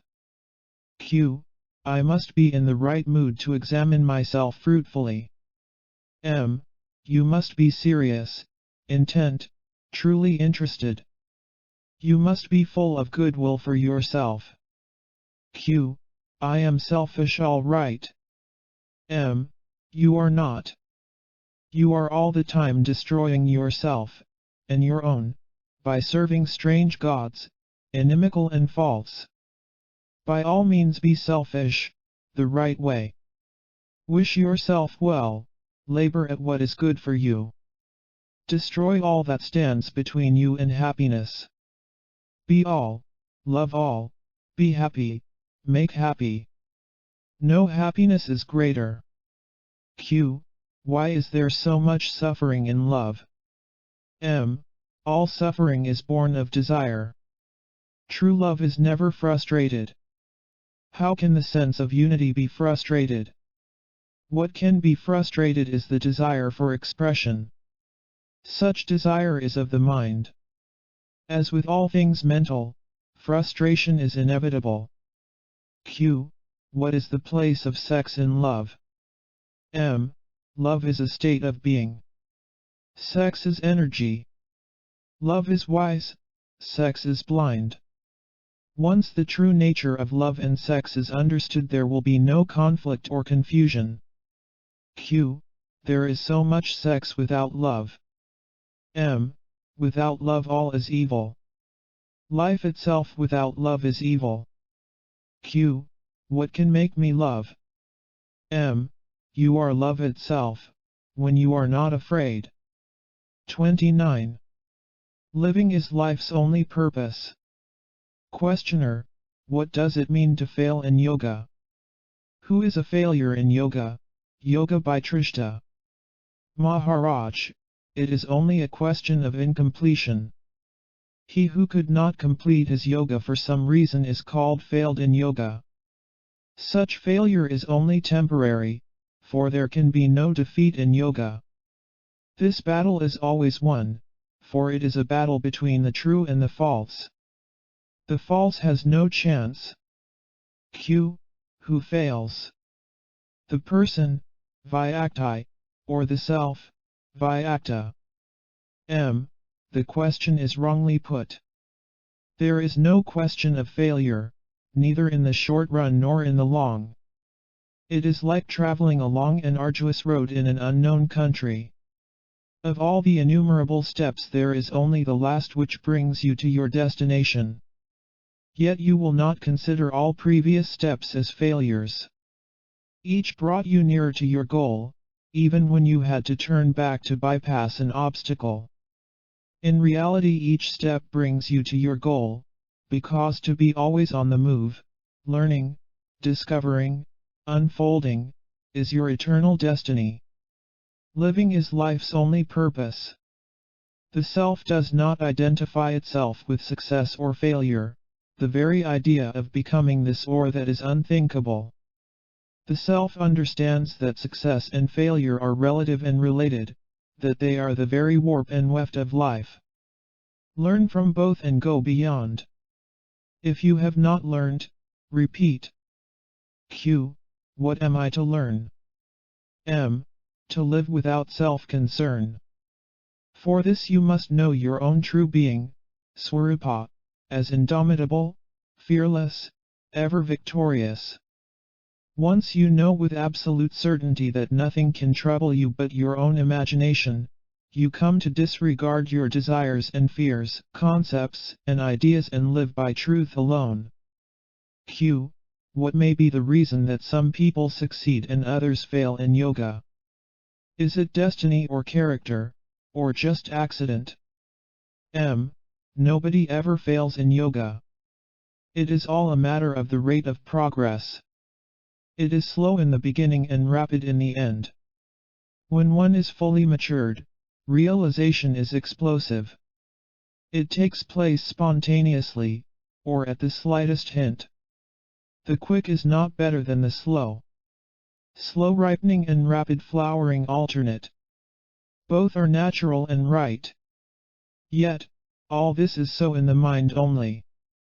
As I see it, there is really nothing of the kind. In the great mirror of consciousness, images arise and disappear, and only memory gives them continuity. And memory is material, destructible, perishable, transient. On such flimsy foundations we build a sense of personal existence, vague, intermittent, dreamlike. This vague persuasion, I am so and so, obscures the changeless state of pure awareness and makes us believe that we are born to suffer and to die. Just as a child cannot help growing, so does a man, compelled by nature, make progress. Why exert oneself? Where is the need of yoga? There is progress all the time. Everything contributes to progress. But this is the progress of ignorance. The circles of ignorance may be ever widening, yet it remains a bondage all the same. In due course a guru appears to teach and inspire us to practice yoga, and a ripening takes place, as a result of which the immemorial night of ignorance dissolves before the rising sun of wisdom. But in reality nothing happened. The sun is always there is no night to it. The mind, blinded by the I am the body idea, spins out endlessly its thread of illusion. If all is a part of a natural process, where is the need of effort? Even effort is a part of it. When ignorance becomes obstinate and hard and the character gets perverted, effort and the pain of it become inevitable. In complete obedience to nature there is no effort. The seed of spiritual life grows in silence and in darkness until its appointed hour. We come across some great people, who, in their old age, become childish, petty, quarrelsome and spiteful. How could they deteriorate so much? They were not perfect yogis, having their bodies under complete control. Or, they might not have cared to protect their bodies from the natural decay. One must not draw conclusions without understanding all the factors. Above all, one must not make judgments of inferiority or superiority. Youthfulness is more a matter of vitality, prana, than of wisdom, jnana. One may get old, but why should one lose all alertness and discrimination? Consciousness and unconsciousness, while in the body, depend on the condition of the brain. But the self is beyond both, beyond the brain, beyond the mind. The fault of the instrument is no reflection on its user. I was told that a realized man will never do anything unseemly. He will always behave in an exemplary way. Who sets the example? Why should a liberated man necessarily follow conventions? The moment he becomes predictable, he cannot be free. His freedom lies in his being free to fulfill the need of the moment, to obey the necessity of the situation. Freedom to do what one likes is really bondage, while being free to do what one must, what is right, is real freedom. Still there must be some way of making out who has realized and who has not. If one is indistinguishable from the other, of what use is he? He who knows himself has no doubts about it. Nor does he care whether others recognize his state or not. Rare is the realized man who discloses his realization, and fortunate are those who have met him, for he does it for their abiding welfare. When one looks round, one is appalled by the volume of unnecessary suffering that is going on. People who should be helped are not getting help. Imagine a big hospital ward full of incurables, tossing and moaning. Were you given the authority to kill them all and end their torture, would you not do so? I would leave it to them to decide. Q. But if their destiny is to suffer? How can you interfere with destiny? M. Their destiny is what happens. There is no thwarting off destiny. You mean to say everybody's life is totally determined at his birth? What a strange idea. Were it so, the power that determines would see to it that nobody should suffer. Q. What about cause and effect? M. Each moment contains the whole of the past and creates the whole of the future. Q. But past and future exist? M. In the mind only. Time is in the mind, space is in the mind. The law of cause and effect is also a way of thinking. In reality, all is here and now and all is one. Multiplicity and diversity are in the mind only. Q. Still, you are in favor of relieving suffering, even through destruction of the incurably diseased body. M. Again, you look from outside while I look from within. I do not see a sufferer, I am the sufferer. I know him from within and do what is right spontaneously and effortlessly. I follow no rules nor lay down rules. I flow with life, faithfully and irresistibly. Q. Still you seem to be a very practical man in full control of your immediate surroundings. M. What else do you expect me to be? A misfit? Q. Yet you cannot help another much. M. Surely, I can help. You too can help. Everybody can help. But the suffering is all the time recreated. Man alone can destroy in himself the roots of pain. Others can only help with the pain, but not with its cause, which is the abysmal stupidity of mankind. Q. Will this stupidity ever come to an end? M. In man, of course. Any moment. In humanity, as we know it, after very many years. In creation, never, for creation itself is rooted in ignorance, matter itself is ignorance.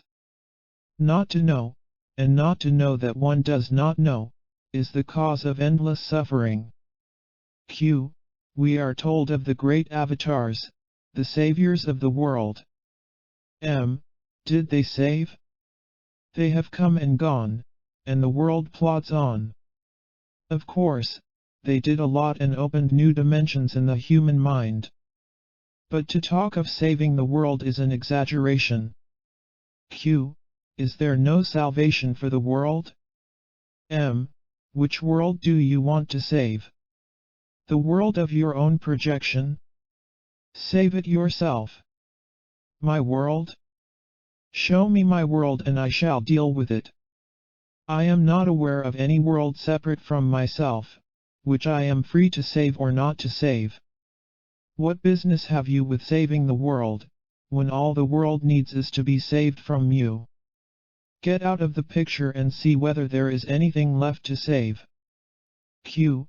You seem to stress the point that without you your world would not have existed and therefore the only thing you can do for it is to wind up the show. This is not a way out.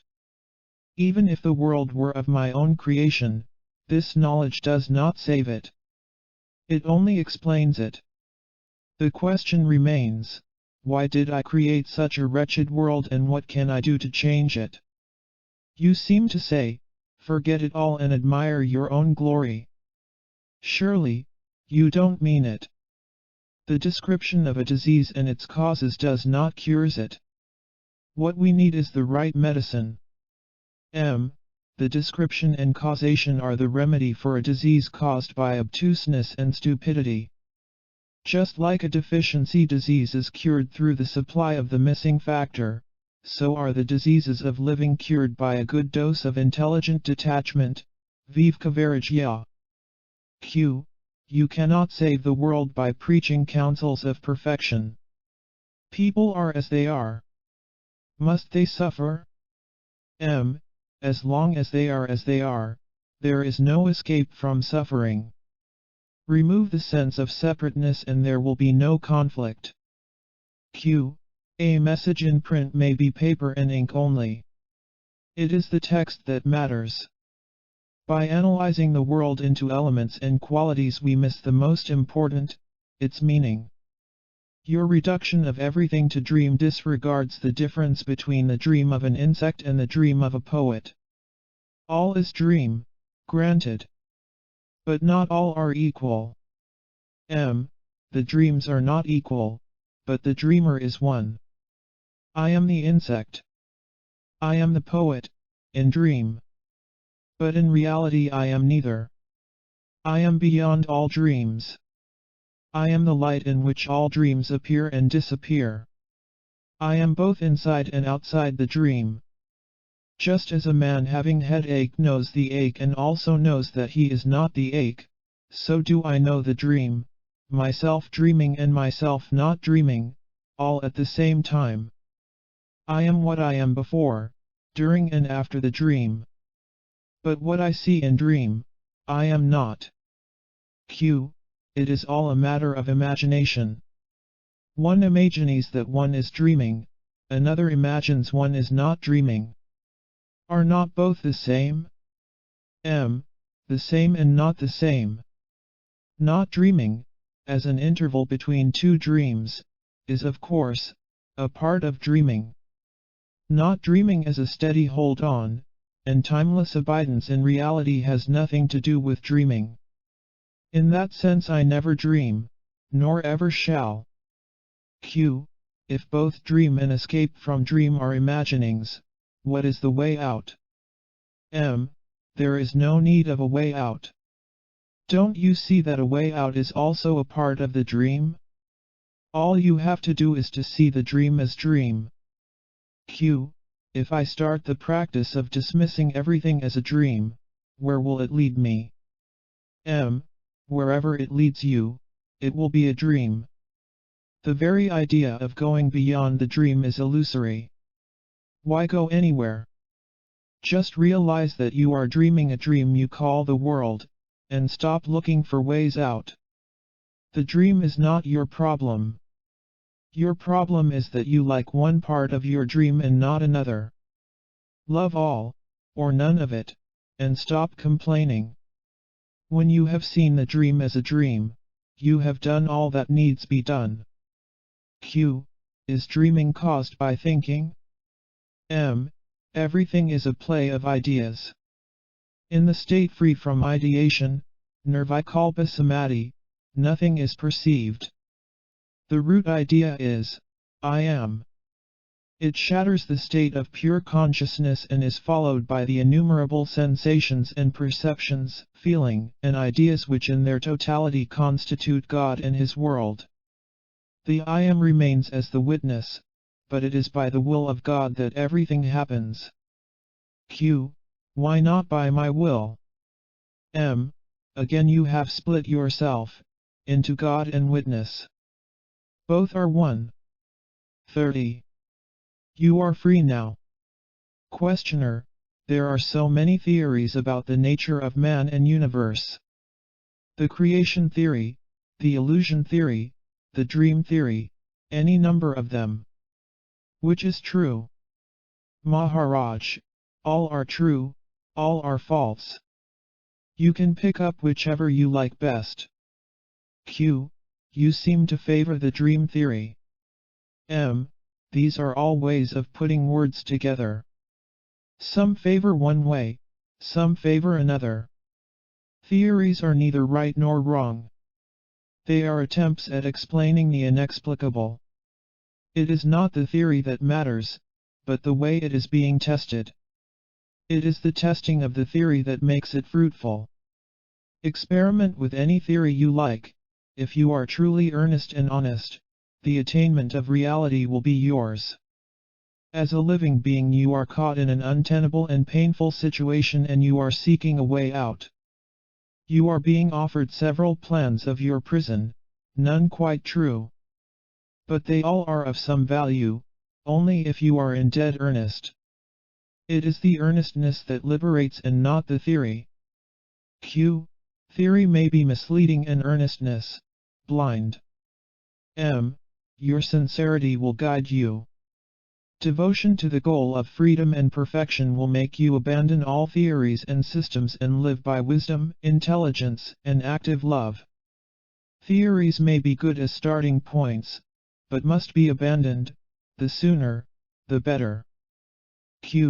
There is a yogi who says that for realization the Eightfold Yoga is not necessary, that willpower alone will do. It is enough to concentrate on the goal with full confidence in the power of pure will to obtain effortlessly and quickly what others take decades to achieve. Concentration, full confidence, pure will. With such assets no wonder one attains in no time. This yoga of will is all right for the mature seeker, who has shed all desires but one. After all, what is will but steadiness of heart and mind? Given such steadfastness all can be achieved. I feel the yogi did not mean mere steadiness of purpose, resulting in ceaseless pursuit and application. He meant that with will fixed on the goal no pursuit or application are needed. The mere fact of willing attracts its object. Whatever name you give it, will, or steady purpose, or one-pointedness of the mind, you come back to earnestness, sincerity, honesty. When you are in dead earnest, you tend every incident, every second of your life to your purpose. You do not waste time and energy on other things. You are totally dedicated, call it will, or love, or plain honesty. We are complex beings, at war within and without. We contradict ourselves all the time, undoing today the work of yesterday. No wonder we are stuck. A little of integrity would make a lot of difference. What is more powerful, desire or destiny? Desire shapes destiny. And destiny shapes desire. My desires are conditioned by heredity and circumstances, by opportunities and accidents, by what we call destiny. Yes, you may say so. At what point am I free to desire what I want to desire? You are free now. What is it that you want to desire? Desire it. Of course I am free to desire, but I am not free to act on my desire. Other urges will lead me astray. My desire is not strong enough, even if it has my approval. Other desires, which I disapprove of, are stronger. Maybe you are deceiving yourself. Maybe you are giving expression to your real desires and the ones you approve of are kept on the surface for the sake of respectability. It may be as you say, but this is another theory. The fact is that I do not feel free to desire what I think I should, and when I seem to desire rightly, I do not act accordingly. It is all due to weakness of the mind and disintegration of the brain. Collect and strengthen your mind and you will find that your thoughts and feelings, words, and actions will align themselves in the direction of your will. Again a counsel of perfection. To integrate and strengthen the mind is not an easy task. How does one begin? You can start only from where you are. You are here and now. You cannot get out of here and now. But what can I do here and now? You can be aware of your being, here and now. That is all? That is all. There is nothing more to it. All my waking and dreaming I am conscious of myself. It does not help me much. Yum were aware of thinking, feeling, doing. You were not aware of your being. What is the new factor you want me to bring in? The attitude of pure witnessing, of watching the events without taking part in them. What will it do to me? Weak-mindedness is due to lack of intelligence, of understanding, which again is the result of non-awareness. By striving for awareness you bring your mind together and strengthen it. Q. I may be fully aware of what is going on, and yet quite unable to influence it in any way. M. You are mistaken. What is going on is a projection of your mind. A weak mind cannot control its own projections. Be aware, therefore, of your mind and its projections. You cannot control what you do not know. On the other hand, knowledge gives power. In practice it is very simple. To control yourself, know yourself. Q. Maybe, I can come to control myself, but shall I be able to deal with the chaos in the world? M. There is no chaos in the world, except the chaos which your mind creates. It is self-created in the sense that at its very center is the false idea of oneself as a thing different and separate from other things. In reality you are not a thing, nor separate. You are the infinite potentiality, the inexhaustible possibility. Because you are, all can be. The universe is but a partial manifestation of your limitless capacity to become. Q. I find that I am totally motivated by desire for pleasure and fear of pain. However noble my desire and justified my fear, pleasure, and pain are the two poles between which my life oscillates. M. Go to the source of both pain and pleasure, of desire and fear. Observe, investigate, try to understand. Q. Desire and fear both are feelings caused by physical or mental factors. They are there, easily observable. But why are they there? Why do I desire pleasure and fear pain? M. Pleasure and pain are states of mind. As long as you think you are the mind, or rather, the body-mind, you are bound to raise such questions. Q. And when I realize that I am not the body, shall I be free from desire and fear? M. As long as there is a body and a mind to protect the body, attractions and repulsions will operate. They will be there, out in the field of events, but will not concern you. The focus of your attention will be elsewhere. You will not be distracted. Q. Still they will be there. Will one never be completely free? M. You are completely free even now. What you call destiny, karma, is but the result of your own will to live. How strong is this will you can judge by the universal horror of death. Q. People die willingly quite often. M. Only when the alternative is worse than death. But such readiness to die flows from the same source as the will to live, a source deeper even than life itself.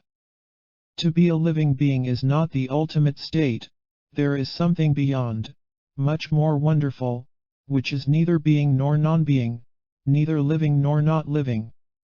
It is a state of pure awareness, beyond the limitations of space and time.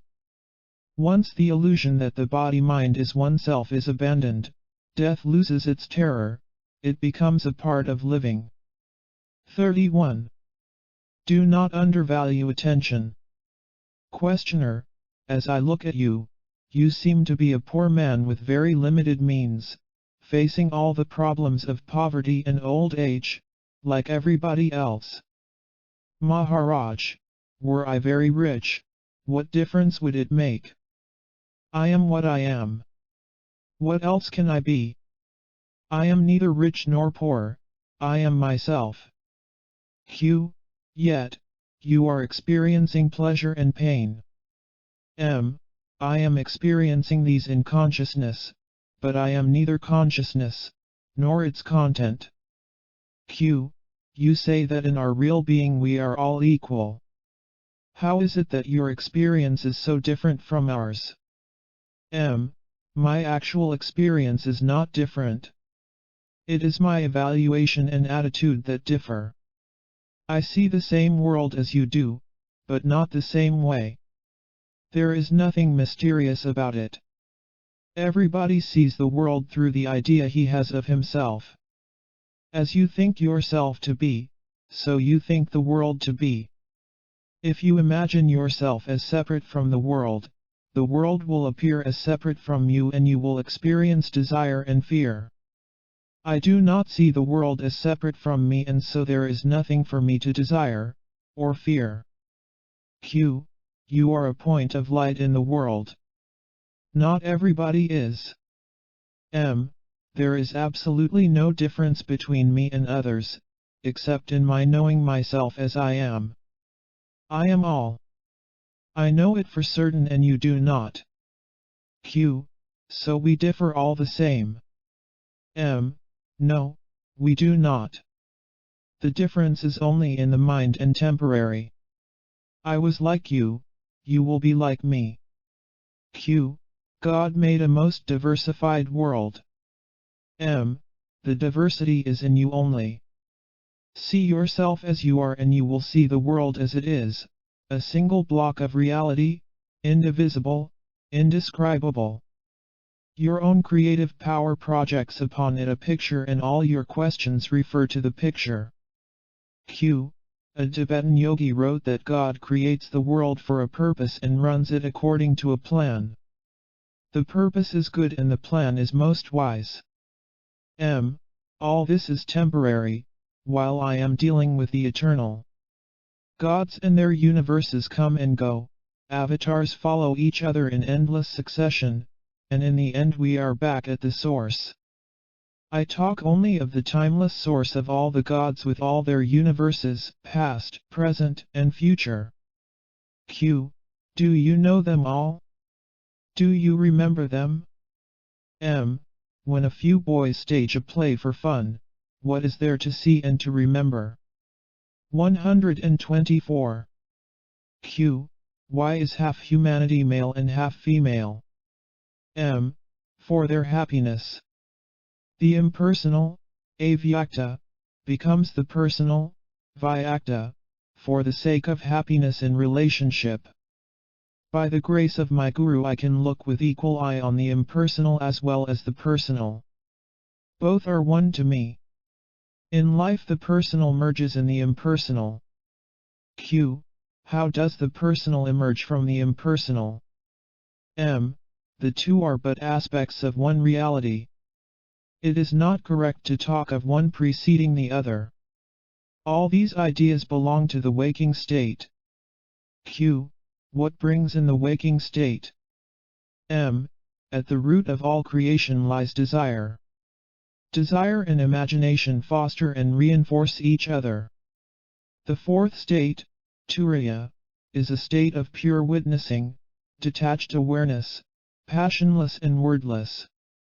It is like space, unaffected by whatever it contains. Bodily and mental troubles do not reach it, they are outside, there, while the witness is always here. Q. What is real, the subjective or the objective? I am inclined to believe that the objective universe is the real one and my subjective psyche is changeful and transient. You seem to claim reality for your inner, subjective states and deny all reality to the concrete, external world. M. Both the subjective and the objective are changeful and transient. There is nothing real about them. Find the permanent in the fleeting, the one constant factor in every experience. Q. What is this constant factor? M. My giving it various names and pointing it out in many ways will not help you much, unless you have the capacity to see. A dim-sighted man will not see the parrot on the branch of a tree, however much you may prompt him to look. At best he will see your pointed finger. First purify your vision, learn to see instead of staring, and you will perceive the parrot. Also you must be eager to see. You need both clarity and earnestness for self-knowledge. You need maturity of heart and mind, which comes through earnest application in daily life of whatever little you have understood. There is no such thing as compromise in yoga. If you want to sin, sin wholeheartedly and openly. Sins too have their lessons to teach the earnest sinner, as virtues, the earnest saint. It is the mixing up the two that is so disastrous. Nothing can block you so effectively as compromise, for it shows lack of earnestness, without which nothing can be done. I approve of austerity, but in practice I am all for luxury. The habit of chasing pleasure and shunning pain is so ingrained in me, that all my good intentions, quite alive on the level of theory, find no roots in my day-to-day life. To tell me that I am not honest does not help me, for I just do not know how to make myself honest. You are neither honest nor dishonest. Giving names to mental states is good only for expressing your approval or disapproval. The problem is not yours, it is your mind's only. Begin by disassociating yourself from your mind. Resolutely remind yourself that you are not the mind and that its problems are not yours. I may go on telling myself, I am not the mind, I am not concerned with its problems, but the mind remains and its problems remain just as they were. Now, please do not tell me that it is because I am not earnest enough and I should be more earnest. I know it and admit it and only ask you, how is it done? At least you are asking. Good enough, for a start. Go on pondering, wondering, being anxious to find a way. Be conscious of yourself, watch your mind, give it your full attention. Don't look for quick results, there may be none within your noticing. Unknown to you, your psyche will undergo a change, there will be more clarity in your thinking, charity in your feeling, purity in your behavior. You need not aim at these, you will witness the change all the same. For, what you are now is the result of inattention and what you become will be the fruit of attention. Why should mere attention make all the difference? So far your life was dark and restless, tamas and rajas. Attention, alertness, awareness, clarity, liveliness, vitality, are all manifestations of integrity, oneness with your true nature, sattva. It is in the nature of sattva to reconcile and neutralize tamas and rajas and rebuild the personality in accordance with the true nature of the self. Sattva is the faithful servant of the self, ever attentive and obedient. And I shall come to it through mere attention? Do not undervalue attention. It means interest and also love. To know, to do, to discover, or to create you must give your heart to it, which means attention. All the blessings flow from it. You advise us to concentrate on I am. Is this too a form of attention? What else? Give your undivided attention to the most important in your life, yourself. Of your personal universe you are the center. Without knowing the center, what else can you know? But how can I know myself? To know myself I must be away from myself. But what is away from myself cannot be myself. So, it looks that I cannot know myself, only what I take to be myself. Quite right. As you cannot see your face, but only its reflection in the mirror, so you can know only your image reflected in the stainless mirror of pure awareness. How am I to get such stainless mirror? Obviously, by removing stains. See the stains and remove them. The ancient teaching is fully valid. What is seeing and what is removing? The nature of the perfect mirror is such that you cannot see it. Whatever you can see is bound to be a stain. Turn away from it, give it up, know it as unwanted. All perceivables, are they stains? All are stains. The entire world is a stain. Yes, it is. Q. How awful. So, the universe is of no value? M. It is of tremendous value. By going beyond it you realize yourself. Q. But why did it come into being in the first instance? M. You will know it when it ends. Q. Will it ever end? M. Yes, for you. Q. When did it begin? M. Now. Q. When will it end? M. Now. Q. It does not end now? M. You don't let it. Q. I want to let it. M. You don't. All your life is connected with it.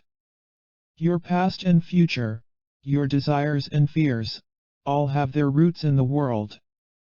Without the world, where are you? Who are you? Q. But that is exactly what I came to find out. M. And I am telling you exactly this. Find a foothold beyond and all will be clear and easy. 32. Life is the supreme guru. Questioner. We two came from far-off countries. One of us is British, the other American.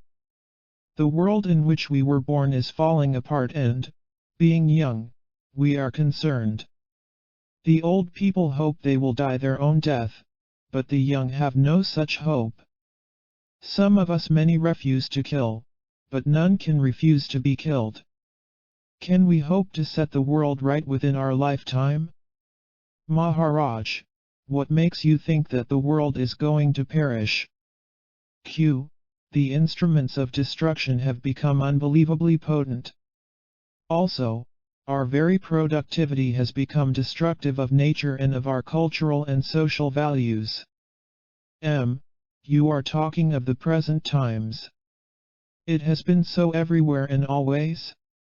But the distressing situation may be temporary and local. Once over, it will be forgotten. Q. The scale of the impending catastrophe is unbelievably big. We live in the midst of an explosion. M. Each man suffers alone and dies alone. Numbers are irrelevant. There is as much death when 1,000,000 die as when one perishes. Q. Nature kills by the millions, but this does not frighten me. There may be tragedy or mystery in it, but no cruelty.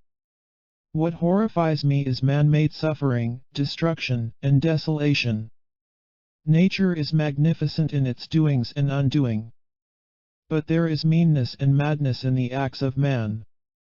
M. Right. So, it is not suffering and death that are your problem, but the meanness and madness at their root. Is not meanness also a form of madness? And is not madness the misuse of the mind? Humanity's problem lies in this misuse of the mind only. All the treasures of nature and spirit are open to man who will use his mind rightly. Q. What is the right use of mind? M. Fear and greed cause the misuse of the mind. The right use of mind is in the service of love, of life, of truth, of beauty. Q. Easier said than done. Love of truth, of man, goodwill, what luxury. We need plenty of it to set the world right, but who will provide? M. You can spend an eternity looking elsewhere for truth and love, intelligence and goodwill, imploring God and man, all in vain. You must begin in yourself, with yourself. This is the inexorable law. You cannot change the image without changing the face. First realize that your world is only a reflection of yourself and stop finding fault with the reflection. Attend to yourself. Set yourself right, mentally and emotionally. The physical will follow automatically. You talk so much of reforms, economic, social, political. Leave alone the reforms and mind the reformer. What kind of world can a man create who is stupid, greedy, heartless? Q. If we have to wait for a change of heart, we shall have to wait indefinitely. Yours is a counsel of perfection, which is also a counsel of despair. When all are perfect, the world will be perfect. What useless truism! I did not say it. I only said, you cannot change the world before changing yourself. I did not say, before changing everybody. It is neither necessary, nor possible to change others. But if you can change yourself, you will find that no other change is needed. To change the picture, you merely change the film, you do not attack the cinema screen. How can you be so sure of yourself? How do you know that what you say is true? It is not of myself that I am sure, I am sure of you. All you need is to stop searching outside what can be found only within. Set your vision right before you operate. You are suffering from acute misapprehension. Clarify your mind, purify your heart, sanctify your life. This is the quickest way to a change of your world. So many saints and mystics lived and died. They did not change my world. How could they? Your world is not theirs, nor is there yours. Surely there is a factual world common to all. The world of things, of energy and matter. Even if there were such a common world of things and forces, it is not the world in which we live. Ours is a world of feelings and ideas, of attractions and repulsions, of scales of values, of motives and incentives, a mental world altogether. Biologically we need very little, our problems are of a different order. Problems created by desires and fears and wrong ideas can be solved only on the level of the mind. You must conquer your own mind, and for this you must go beyond it. What does it mean to go beyond the mind?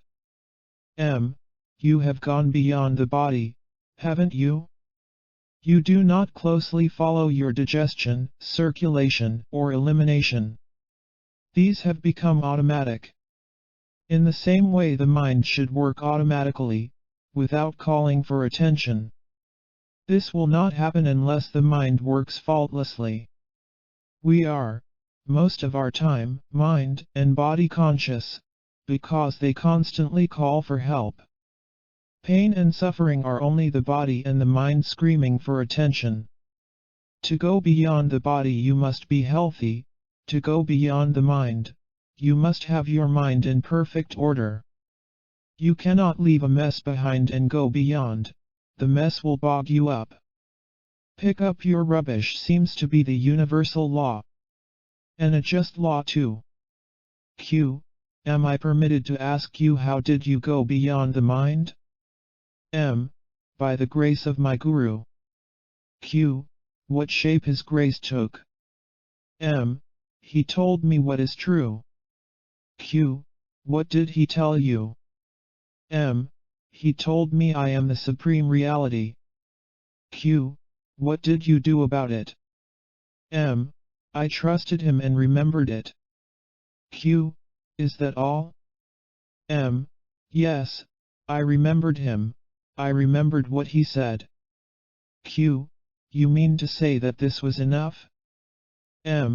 What more needs be done? It was quite a lot to remember the Guru and his words.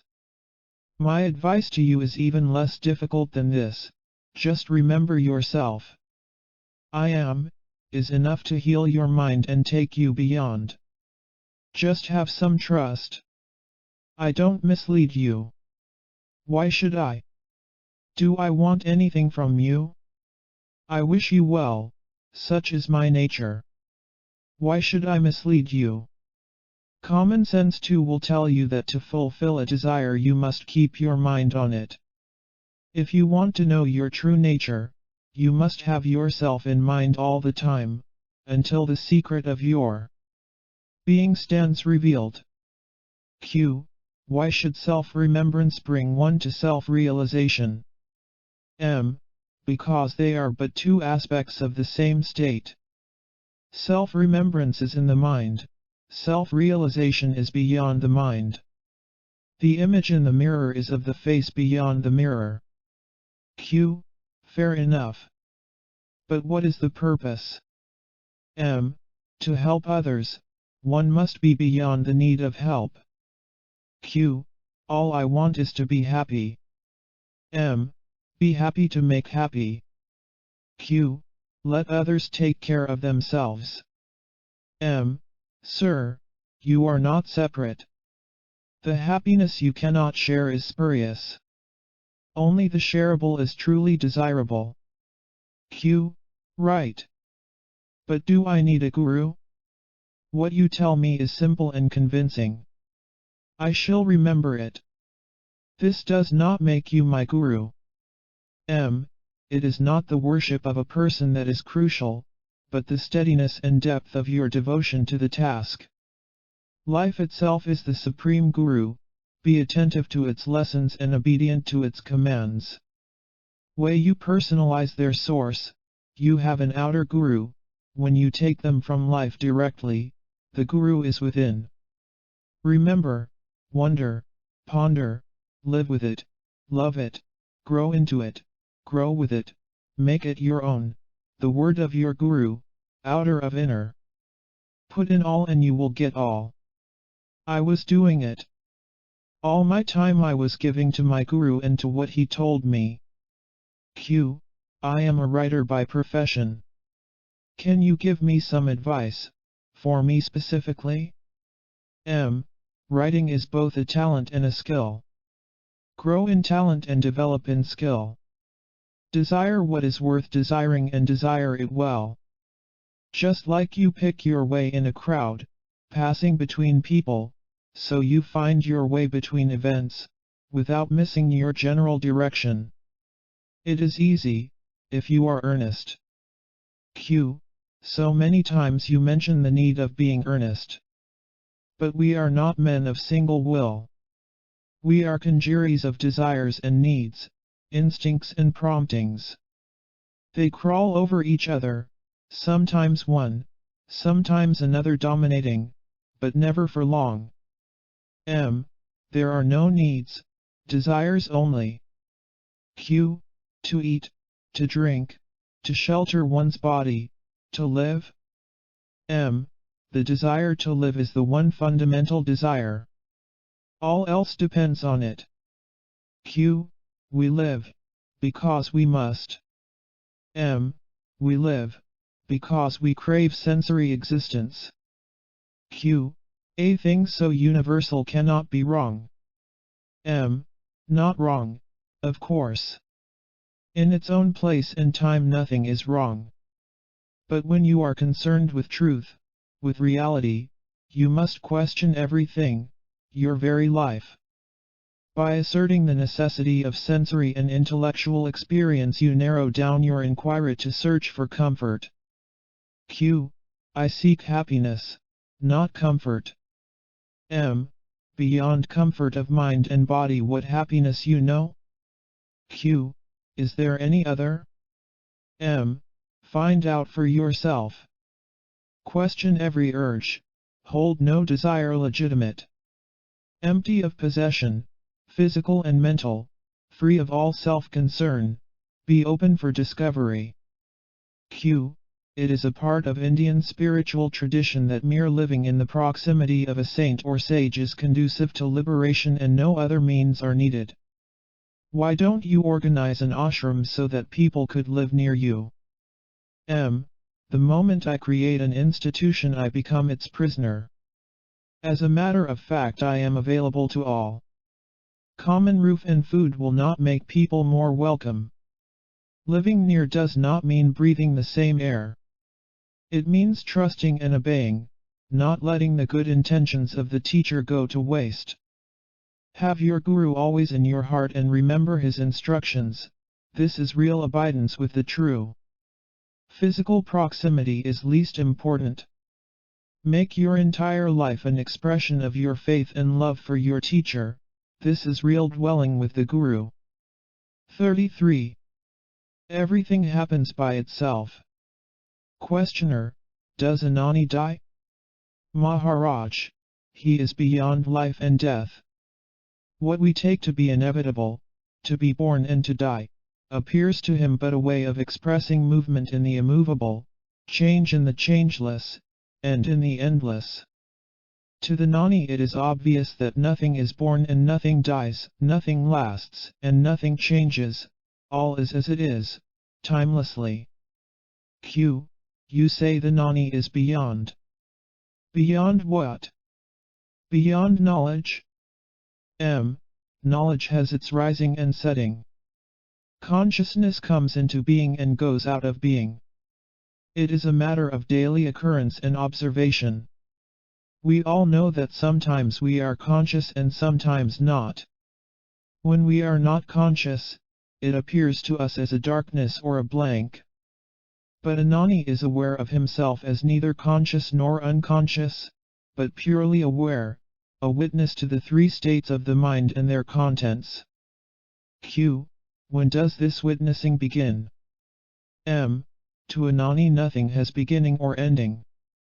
As salt dissolves in water, so does everything dissolve into pure being. Wisdom is eternally negating the unreal. To see the unreal is wisdom. Beyond this lies the inexpressible. Q. There is in me the conviction, I am the body. Granted, I am talking from unwisdom. But the state of feeling oneself the body-mind, the mind-body, or even pure mind, when did it begin? M. You cannot speak of a beginning of consciousness. The very ideas of beginning and time are within consciousness. To talk meaningfully of the beginning of anything, you must step out of it. And the moment you step out you realize that there is no such thing and never was. There is only reality, in which no thing has any being on its own. Like waves are inseparable from the ocean, so is all existence rooted in being. Q. The fact is that here and now I am asking you, when did the feeling I am the body arise? At my birth? Or this morning? M. Now. Q. But I remember having it yesterday too. M. The memory of yesterday is now only. Q. But surely I exist in time. I have a past and a future. M. That is how you imagine, now. Q. There must have been a beginning. M. Now. Q. And what about ending? M. What has no beginning cannot end. Q. But I am conscious of my question. M. A false question cannot be answered. It can only be seen as false. Q. To me it is real. M. When did it appear real to you? Now. Q. Yes, it is quite real to me, now. M. What is real about your question? It is a state of mind. No state of mind can be more real than the mind itself. Is the mind real? It is but a collection of states, each of them transitory. How can a succession of transitory states be considered real? Q. Like beads on a string, events follow events, forever. M. They are all strung on the basic idea, I am the body. But even this is a mental state and does not last. It comes and goes like all other states. The illusion of being the body-mind is there, only because it is not investigated. Non-investigation is the thread on which all the states of mind are strung. It is like darkness in a closed room. It is there, apparently. But when the room is opened, where does it go? It goes nowhere, because it was not there. All states of mind, all names and forms of existence are rooted in non-inquiry, non-investigation, in imagination and credulity. It is right to say I am, but to say I am this, I am that is a sign of not inquiring, not examining, of mental weakness or lethargy. Q. If all is light, how could darkness arise? How can there be darkness in the midst of light? M. There is no darkness in the midst of light. Self-forgetfulness is the darkness. When we are absorbed in other things, in the not-self, we forget the self. There is nothing unnatural about it. But, why forget the self through excess of attachment? Wisdom lies in never forgetting the self as the ever-present source of both the experiencer and his experience. Q. In my present state the I am the body idea comes spontaneously, while the I am pure being idea must be imposed on the mind as something true but not experienced. M. Yes, sadhana, practice, consists in reminding oneself forcibly of one's pure beingness, of not being anything in particular, nor a sum of particulars, not even the totality of all particulars, which make up a universe. All exists in the mind. Even the body is an integration in the mind of a vast number of sensory perceptions, each perception also a mental state. If you say, I am the body, show it. Q. Here it is. M. Only when you think of it. Both mind and body are intermittent states. The sum total of these flashes creates the illusion of existence. Inquire what is permanent in the transient, real in the unreal. This is sadhana. Q. The fact is that I am thinking of myself as the body. M. Think of yourself by all means. Only don't bring the idea of a body into the picture. There is only a stream of sensations, perceptions, memories, and ideations. The body is an abstraction, created by our tendency to seek unity in diversity, which again is not wrong. Q. I am being told that to think I am the body is a blemish in the mind. M. Why talk like this? Such expressions create problems. The self is the source of all, and of all, the final destination. Nothing is external. Q. When the body idea becomes obsessive, is it not altogether wrong? M. There is nothing wrong in the idea of a body, nor even in the idea I am the body. But limiting oneself to one body only is a mistake. In reality all existence, every form, is my own, within my consciousness. I cannot tell what I am because words can describe only what I am not.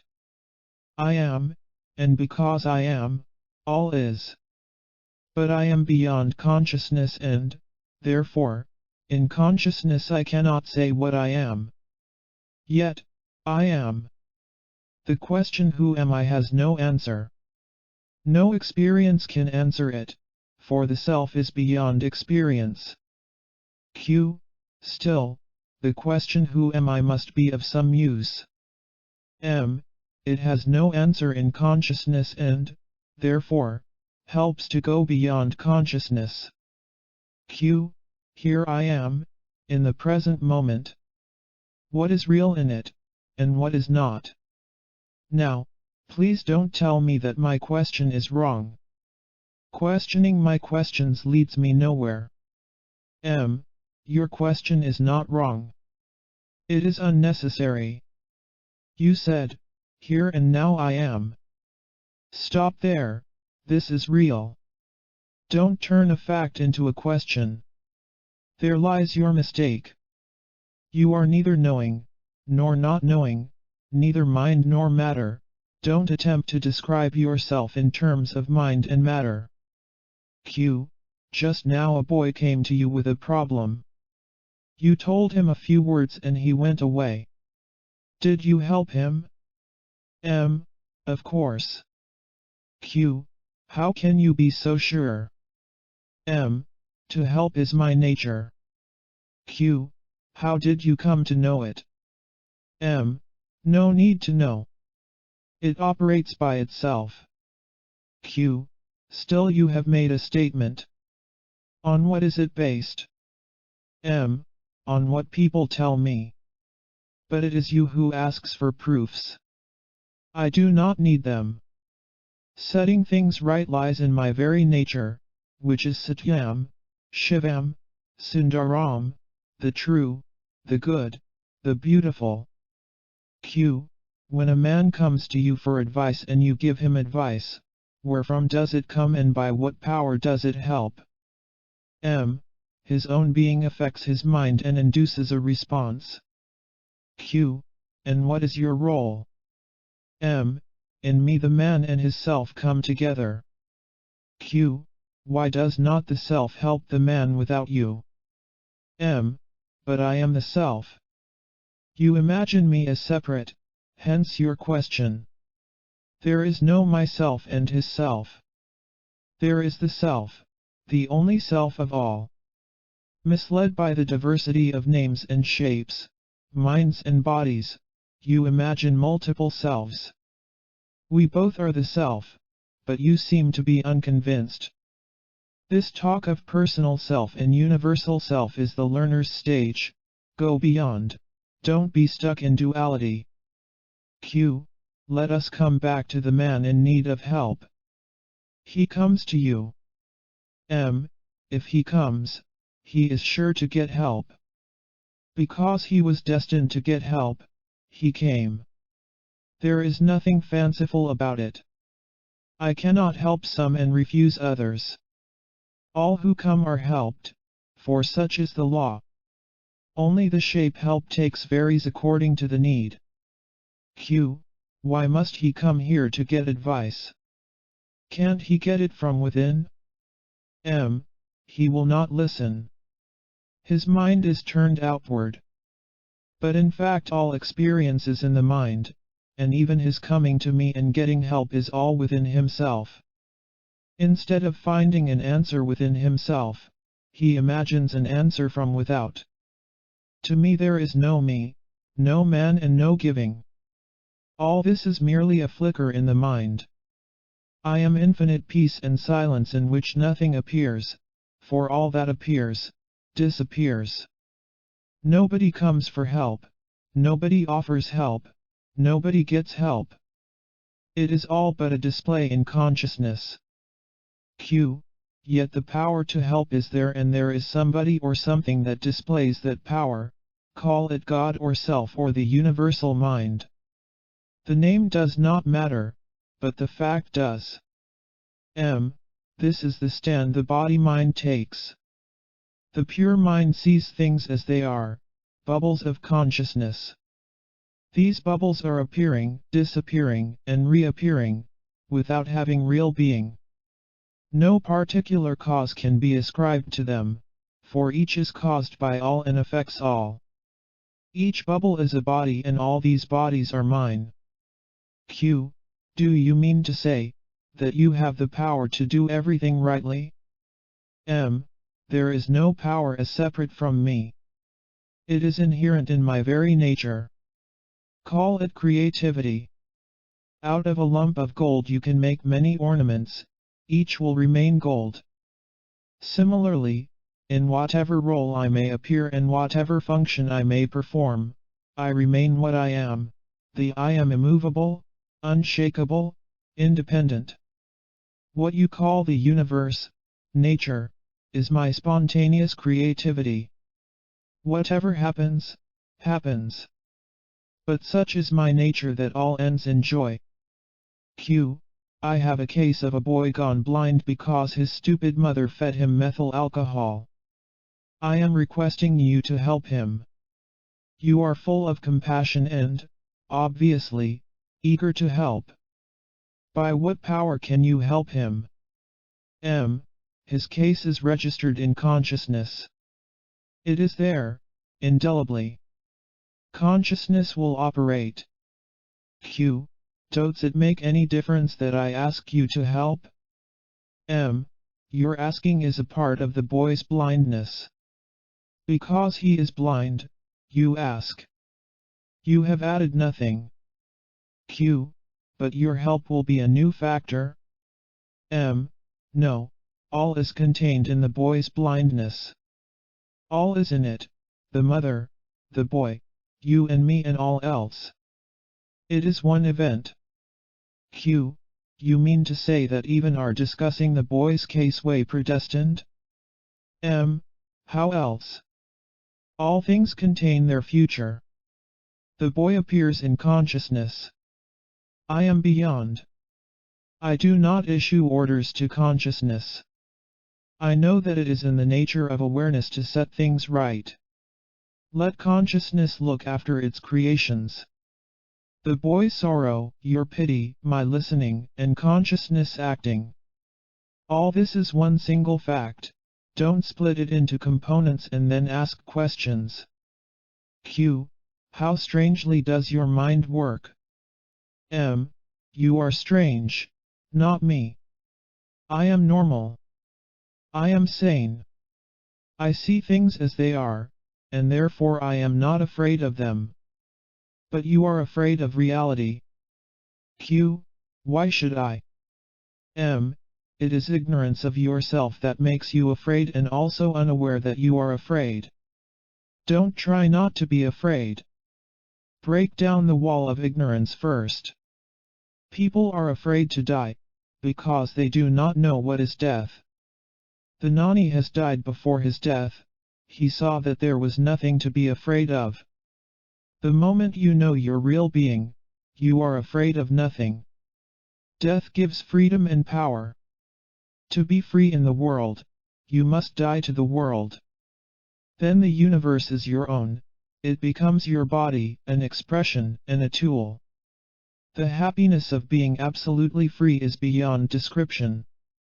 On the other hand, he who is afraid of freedom cannot die. Q. You mean that one who cannot die, cannot live? M. Put it as you like. Attachment is bondage. Detachment is freedom. To crave is to slave. Q. Does it follow that if you are saved, the world is saved? M. As a whole the world does not need saving. Man makes mistakes and creates sorrow. When it enters the field of awareness, the consciousness of Anani, it is set right. Such is his nature. Q.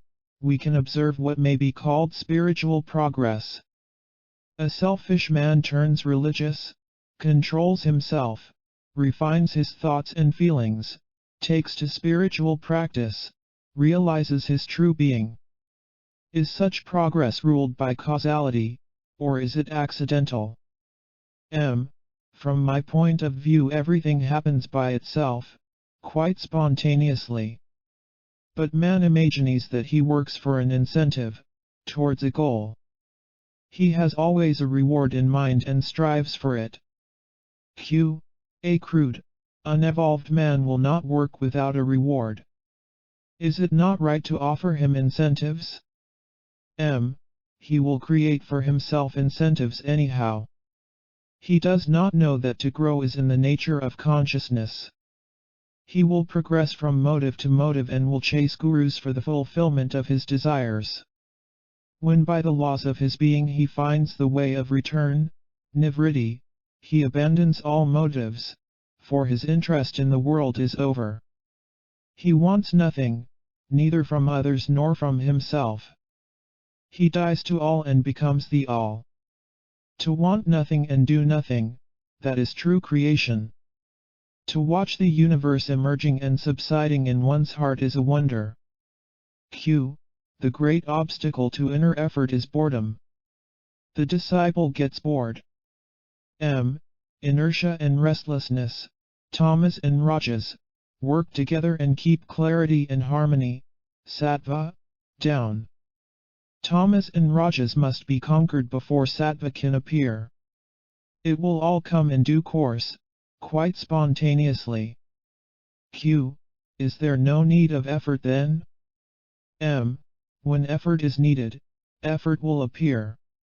When effortlessness becomes essential, it will assert itself. You need not push life about. Just flow with it and give yourself completely to the task of the present moment, which is the dying now to the now. For living is dying. Without death life cannot be. Get hold of the main thing, that the world and the self are one and perfect. Only your attitude is faulty and needs readjustment. This process or readjustment is what you call sadhana. You come to it by putting an end to indolence and using all your energy to clear the way for clarity and charity. But in reality these all are signs of inevitable growth. Don't be afraid, don't resist, don't delay. Be what you are. There is nothing to be afraid of. Trust and try. Experiment honestly. Give your real being a chance to shape your life. You will not regret. 34. Mind is restlessness itself. Questioner: I am a Swede by birth. Now am teaching Hatha Yoga in Mexico and in the States. Maharaj: where did you learn it?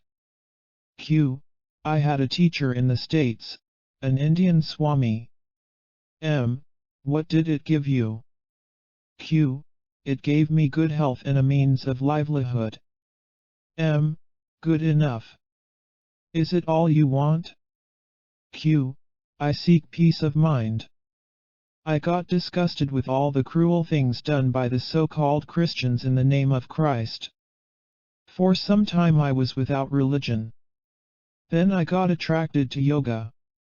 M: what did you gain? Q: I studied the philosophy of yoga and it did help me.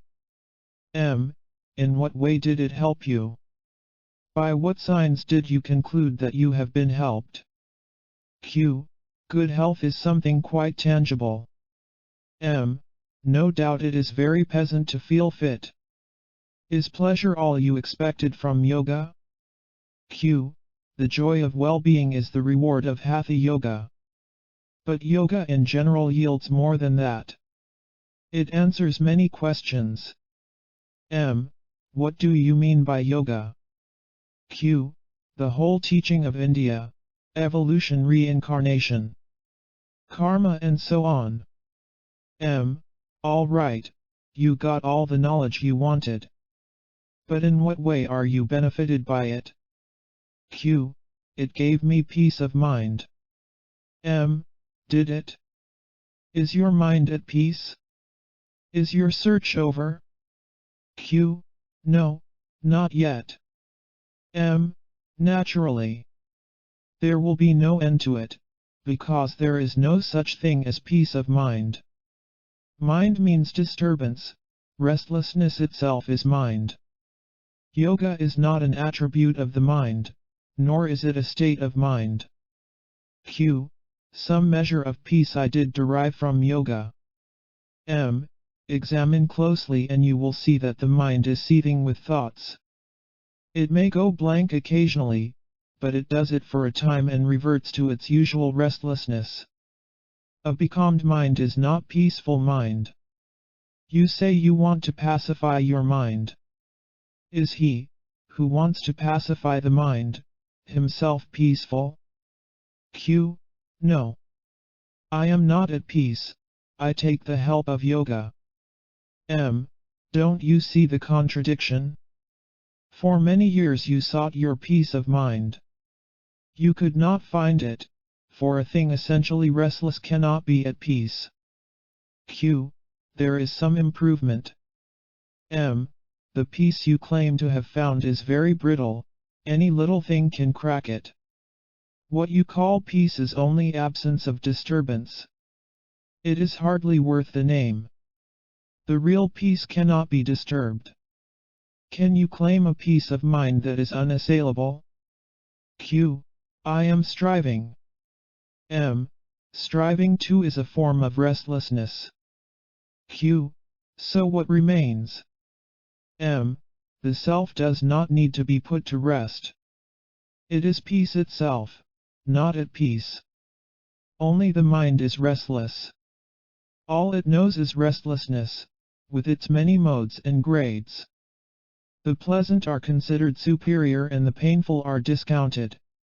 What we call progress is merely a change over from the unpleasant to the pleasant.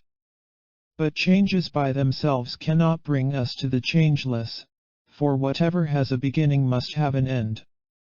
The real does not begin, it only reveals itself as beginningless and endless, all-pervading, all-powerful, immovable prime mover, timelessly changeless. Q. So what has one to do? M. Through yoga you have accumulated knowledge and experience. This cannot be denied.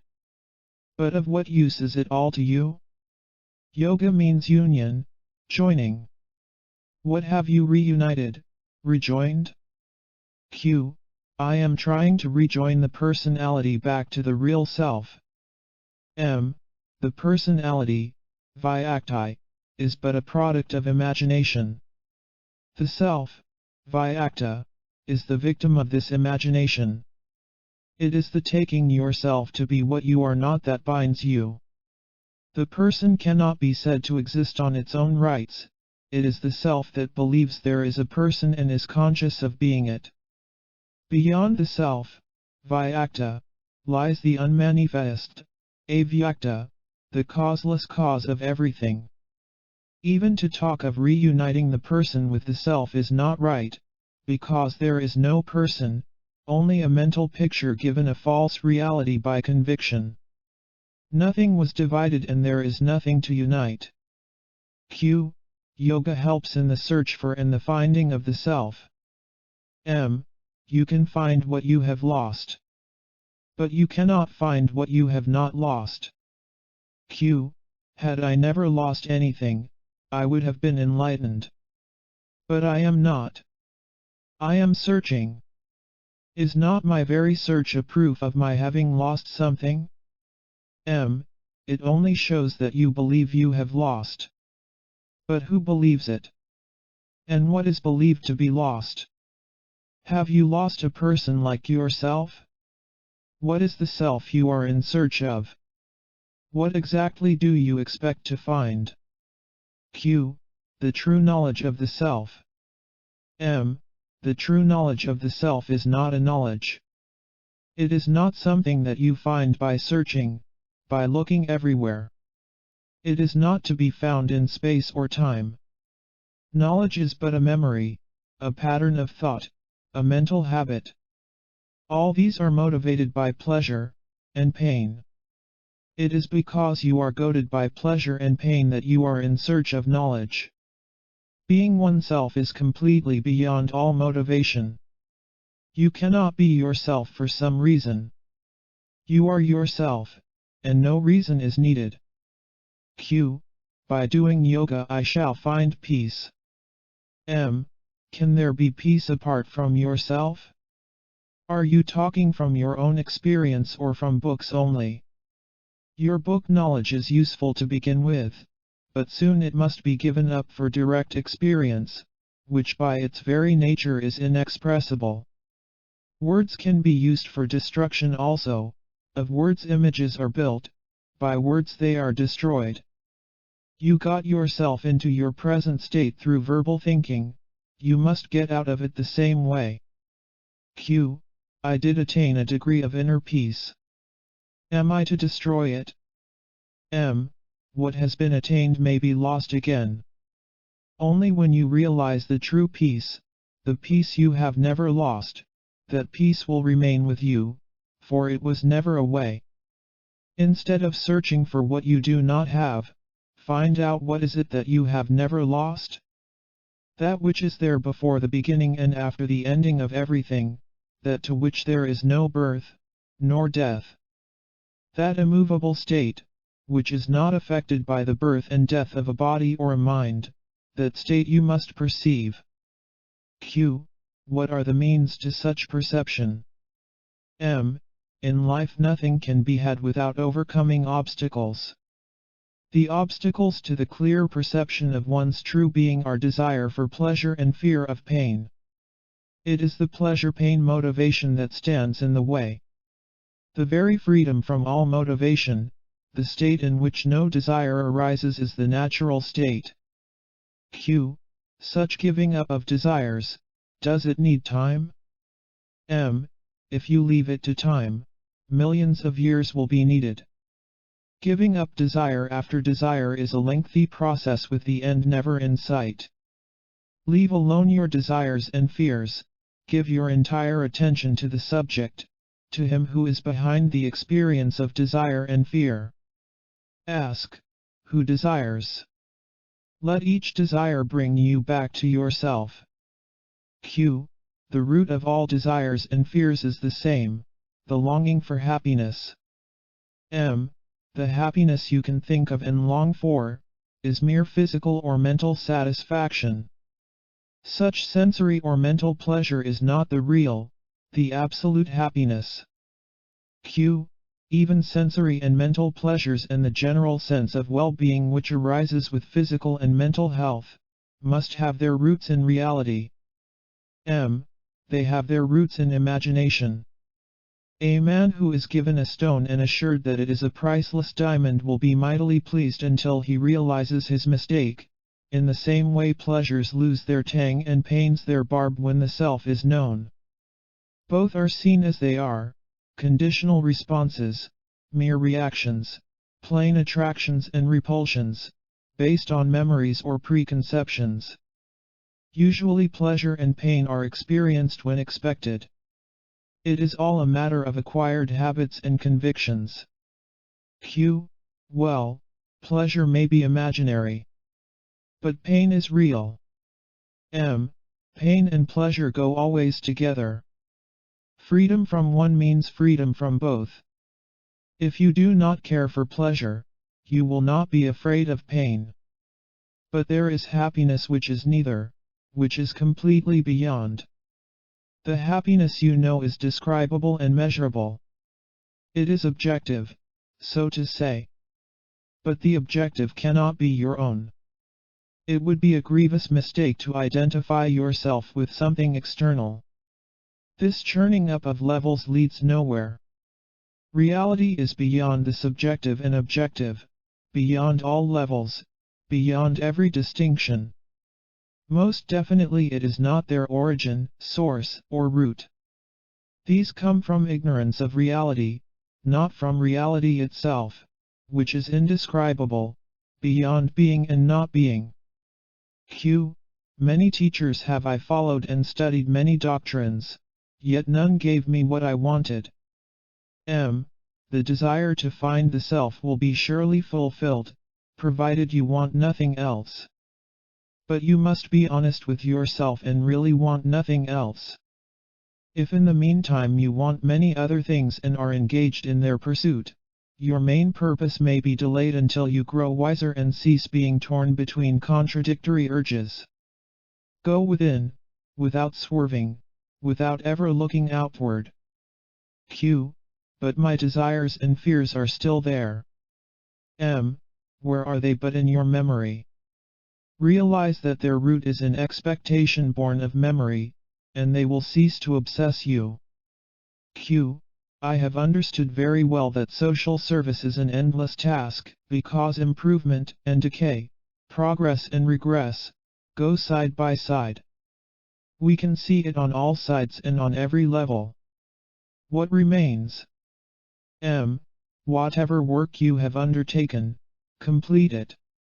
Do not take up new tasks, unless it is called for by a concrete situation of suffering and relief from suffering. Find yourself first, and endless blessings will follow. Nothing profits the world as much as the abandoning of profits. A man who no longer thinks in terms of loss and gain is the truly nonviolent man, for he is beyond all conflict. Q. Yes. I was always attracted by the idea of ahimsa, non-violence. M. Primarily, ahimsa means what it says, don't hurt. It is not doing good that comes first, but ceasing to hurt, not adding to suffering. Pleasing others is not ahimsa. Q. I am not talking of pleasing, but I am all for helping others. M. The only help worth giving is freeing from the need for further help. Repeated help is no help at all. Do not talk of helping another, unless you can put him beyond all need of help. Q. How does one go beyond the need of help? And can one help another to do so? M. When you have understood that all existence, in separation and limitation, is painful, and when you are willing and able to live integrally, in oneness with all life, as pure being, you have gone beyond all need of help. You can help another by precept and example and, above all, by your being. You cannot give what you do not have, and you don't have what you are not. You can only give what you are, and of that you can give limitlessly. Q. But, is it true that all existence is painful? M. What else can be the cause of this universal search for pleasure? Does a happy man seek happiness? How restless people are, how constantly on the move. It is because they are in pain that they seek relief in pleasure. All the happiness they can imagine is in the assurance of repeated pleasure. Q. If what I am, as I am, the person I take myself to be, cannot be happy, then what am I to do? M. You can only cease to be, as you seem to be now. There is nothing cruel in what I say. To wake up a man from a nightmare is compassion. You came here because you are in pain, and all I say is, wake up, know yourself, be yourself. The end of pain lies not in pleasure. When you realize that you are beyond both pain and pleasure, aloof and unassailable, then the pursuit of happiness ceases and the resultant sorrow too. For pain aims at pleasure and pleasure ends in pain, relentlessly. Q. In the ultimate state there can be no happiness. M. Nor sorrow. Only freedom. Happiness depends on something or other and can be lost. Freedom from everything depends on nothing and cannot be lost.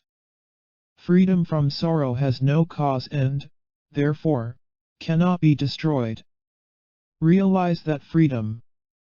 Q. Am I not born to suffer as a result of my past? Is freedom possible at all? Was I born of my own will? Am I not just a creature? M. What is birth and death but the beginning and the ending of a stream of events in consciousness? Because of the idea of separation and limitation they are painful. Momentary relief from pain we call pleasure, and we build castles in the air hoping for endless pleasure which we call happiness. It is all misunderstanding and misuse. Wake up, go beyond, live really. Q. My knowledge is limited, my power negligible. M. Being the source of both, the self is beyond both knowledge and power. The observable is in the mind. The nature of the self is pure awareness, pure witnessing, unaffected by the presence or absence of knowledge or liking. Have your being outside this body of birth and death and all your problems will be solved. They exist because you believe yourself born to die. Undeceive yourself and be free. You are not a person. 35. Greatest Guru is your inner self. Questioner. On all sides I hear that freedom from desires and inclinations is the first condition of self-realization. But I find the condition impossible of fulfillment. Ignorance of oneself causes desires and desires perpetuate ignorance. A truly vicious circle. Maharaj, there are no conditions to fulfill. There is nothing to be done, nothing to be given up. Just look and remember, whatever you perceive is not you, nor yours. It is there in the field of consciousness, but you are not the field and its contents, nor even the knower of the field. It is your idea that you have to do things that entangle you in the results of your efforts, the motive, the desire, the failure to achieve, the sense of frustration, all this holds you back. Simply look at whatever happens and know that you are beyond it. Q. Does it mean I should abstain from doing anything? M. You cannot. What goes on must go on. If you stop suddenly, you will crash. Q. Is it a matter of the known and the knower becoming one? M. Both are ideas in the mind, and words that express them. There is no self in them.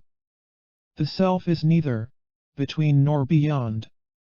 To look for it on the mental level is futile.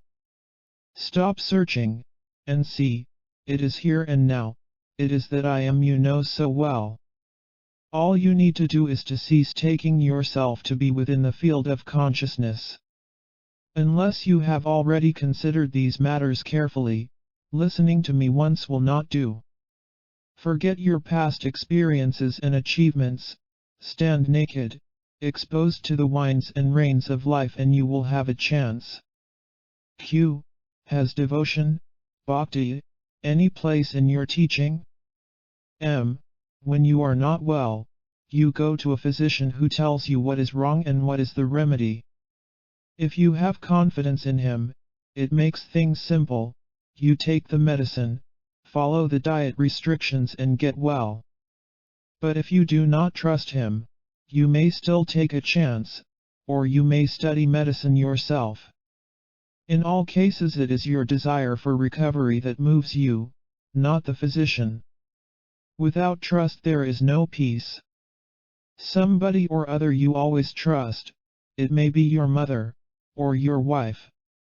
Of all the people, the knower of the self, the liberated man, is the most trustworthy. But merely to trust is not enough. You must also desire. Without desire for freedom, of what use is the confidence that you can acquire freedom? Desire and confidence must go together. The stronger your desire, the easier comes the help. The greatest guru is helpless as long as the disciple is not eager to learn. Eagerness and earnestness are all important. Confidence will come with experience. Be devoted to your goal, and devotion to him who can guide you will follow.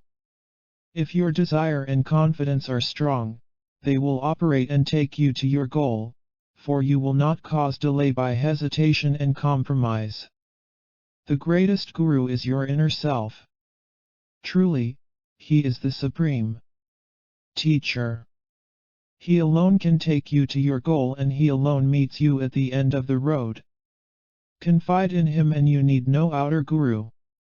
But again, you must have the strong desire to find him and do nothing that will create obstacles and delays. And do not waste energy and time on regrets. Learn from your mistakes and do not repeat them. Q. If you do not mind my asking a personal question? M. Yes, go ahead. Q. I see you sitting on an antelope skin. How does it tally with non-violence? M. All my working life I was a cigarette maker, helping people to spoil their health. And in front of my door the municipality has put up a public lavatory, spoiling my health. In this violent world, how can one keep away from violence of some kind or other? Q. Surely all avoidable violence should be avoided. And yet in India every holy man has his tiger, lion, leopard, or antelope skin to sit on. M. Maybe's because no plastics were available in ancient times and a skin was best to keep the damp away. Rheumatism has no charm, even for a saint. Thus the tradition arose that for lengthy meditations a skin is needed. Just like the drum hide in a temple, so is the antelope skin of a yogi.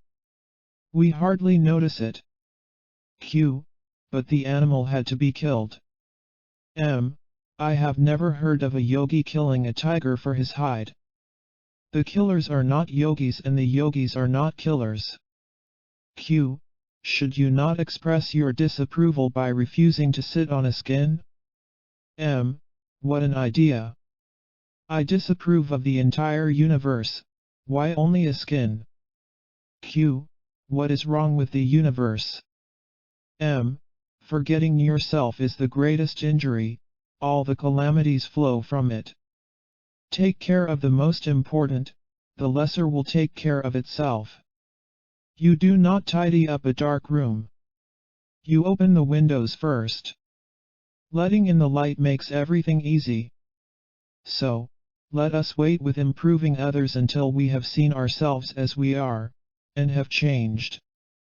There is no need to turn round and round in endless questioning. Find yourself and everything will fall into its proper place. Q. The urge to return to the source is very rare. Is it at all natural? M. Outgoing is natural in the beginning, ingoing, in the end. But in reality the two are one, just like breathing in and out are one. Q. In the same way are not the body and the dweller in the body one? M. Events in time and space, birth and death, cause and effect, these may be taken as one, but the body and the embodied are not of the same order of reality. The body exists in time and space, transient and limited, while the dweller is timeless and spaceless, eternal and all-pervading. To identify the two is a grievous mistake and the cause of endless suffering. You can speak of the mind and body as one, but the body-mind is not the underlying reality. Q. Whoever he may be, the dweller is in control of the body and, therefore, responsible for it. M. There is a universal power which is in control and is responsible. Q. And so, I can do as I like and put the blame on some universal power? How easy? M. Yes, very easy. Just realize the one mover behind all that moves and leave all to him. If you do not hesitate, or cheat, this is the shortest way to reality. Stand without desire and fear, relinquishing all control and all responsibility. Q. What madness! M.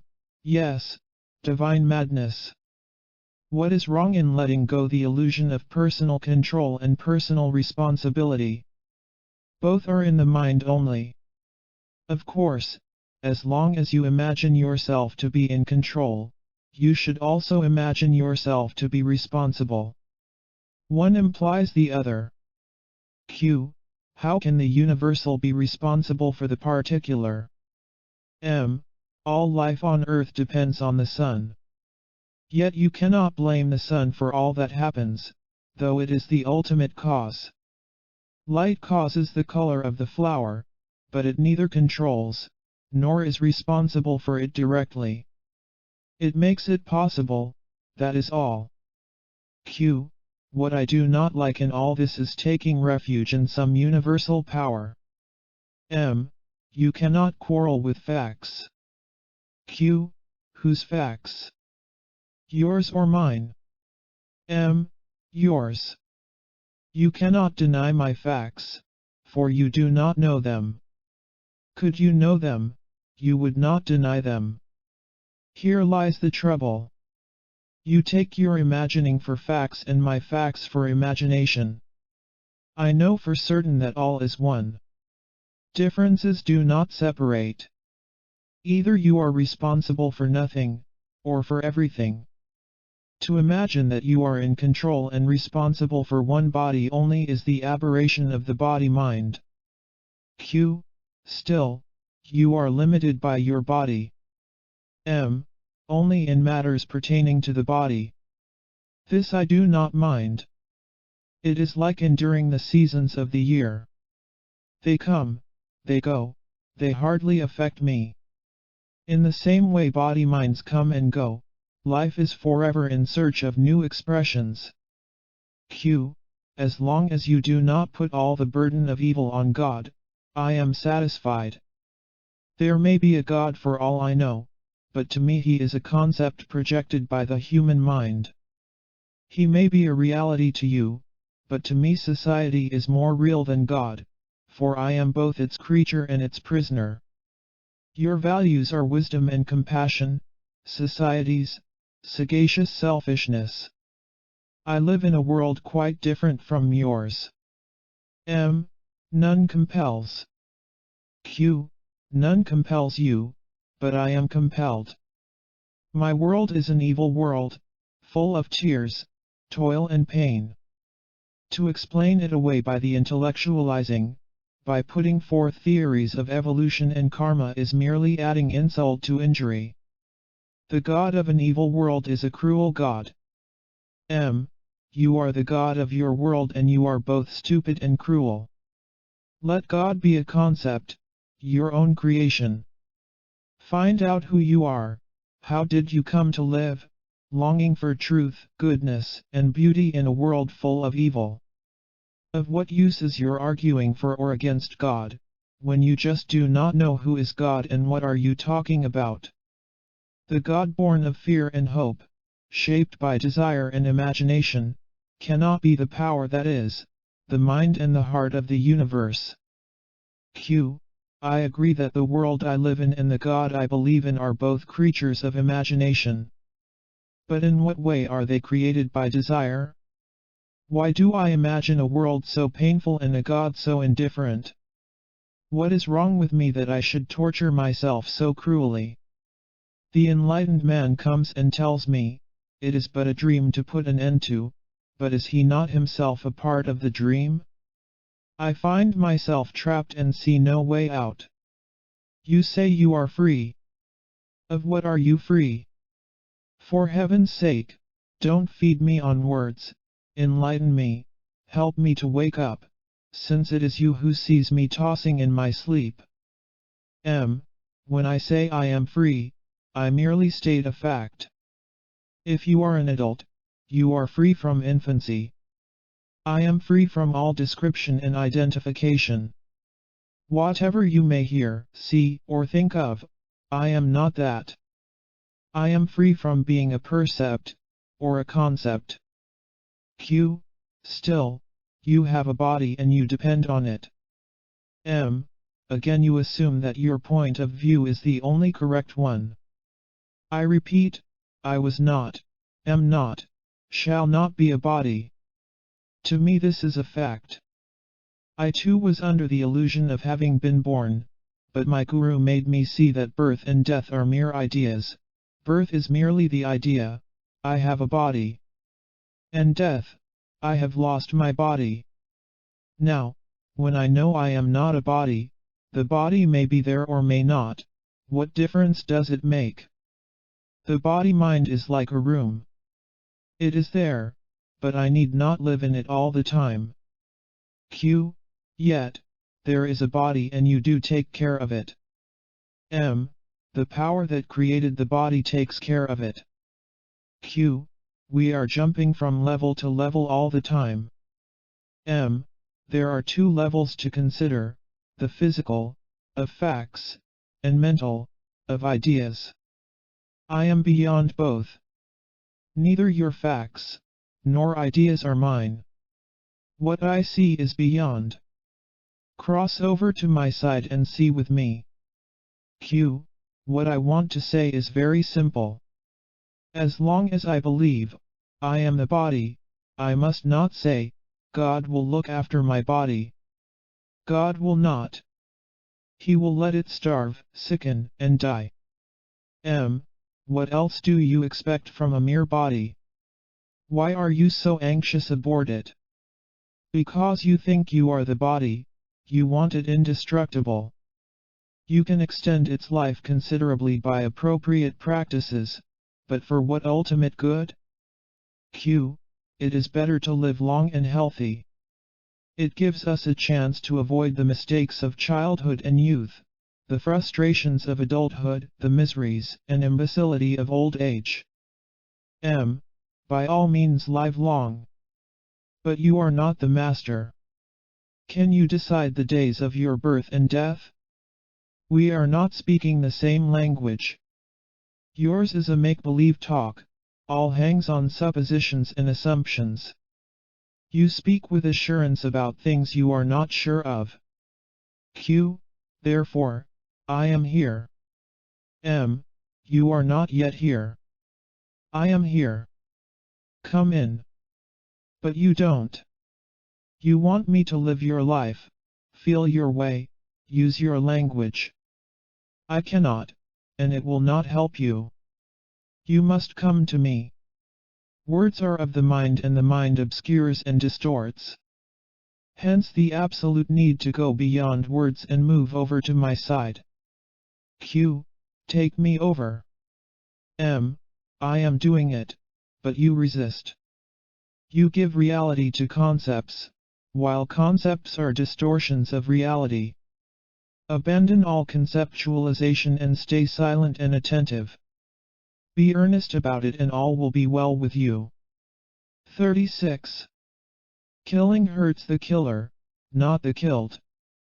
Questioner. 8,000 years ago a man lived and died. His identity, Antarana, reappeared in a new body. Why does he not remember his previous life? And if he does, can the memory be brought into the conscious? Maharaj, how do you know that the same person reappeared in the new body? A new body may mean a new person altogether. Q. Imagine a pot of ghee. Indian clarified butter. When the pot breaks, the ghee remains and can be transferred to another pot. The old pot had its own scent, the new, its own. The ghee will carry the scents from pot to pot. In the same way the personal identity is transferred from body to body. M. It is all right. When there is the body, its peculiarities affect the person. Without the body we have the pure identity in the sense of I am. But when you are reborn in a new body, where is the world formerly experienced? Q. Every body experiences its own world. M. In the present body, the old body, is it merely an idea, or is it a memory? Q. An idea, of course. How can a brain remember what it has not experienced? M. You have answered your own question. Why play with ideas? Be content with what you are sure of. And the only thing you can be sure of is I am. Stay with it, and reject everything else. This is yoga. Q. I can reject only verbally. At best I remember to repeat the formula, this is not me, this is not mine. I am beyond all this. M. Good enough. First verbally, then mentally, and emotionally, then in action. Give attention to the reality within you and it will come to light. It is like churning the cream for butter. Do it correctly and assiduously and the result is sure to come. Q. How can the absolute be the result of a process? M. You are right, the relative cannot result in the absolute. But the relative can block the absolute, just as the non-churning of the cream may prevent the butter from separating. It is the real that creates the urge, the inner prompts the outer and the outer responds in interest and effort. But ultimately there is no inner, nor outer. The light of consciousness is both the creator and the creature, the experiencer and the experience, the body and the embodied. Take care of the power that projects all this and your problems will come to an end. Q. Which is the projecting power? M. It is imagination prompted by desire. Q. I know all this, but have no power over it. M. This is another illusion of yours, born from craving for results. Q. What is wrong with purposeful action? M. It does not apply. In these matters there is no question of purpose, nor of action. All you need is to listen, remember, ponder. It is like taking food. All you can do is to bite off, chew and swallow. All else is unconscious and automatic. Listen, remember, and understand. The mind is both the actor and the stage. All is of the mind and you are not the mind. The mind is born and reborn, not you. The mind creates the world and all the wonderful variety of it. Just like in a good play you have all sorts of characters and situations, so you need a little of everything to make a world. Q. Nobody suffers in a play. M. Unless one identifies himself with. Don't identify yourself with the world and you will not suffer. Q. Others will. M. Then make your world perfect, by all means. If you believe in God, work with Him. If you do not, become one. Either see the world as a play or work at it with all your might. Or both. Q. What about the identify of the dying man? What happens to it when he is dead? Do you agree that it continues in another body? M. It continues and yet it does not. All depends how you look at it. What is identity, after all? Continuity in memory? Can you talk of identity without memory? Q. Yes, I can. The child may not know its parents, yet the hereditary characteristics will be there. M. Who identifies them? Somebody with a memory to register and compare. Don't you see that memory is the warp of your mental life? An identity is merely a pattern of events in time and space. Change the pattern and you have changed the man. Q. The pattern is significant and important. It has its own value. By saying that a woven design is merely colored threads you miss the most important, the beauty of it. Or by describing a book as paper with ink stains on it, you miss the meaning. Identity is valuable because it is the basis of individuality, that which makes us unique and irreplaceable. I am is the intuition of uniqueness. M. Yes and no. Identity, individuality, uniqueness, they are the most valuable aspects of the mind, yet of the mind only. I am all there is to is an experience equally valid. The particular and the universal are inseparable. They are the two aspects of the nameless, as seen from without and from within. Unfortunately, words only mention, but don't convey. Try to go beyond the words. Q. What dies with death? M. The idea I am this body dies, the witness does not. Q. The Jains believe in a multiplicity of witnesses, forever separate. M. That is their tradition based on the experience of some great people. The one witness reflects itself in the countless bodies as I am. As long as the bodies, however subtle, last, the I am appears as many. Beyond the body there is only the one. Q. God? M. The Creator is a person whose body is the world. The Nameless One is beyond all gods. Q. Sri Ramana Maharshi died. What difference did it make to him? M. None. What he was, he is, the absolute reality. Q. But to the common man death makes a difference. M. What he thinks himself to be before death he continues to be after death. His self-image survives. Q. The other day there was a talk about the use by the Nani of animal skins for meditation etc. I was not convinced. It is easy to justify everything by referring to custom and tradition. Customs may be cruel and tradition corrupt. They explain, but do not justify. M. I never meant to say that lawlessness follows self-realization. A liberated man is extremely law-abiding. But his laws are the laws of his real self, not of his society.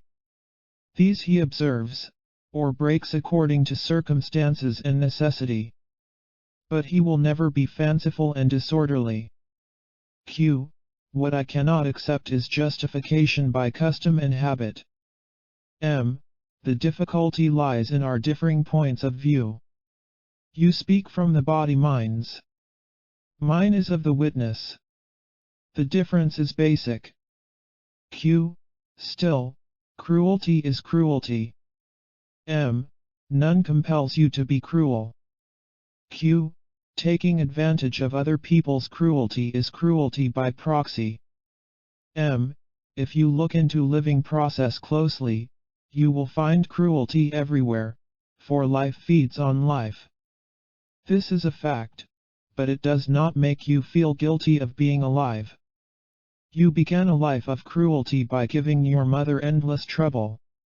To the last day of your life you will compete for food, clothing, shelter, holding on to your body, fighting for its needs, wanting it to be secure, in a world of insecurity and death.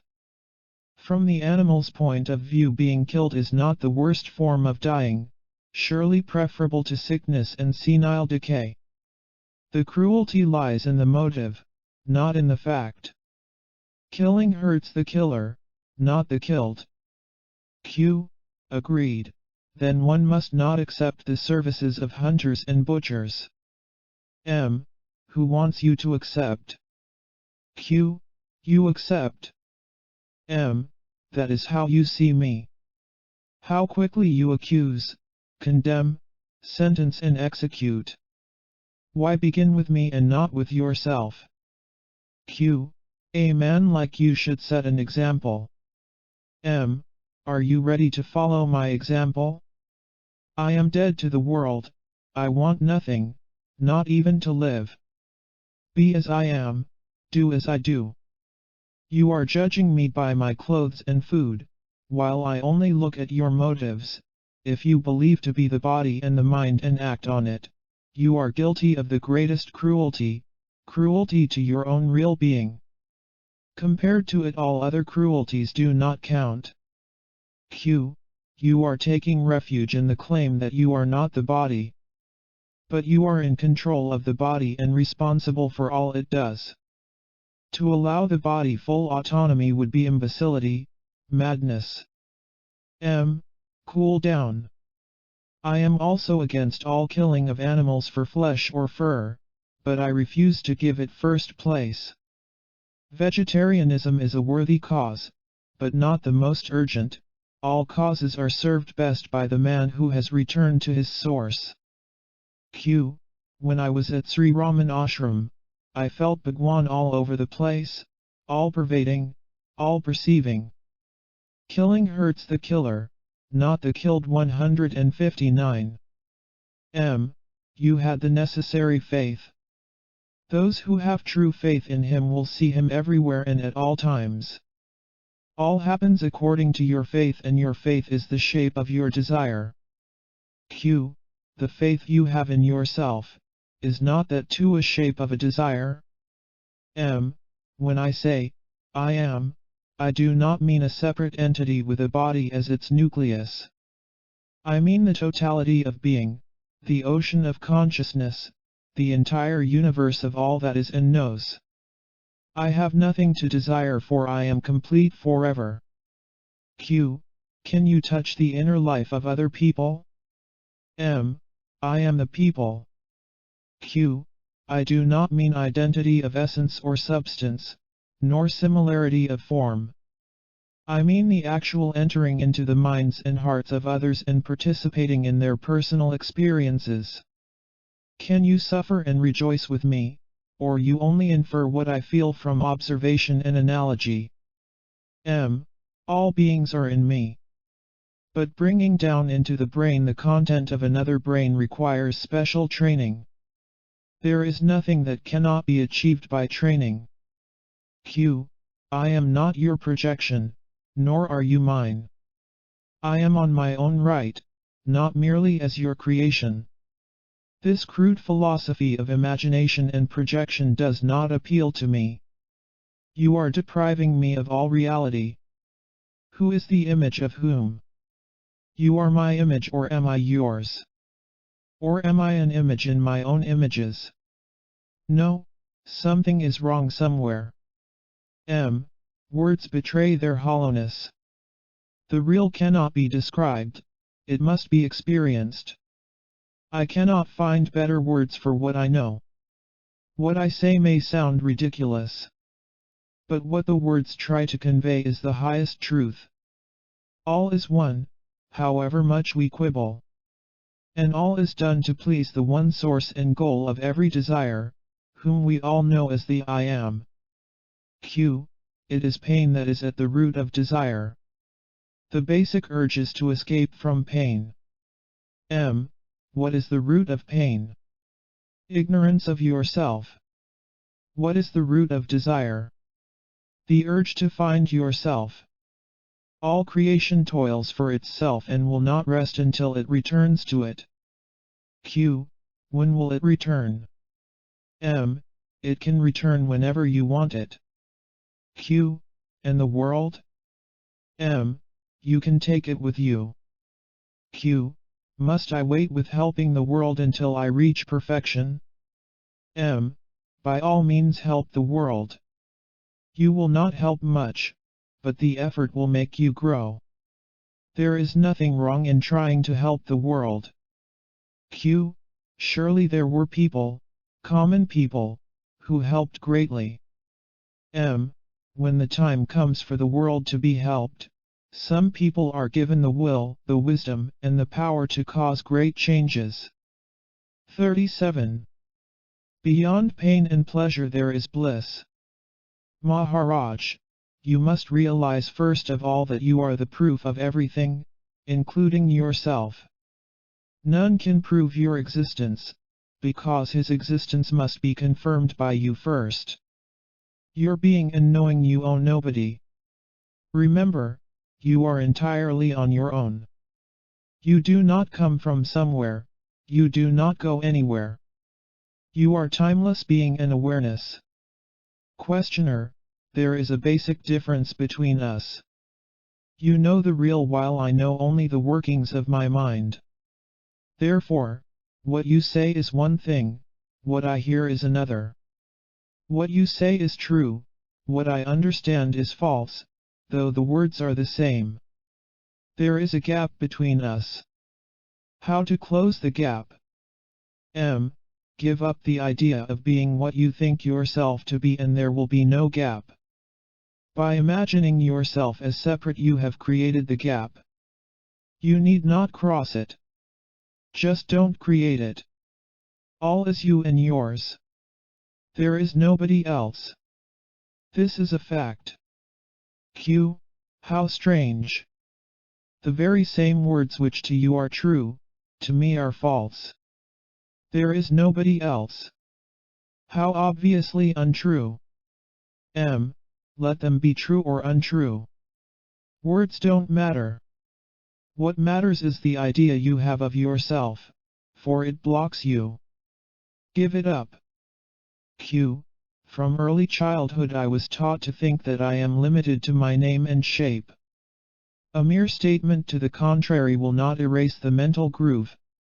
A regular brainwashing is needed, if at all it can be done. M. You call it brainwashing, I call it yoga, leveling up all the mental ruts. You must not be compelled to think the same thoughts again and again. Move on. Q. Easier said than done. M. Don't be childish. Easier to change, than to suffer. Grow out of your childishness, that is all. Q. Such things are not done. They happen. M. Everything happens all the time, but you must be ready for it. Readiness is ripeness. You do not see the real because your mind is not ready for it. Q. If reality is my real nature, how can I ever be unready? M. Unready means afraid. You are afraid of what you are. Your destination is the whole. But you are afraid that you will lose your identity. This is childishness, clinging to the toys, to your desires and fears, opinions, and ideas. Give it all up and be ready for the real to assert itself. This self-assertion is best expressed in words, I am. Nothing else has being. Of this you are absolutely certain. Q. I am, of course, but I know also. And I know that I am so and so, the owner of the body, in manifold relations with other owners. 162. M. It is all memory carried over into the now. Q. I can be certain only of what is now. Past and future, memory and imagination, these are mental states, but they are all I know and they are now. You are telling me to abandon them. How does one abandon the now? You are moving into the future all the time whether you like it or not. Q. I am moving from now into now. I do not move at all. Everything else moves, not me. Granted. But your mind does move. In the now you are both the movable and the immovable.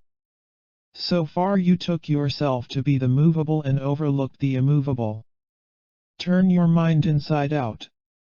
Overlook the movable and you will find yourself to be the ever-present, changeless reality, inexpressible, but solid like a rock. Q. If it is now, why am I not aware of it? Because you hold on to the idea that you are not aware of it. Let go the idea. Q.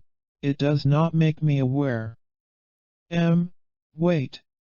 You want to be on both sides of the wall at the same time. You can, but you must remove the wall. Or realize that the wall and both sides of it are one single space, to which no idea like here or there applies. Q. Similes prove nothing. My only complaint is this: why do I not see what you see, why your words do not sound true in my mind? Let me know this much, all else can wait. You are wise and I am stupid, you see, I don't. Where and how shall I find my wisdom? If you know yourself to be stupid, you are not stupid at all. Q. Just as knowing myself sick does not make me well, so knowing myself foolish cannot make me wise. To know that you are ill must you not be well initially? Q. Oh, no. I know by comparison.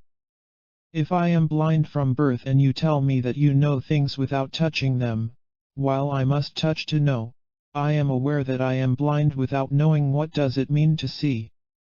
Similarly, I know that I am lacking something when you assert things which I cannot grasp.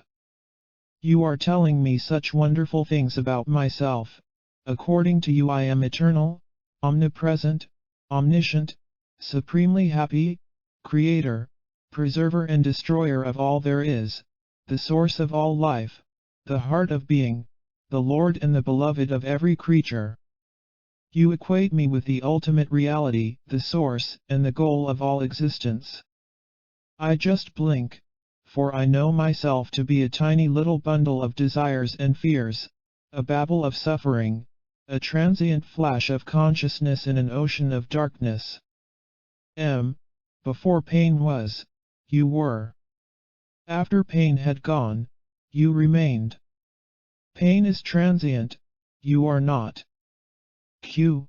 I am sorry, but I do not see what you see. From the day I was born till the day I die, pain and pleasure will weave the pattern of my life. Of being before birth and after death I know nothing. I neither accept nor deny you. I hear what you say, but I do not know it. Now you are conscious, are you not? Q. Please do not ask me about before and after. I just know only what is now. Good enough. You are conscious. Hold on to it. There are states when you are not conscious. Call it unconscious being. Q. Being unconscious? Consciousness and unconsciousness do not apply here. Existence is in consciousness, essence is independent of consciousness. Q. It is void? Is it silence? Why elaborate? Being pervades and transcends consciousness. Objective consciousness is a part of pure consciousness, not beyond it. Q. How do you come to know a state of pure being which is neither conscious nor unconscious? All knowledge is in consciousness only. There may be such a state as the abeyance of the mind, Does consciousness then appear as the witness? M. The witness only registers events. In the abeyance of the mind even the sense I am dissolves. There is no I am without the mind. Q. Without the mind means without thoughts. I am as a thought subsides. I am as the sense of being remains. M. All experience subsides with the mind. Without the mind there can be no experiencer nor experience. Q. Does not the witness remain? M. The witness merely registers the presence or absence of experience. It is not an experience by itself, but it becomes an experience when the thought, I am the witness arises. Q. All I know is that sometimes the mind works and sometimes it stops. The experience of mental silence I call the abeyance of the mind. M. Call it silence, or void, or abeyance. The fact is that the three, experiencer, experiencing, experience, are not. In witnessing, in awareness, self-consciousness, the sense of being this or that, is not. Unidentified being remains. Q. As a state of unconsciousness? M. With reference to anything, it is the opposite. It is also between and beyond all opposites. It is neither consciousness nor unconsciousness, nor midway, nor beyond the two. It is by itself, not with reference to anything which may be called experience or its absence. Q. How strange! You speak of it as if it were an experience. M. When I think of it, it becomes an experience. Q. Like the invisible light, intercepted by a flower, becoming color? M. Yes, you may say so. It is in the color but not the color. Q. The same old fourfold negation of Nagarjuna, neither this nor that, nor both, nor either. My mind reels. M. Your difficulty stems from the idea that reality is a state of consciousness, one among many. You tend to say, this is real. That is not real. And this is partly real, partly unreal, as if reality were an attribute or quality to have in varying measures. Q. Let me put it differently. After all, consciousness becomes a problem only when it is painful. An ever-blissful state does not give rise to questions. We find all consciousness to be a mixture of the pleasant and the painful. Why? M. All consciousness is limited and therefore painful. At the root of consciousness lies desire, the urge to experience. Q. Do you mean to say that without desire there can be no consciousness? And what is the advantage of being unconscious? If I have to forego pleasure for the freedom from pain, I better keep both. M. Beyond pain and pleasure there is bliss. Q. Unconscious bliss, of what use is it? M. Neither conscious nor unconscious. Real. Q. What is your objection to consciousness? M. It is a burden. Body means burden. Sensations, desires, thoughts, these are all burdens. All consciousness is of conflict. Q. Reality is described as true being, pure consciousness, infinite bliss. What has pain to do with it? M. Pain and pleasure happen, but pain is the price of pleasure, pleasure is the reward of pain. In life too you often please by hurting and hurt by pleasing. To know that pain and pleasure are one is peace. Q. All this is very interesting, no doubt, but my goal is more simple. I want more pleasure and less pain in life. What am I to do? M. As long as there is consciousness, there must be pleasure and pain. It is in the nature of the I am, of consciousness, to identify itself with the opposites. Q. then of what use is all this to me? It does not satisfy. M. Who are you, who is unsatisfied? Q. I am, the pain-pleasure man. M. Pain and pleasure are both ananda, bliss. Here I am sitting in front of you and telling you, from my own immediate and unchanging experience, pain and pleasure are the crests and valleys of the waves in the ocean of bliss. Deep down there is utter fullness. Q. Is your experience constant? M. It is timeless and changeless. Q. All I know is desire for pleasure and fear of pain. M. That is what you think about yourself. Stop it. If you cannot break a habit all at once, consider the familiar way of thinking and see its falseness. Questioning the habitual is the duty of the mind. What the mind created, the mind must destroy. Or realize that there is no desire outside the mind and stay out. Q. Honestly, I distrust this explaining everything as mind-made. The mind is only an instrument, as the eye is an instrument. Can you say that perception is creation? I see the world through the window, not in the window. All you say holds well together because of the common foundation, but I do not know whether your foundation is in reality, or only in the mind. I can have only a mental picture of it. What it means to you I do not know. M. As long as you take your stand in the mind, you will see me in the mind. Q. How inadequate are words for understanding? M. Without words, what is there to understand? The need for understanding arises from misunderstanding. What I say is true, but to you it is only a theory. How will you come to know that it is true? Listen, remember, ponder, visualize, experience. Also apply it in your daily life.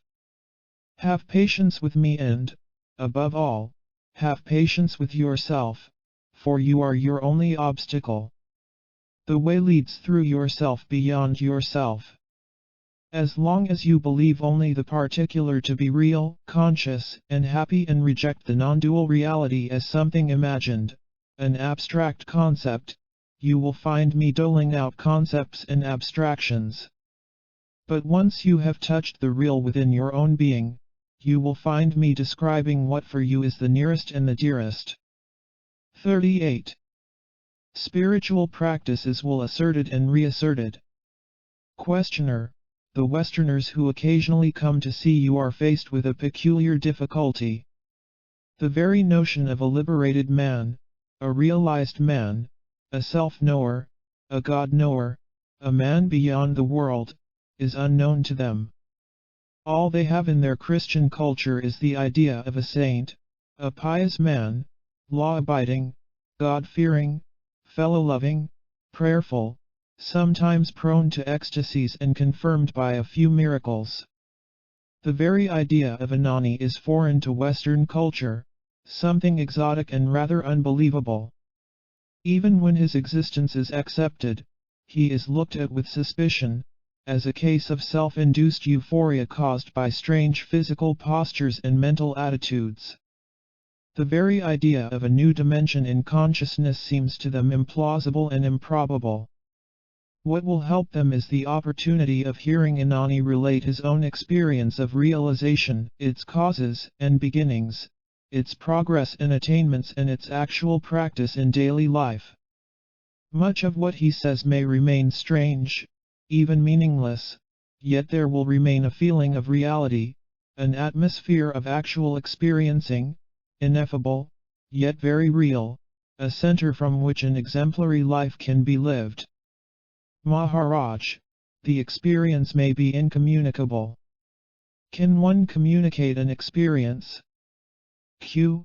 Yes, if one is an artist. The essence of art is communication of feeling, of experience. M. To receive communication, you must be receptive. Q. Of course. There must be a receiver.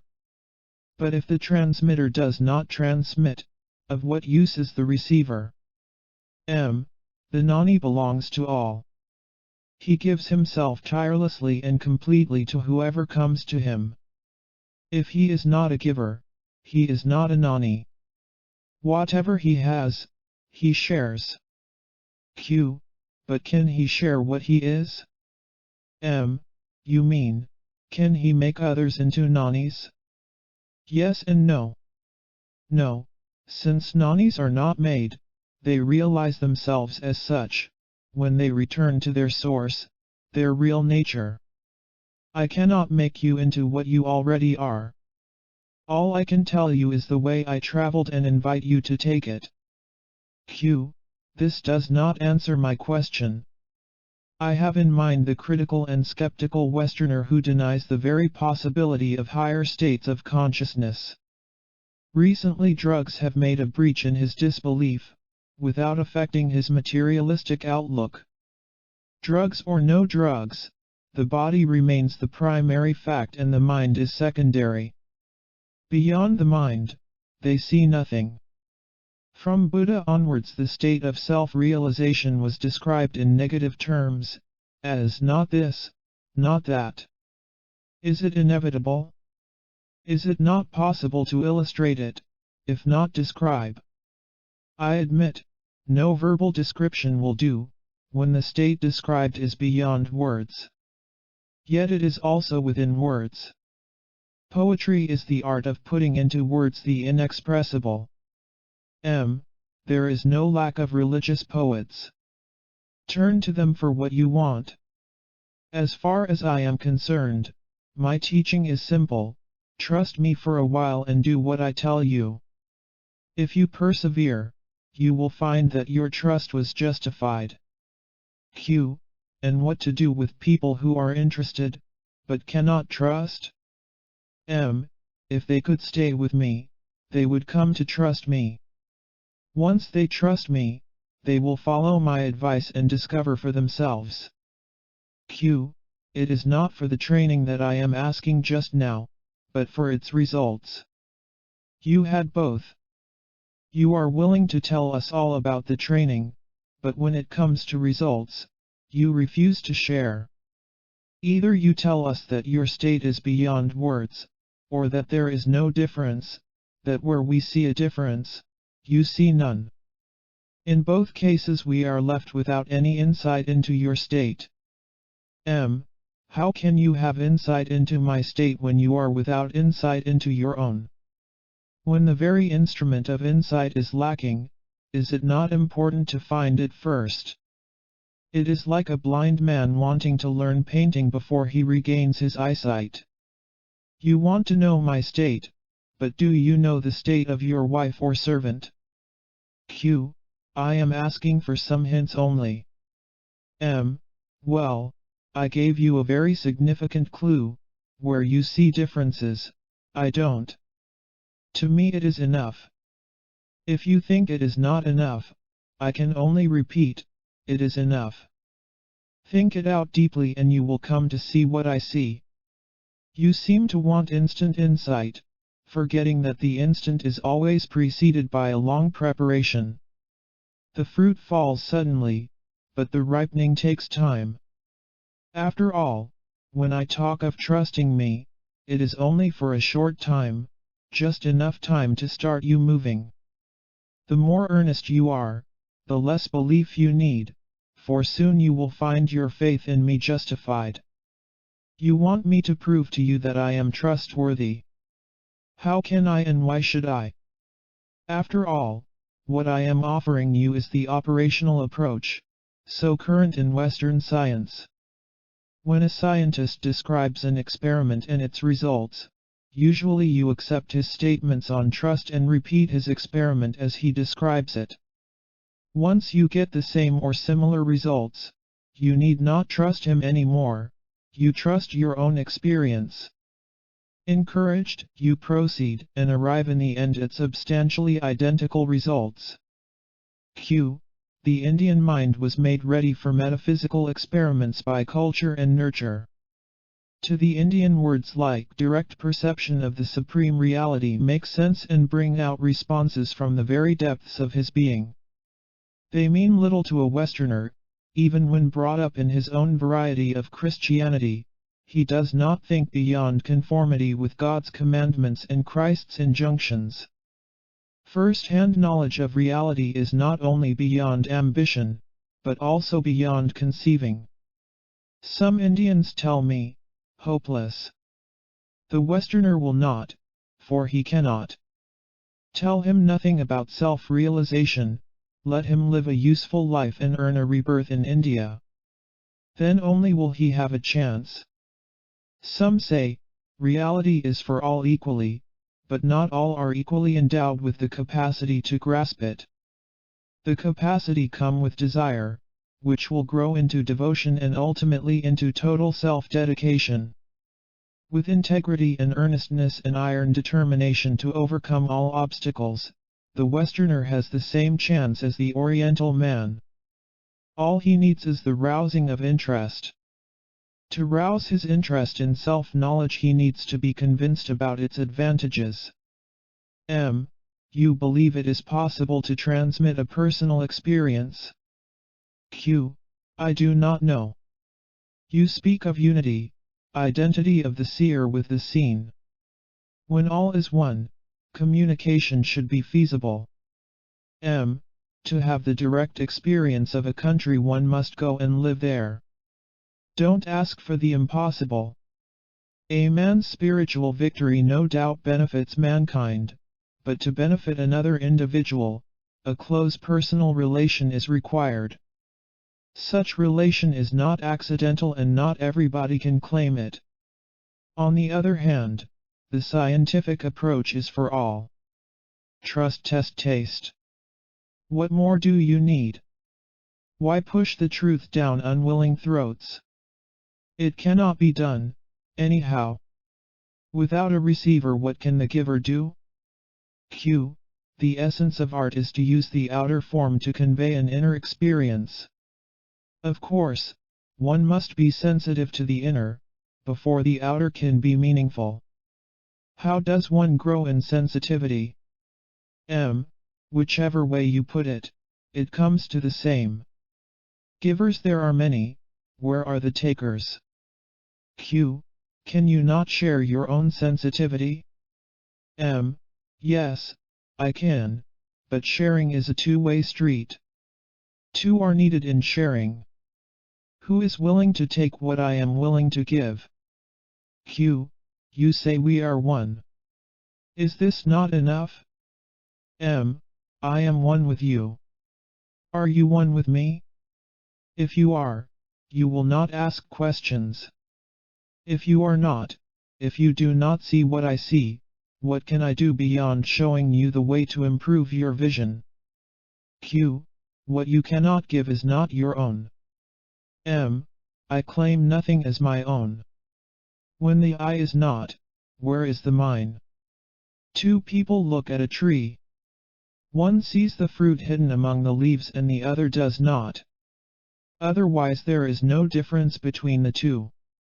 The one that sees knows that with a little attention the other will also see, but the question of sharing does not arise.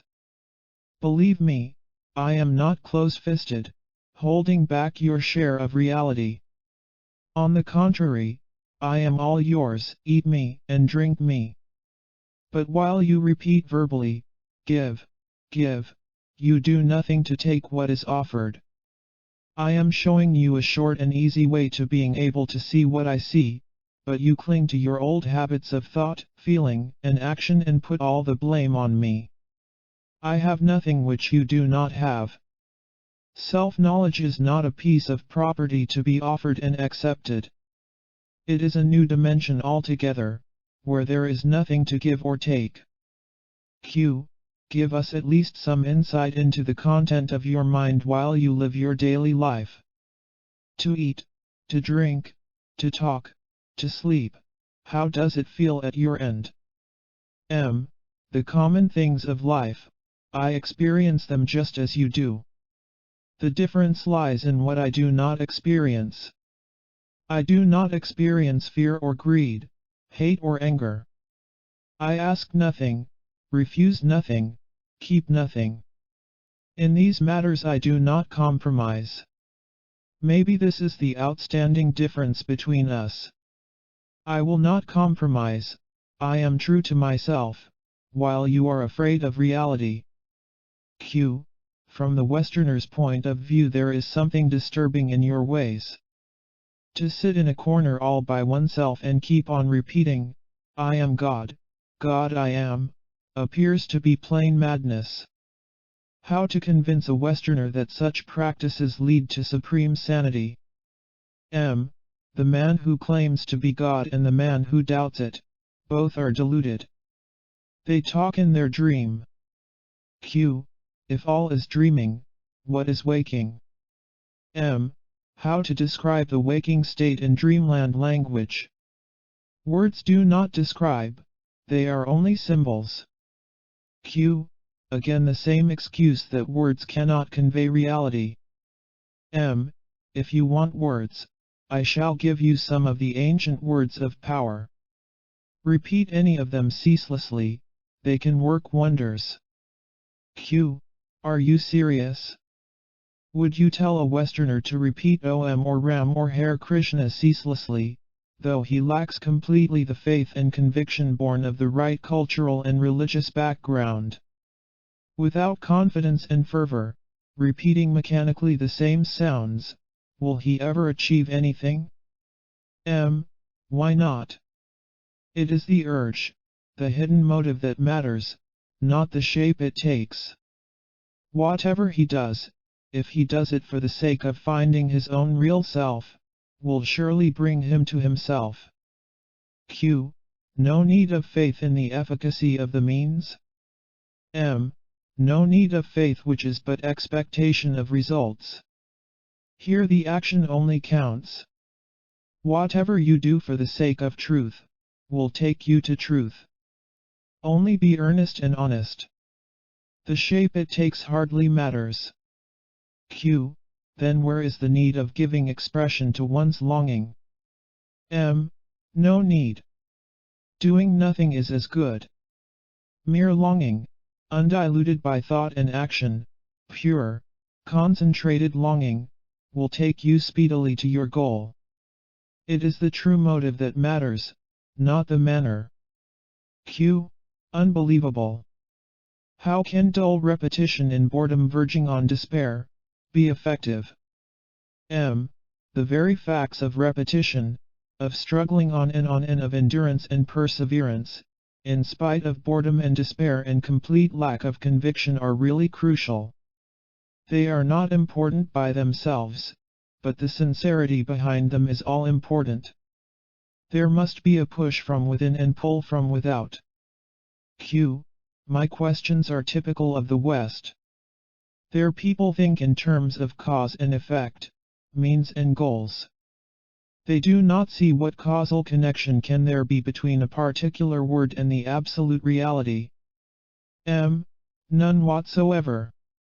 But there is a connection between the word and its meaning, between the action and its motive. Spiritual practices will assert it and reassert it. Who has not the daring will not accept the real even when offered. Unwillingness born out of fear is the only obstacle. Q. What is there to be afraid of? M. The unknown. The not being, not knowing, not doing. The beyond. Q.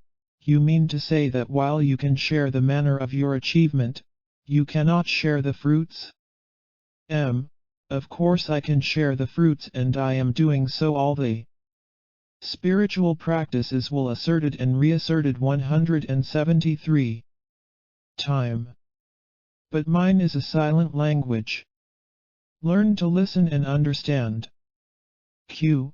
I do not see how one can begin without conviction. M. Stay with me for some time, or give your mind to what I say and do and conviction will dawn.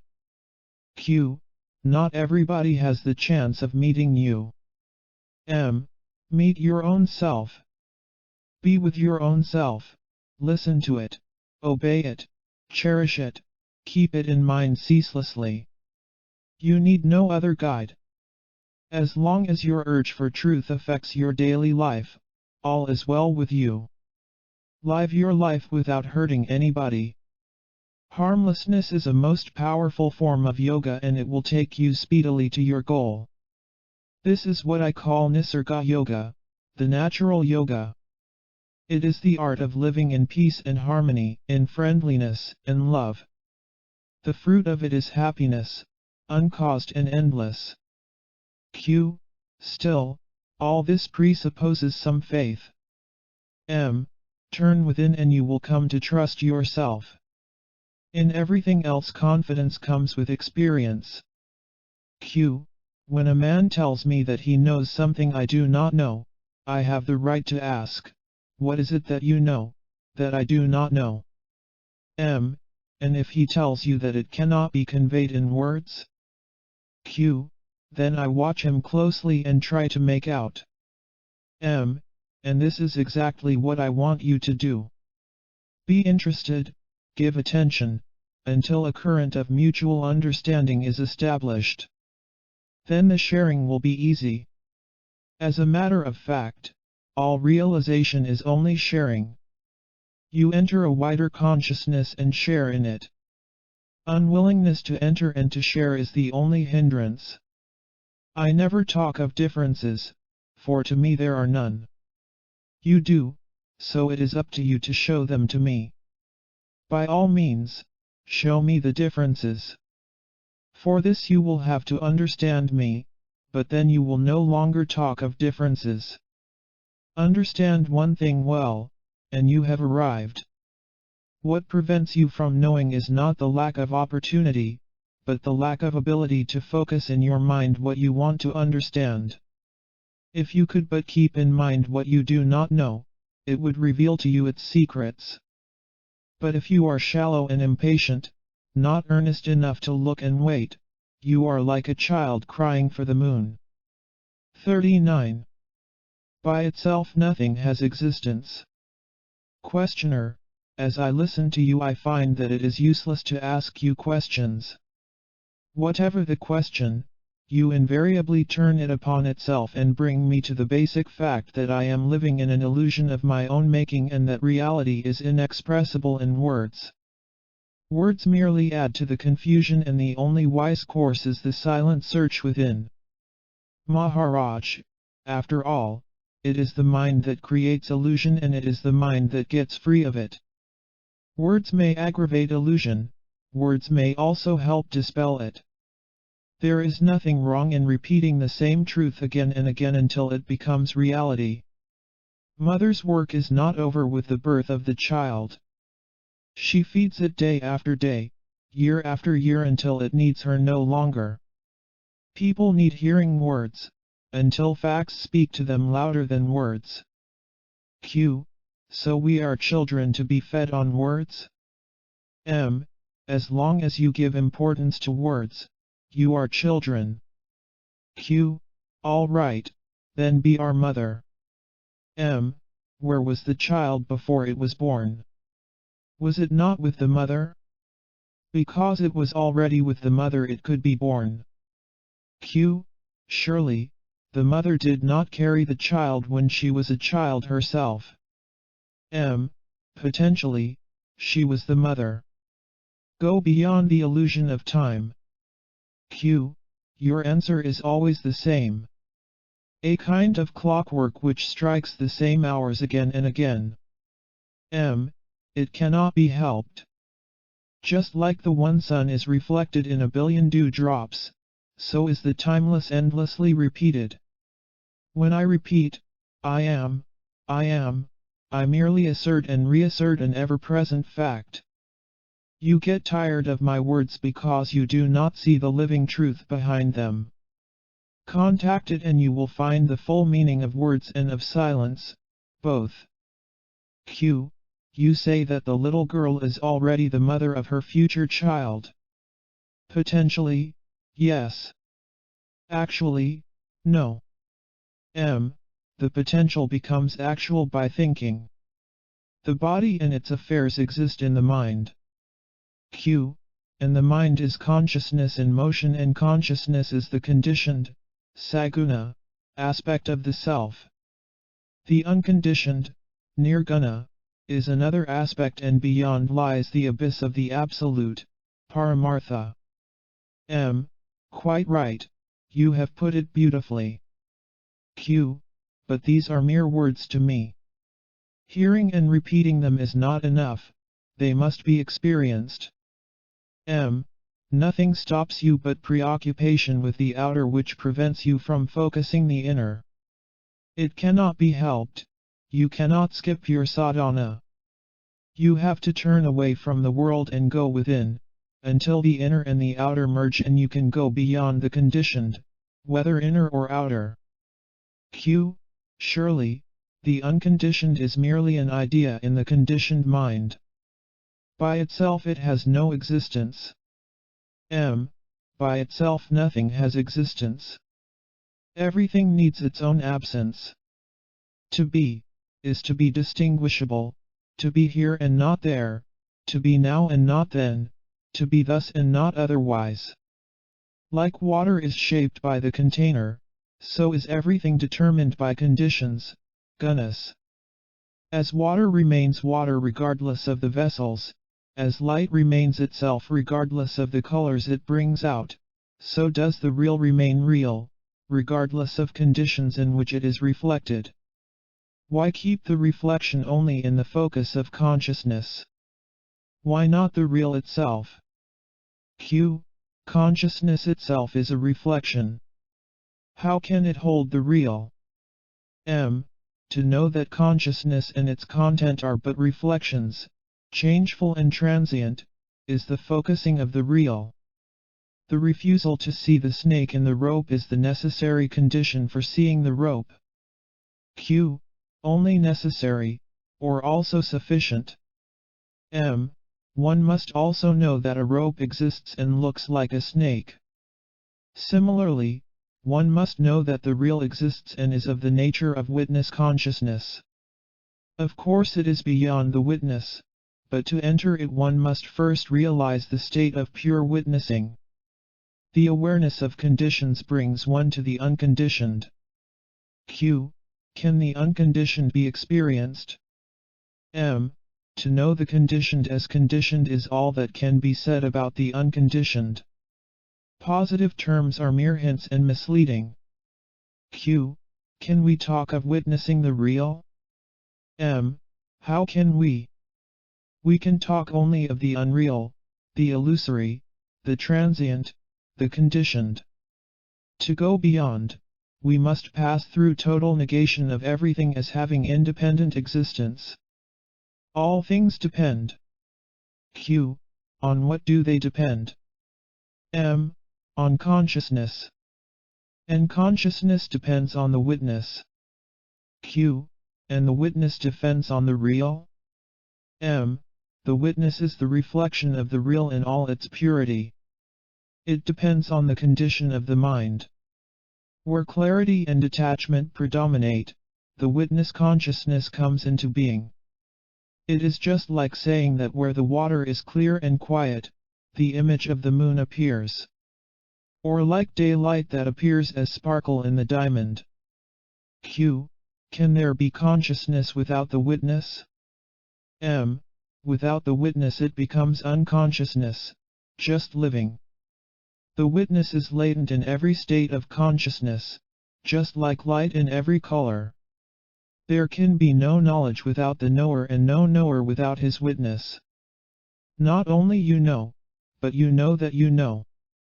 Q. If the unconditioned cannot be experienced, for all experience is conditioned, then why talk of it at all? How can there be knowledge of the conditioned without the unconditioned? There must be a source from which all this flows, a foundation on which all stands. Self-realization is primarily the knowledge of one's conditioning and the awareness that the infinite variety of conditions depends on our infinite ability to be conditioned and to give rise to variety. To the conditioned mind the unconditioned appears as the totality as well as the absence of everything. Neither can be directly experienced, but this does not make it non-existent. Q. Is it not a feeling? M. A feeling too is a state of mind. Just like a healthy body does not call for attention, so is the unconditioned free from experience. Take the experience of death.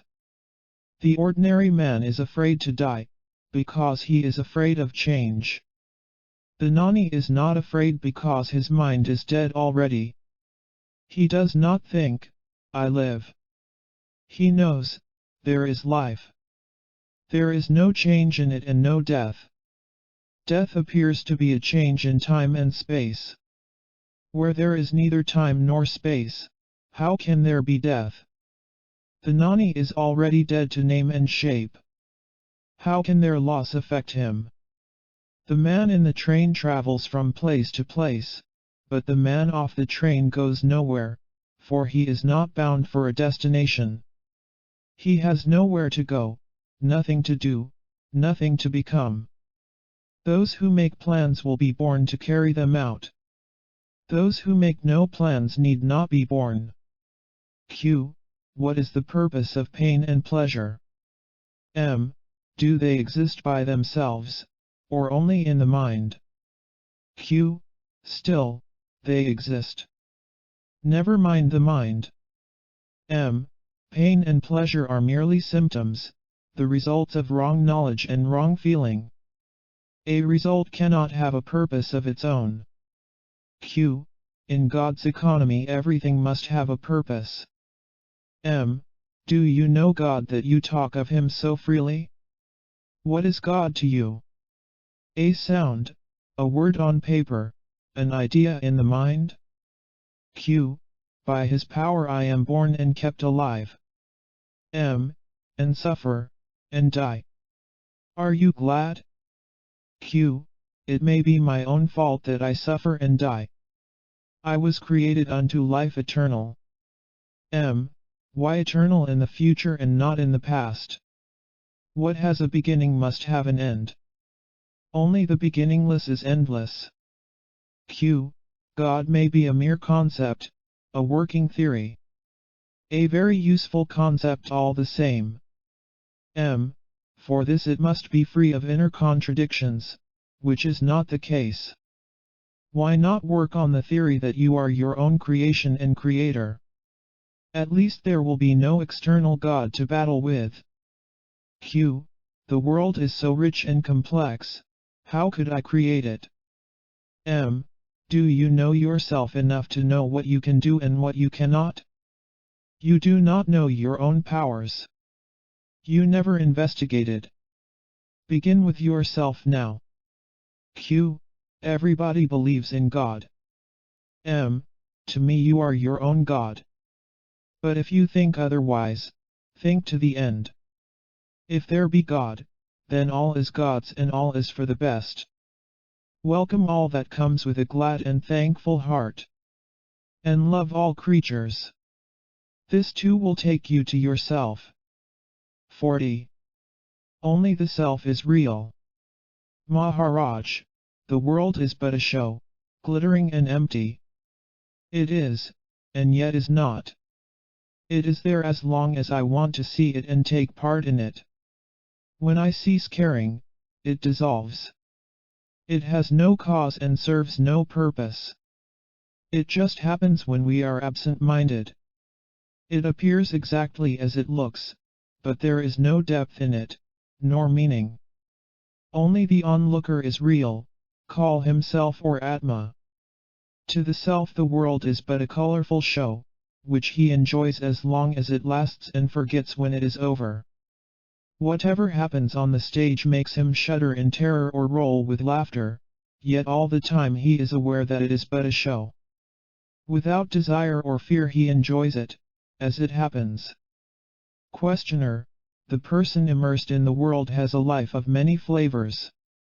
He weeps, he laughs, loves and hates, desires and fears, suffers and rejoices. The desireless and fearless Gnani, what life has he? Is he not left high and dry in his aloofness? His state is not so desolate. It tastes of the pure, uncaused, undiluted bliss. He is happy and fully aware that happiness is his very nature and that he need not do anything, nor strive for anything to secure it.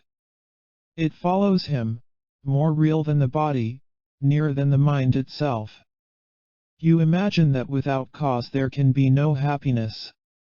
To me, dependence on anything for happiness is utter misery. Pleasure and pain have causes, while my state is my own, totally uncaused, independent, unassailable. Q. Like a play on the stage? The play was written, planned, and rehearsed. The world just spouts into being out of nothing and returns to nothing. Q. Is there no creator? Was not the world in the mind of Brahma, before it was created? As long as you are outside my state, you will have creators, preservers, and destroyers, but once with me you will know the self only and see yourself in all. Q. You function nevertheless. When you are giddy, you see the world running circles round you. Obsessed with the idea of means and end, of work and purpose, you see me apparently functioning. In reality I only look. Whatever is done on the stage. Joy and sorrow, life and death, they all are real to the man in bondage. To me they are all in the show, as unreal as the show itself. I may perceive the world just like you, but you believe to be in it, while I see it as an iridescent drop in the vast expanse of consciousness. Q. We are all getting old. Old age is not pleasant, all aches and pains, weakness, and the approaching end. How does a nani feel as an old man? How does his inner self look at his own senility? As he gets older he grows more and more happy and peaceful. After all, he is going home. Like a traveler nearing his destination and collecting his luggage, he leaves the train without regret. Q. Surely there is a contradiction. We are told the nani is beyond all change. His happiness neither grows nor wanes. How can he grow happier because older, and that in spite of physical weakness and so on? There is no contradiction.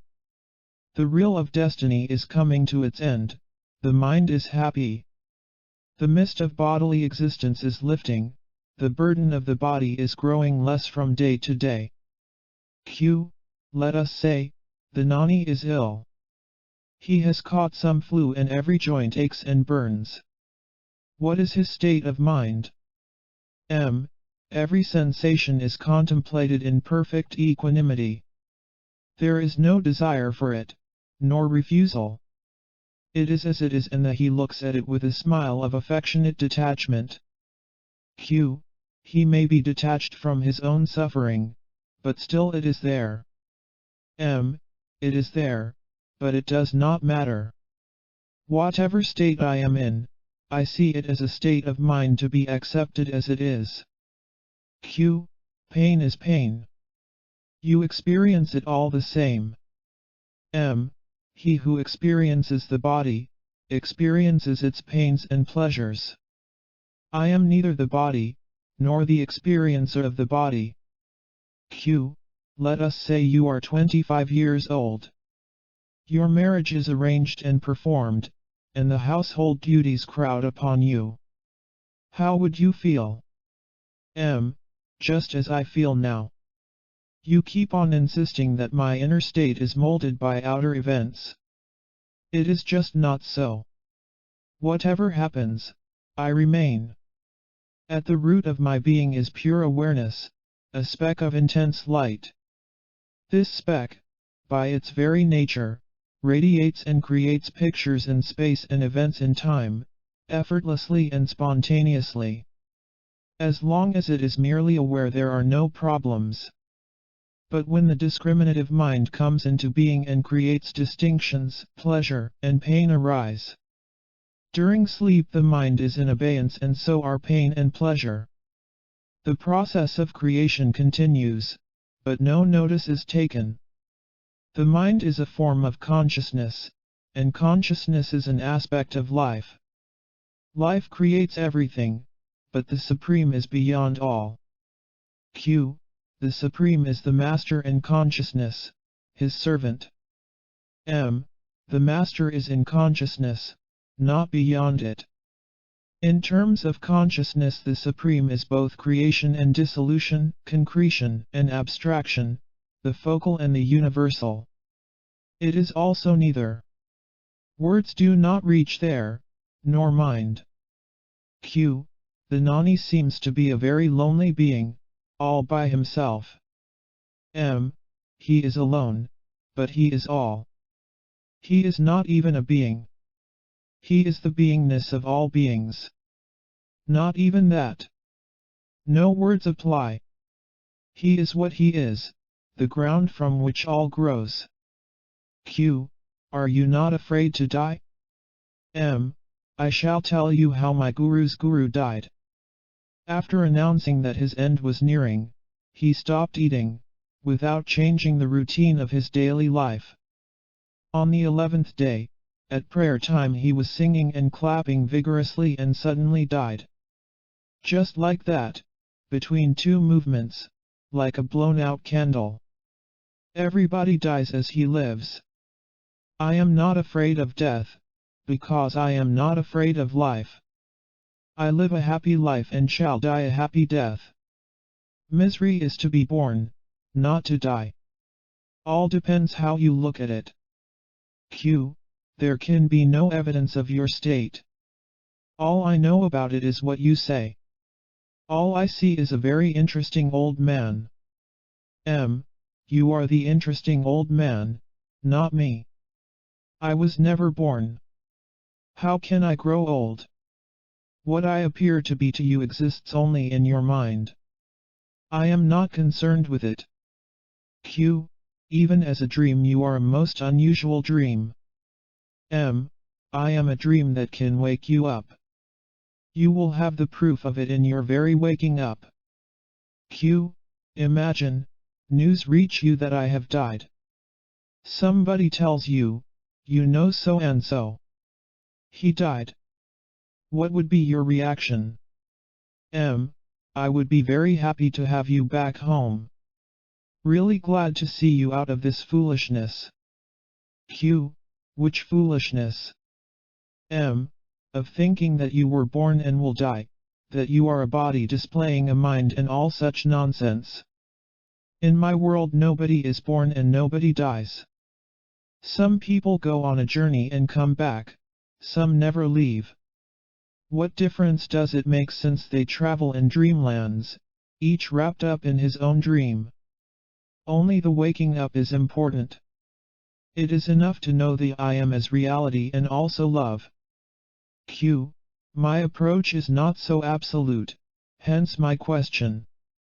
Throughout the West people are in search of something real.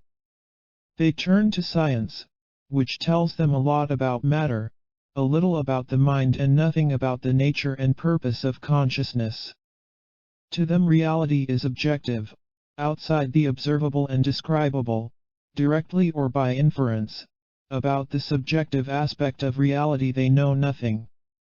It is extremely important to let them know that there is reality and it is to be found in the freedom of consciousness from matter and its limitations and distortions. Most of the people in the world just do not know that there is reality which can be found and experienced in consciousness. It seems very important that they should hear the good news from somebody who has actually experienced. Such witnesses have always existed and their testimony is precious. M. Of course. The gospel of self-realization, once heard, will never be forgotten. Like a seed left in the ground, it will wait for the right season and sprout and grow into a mighty tree.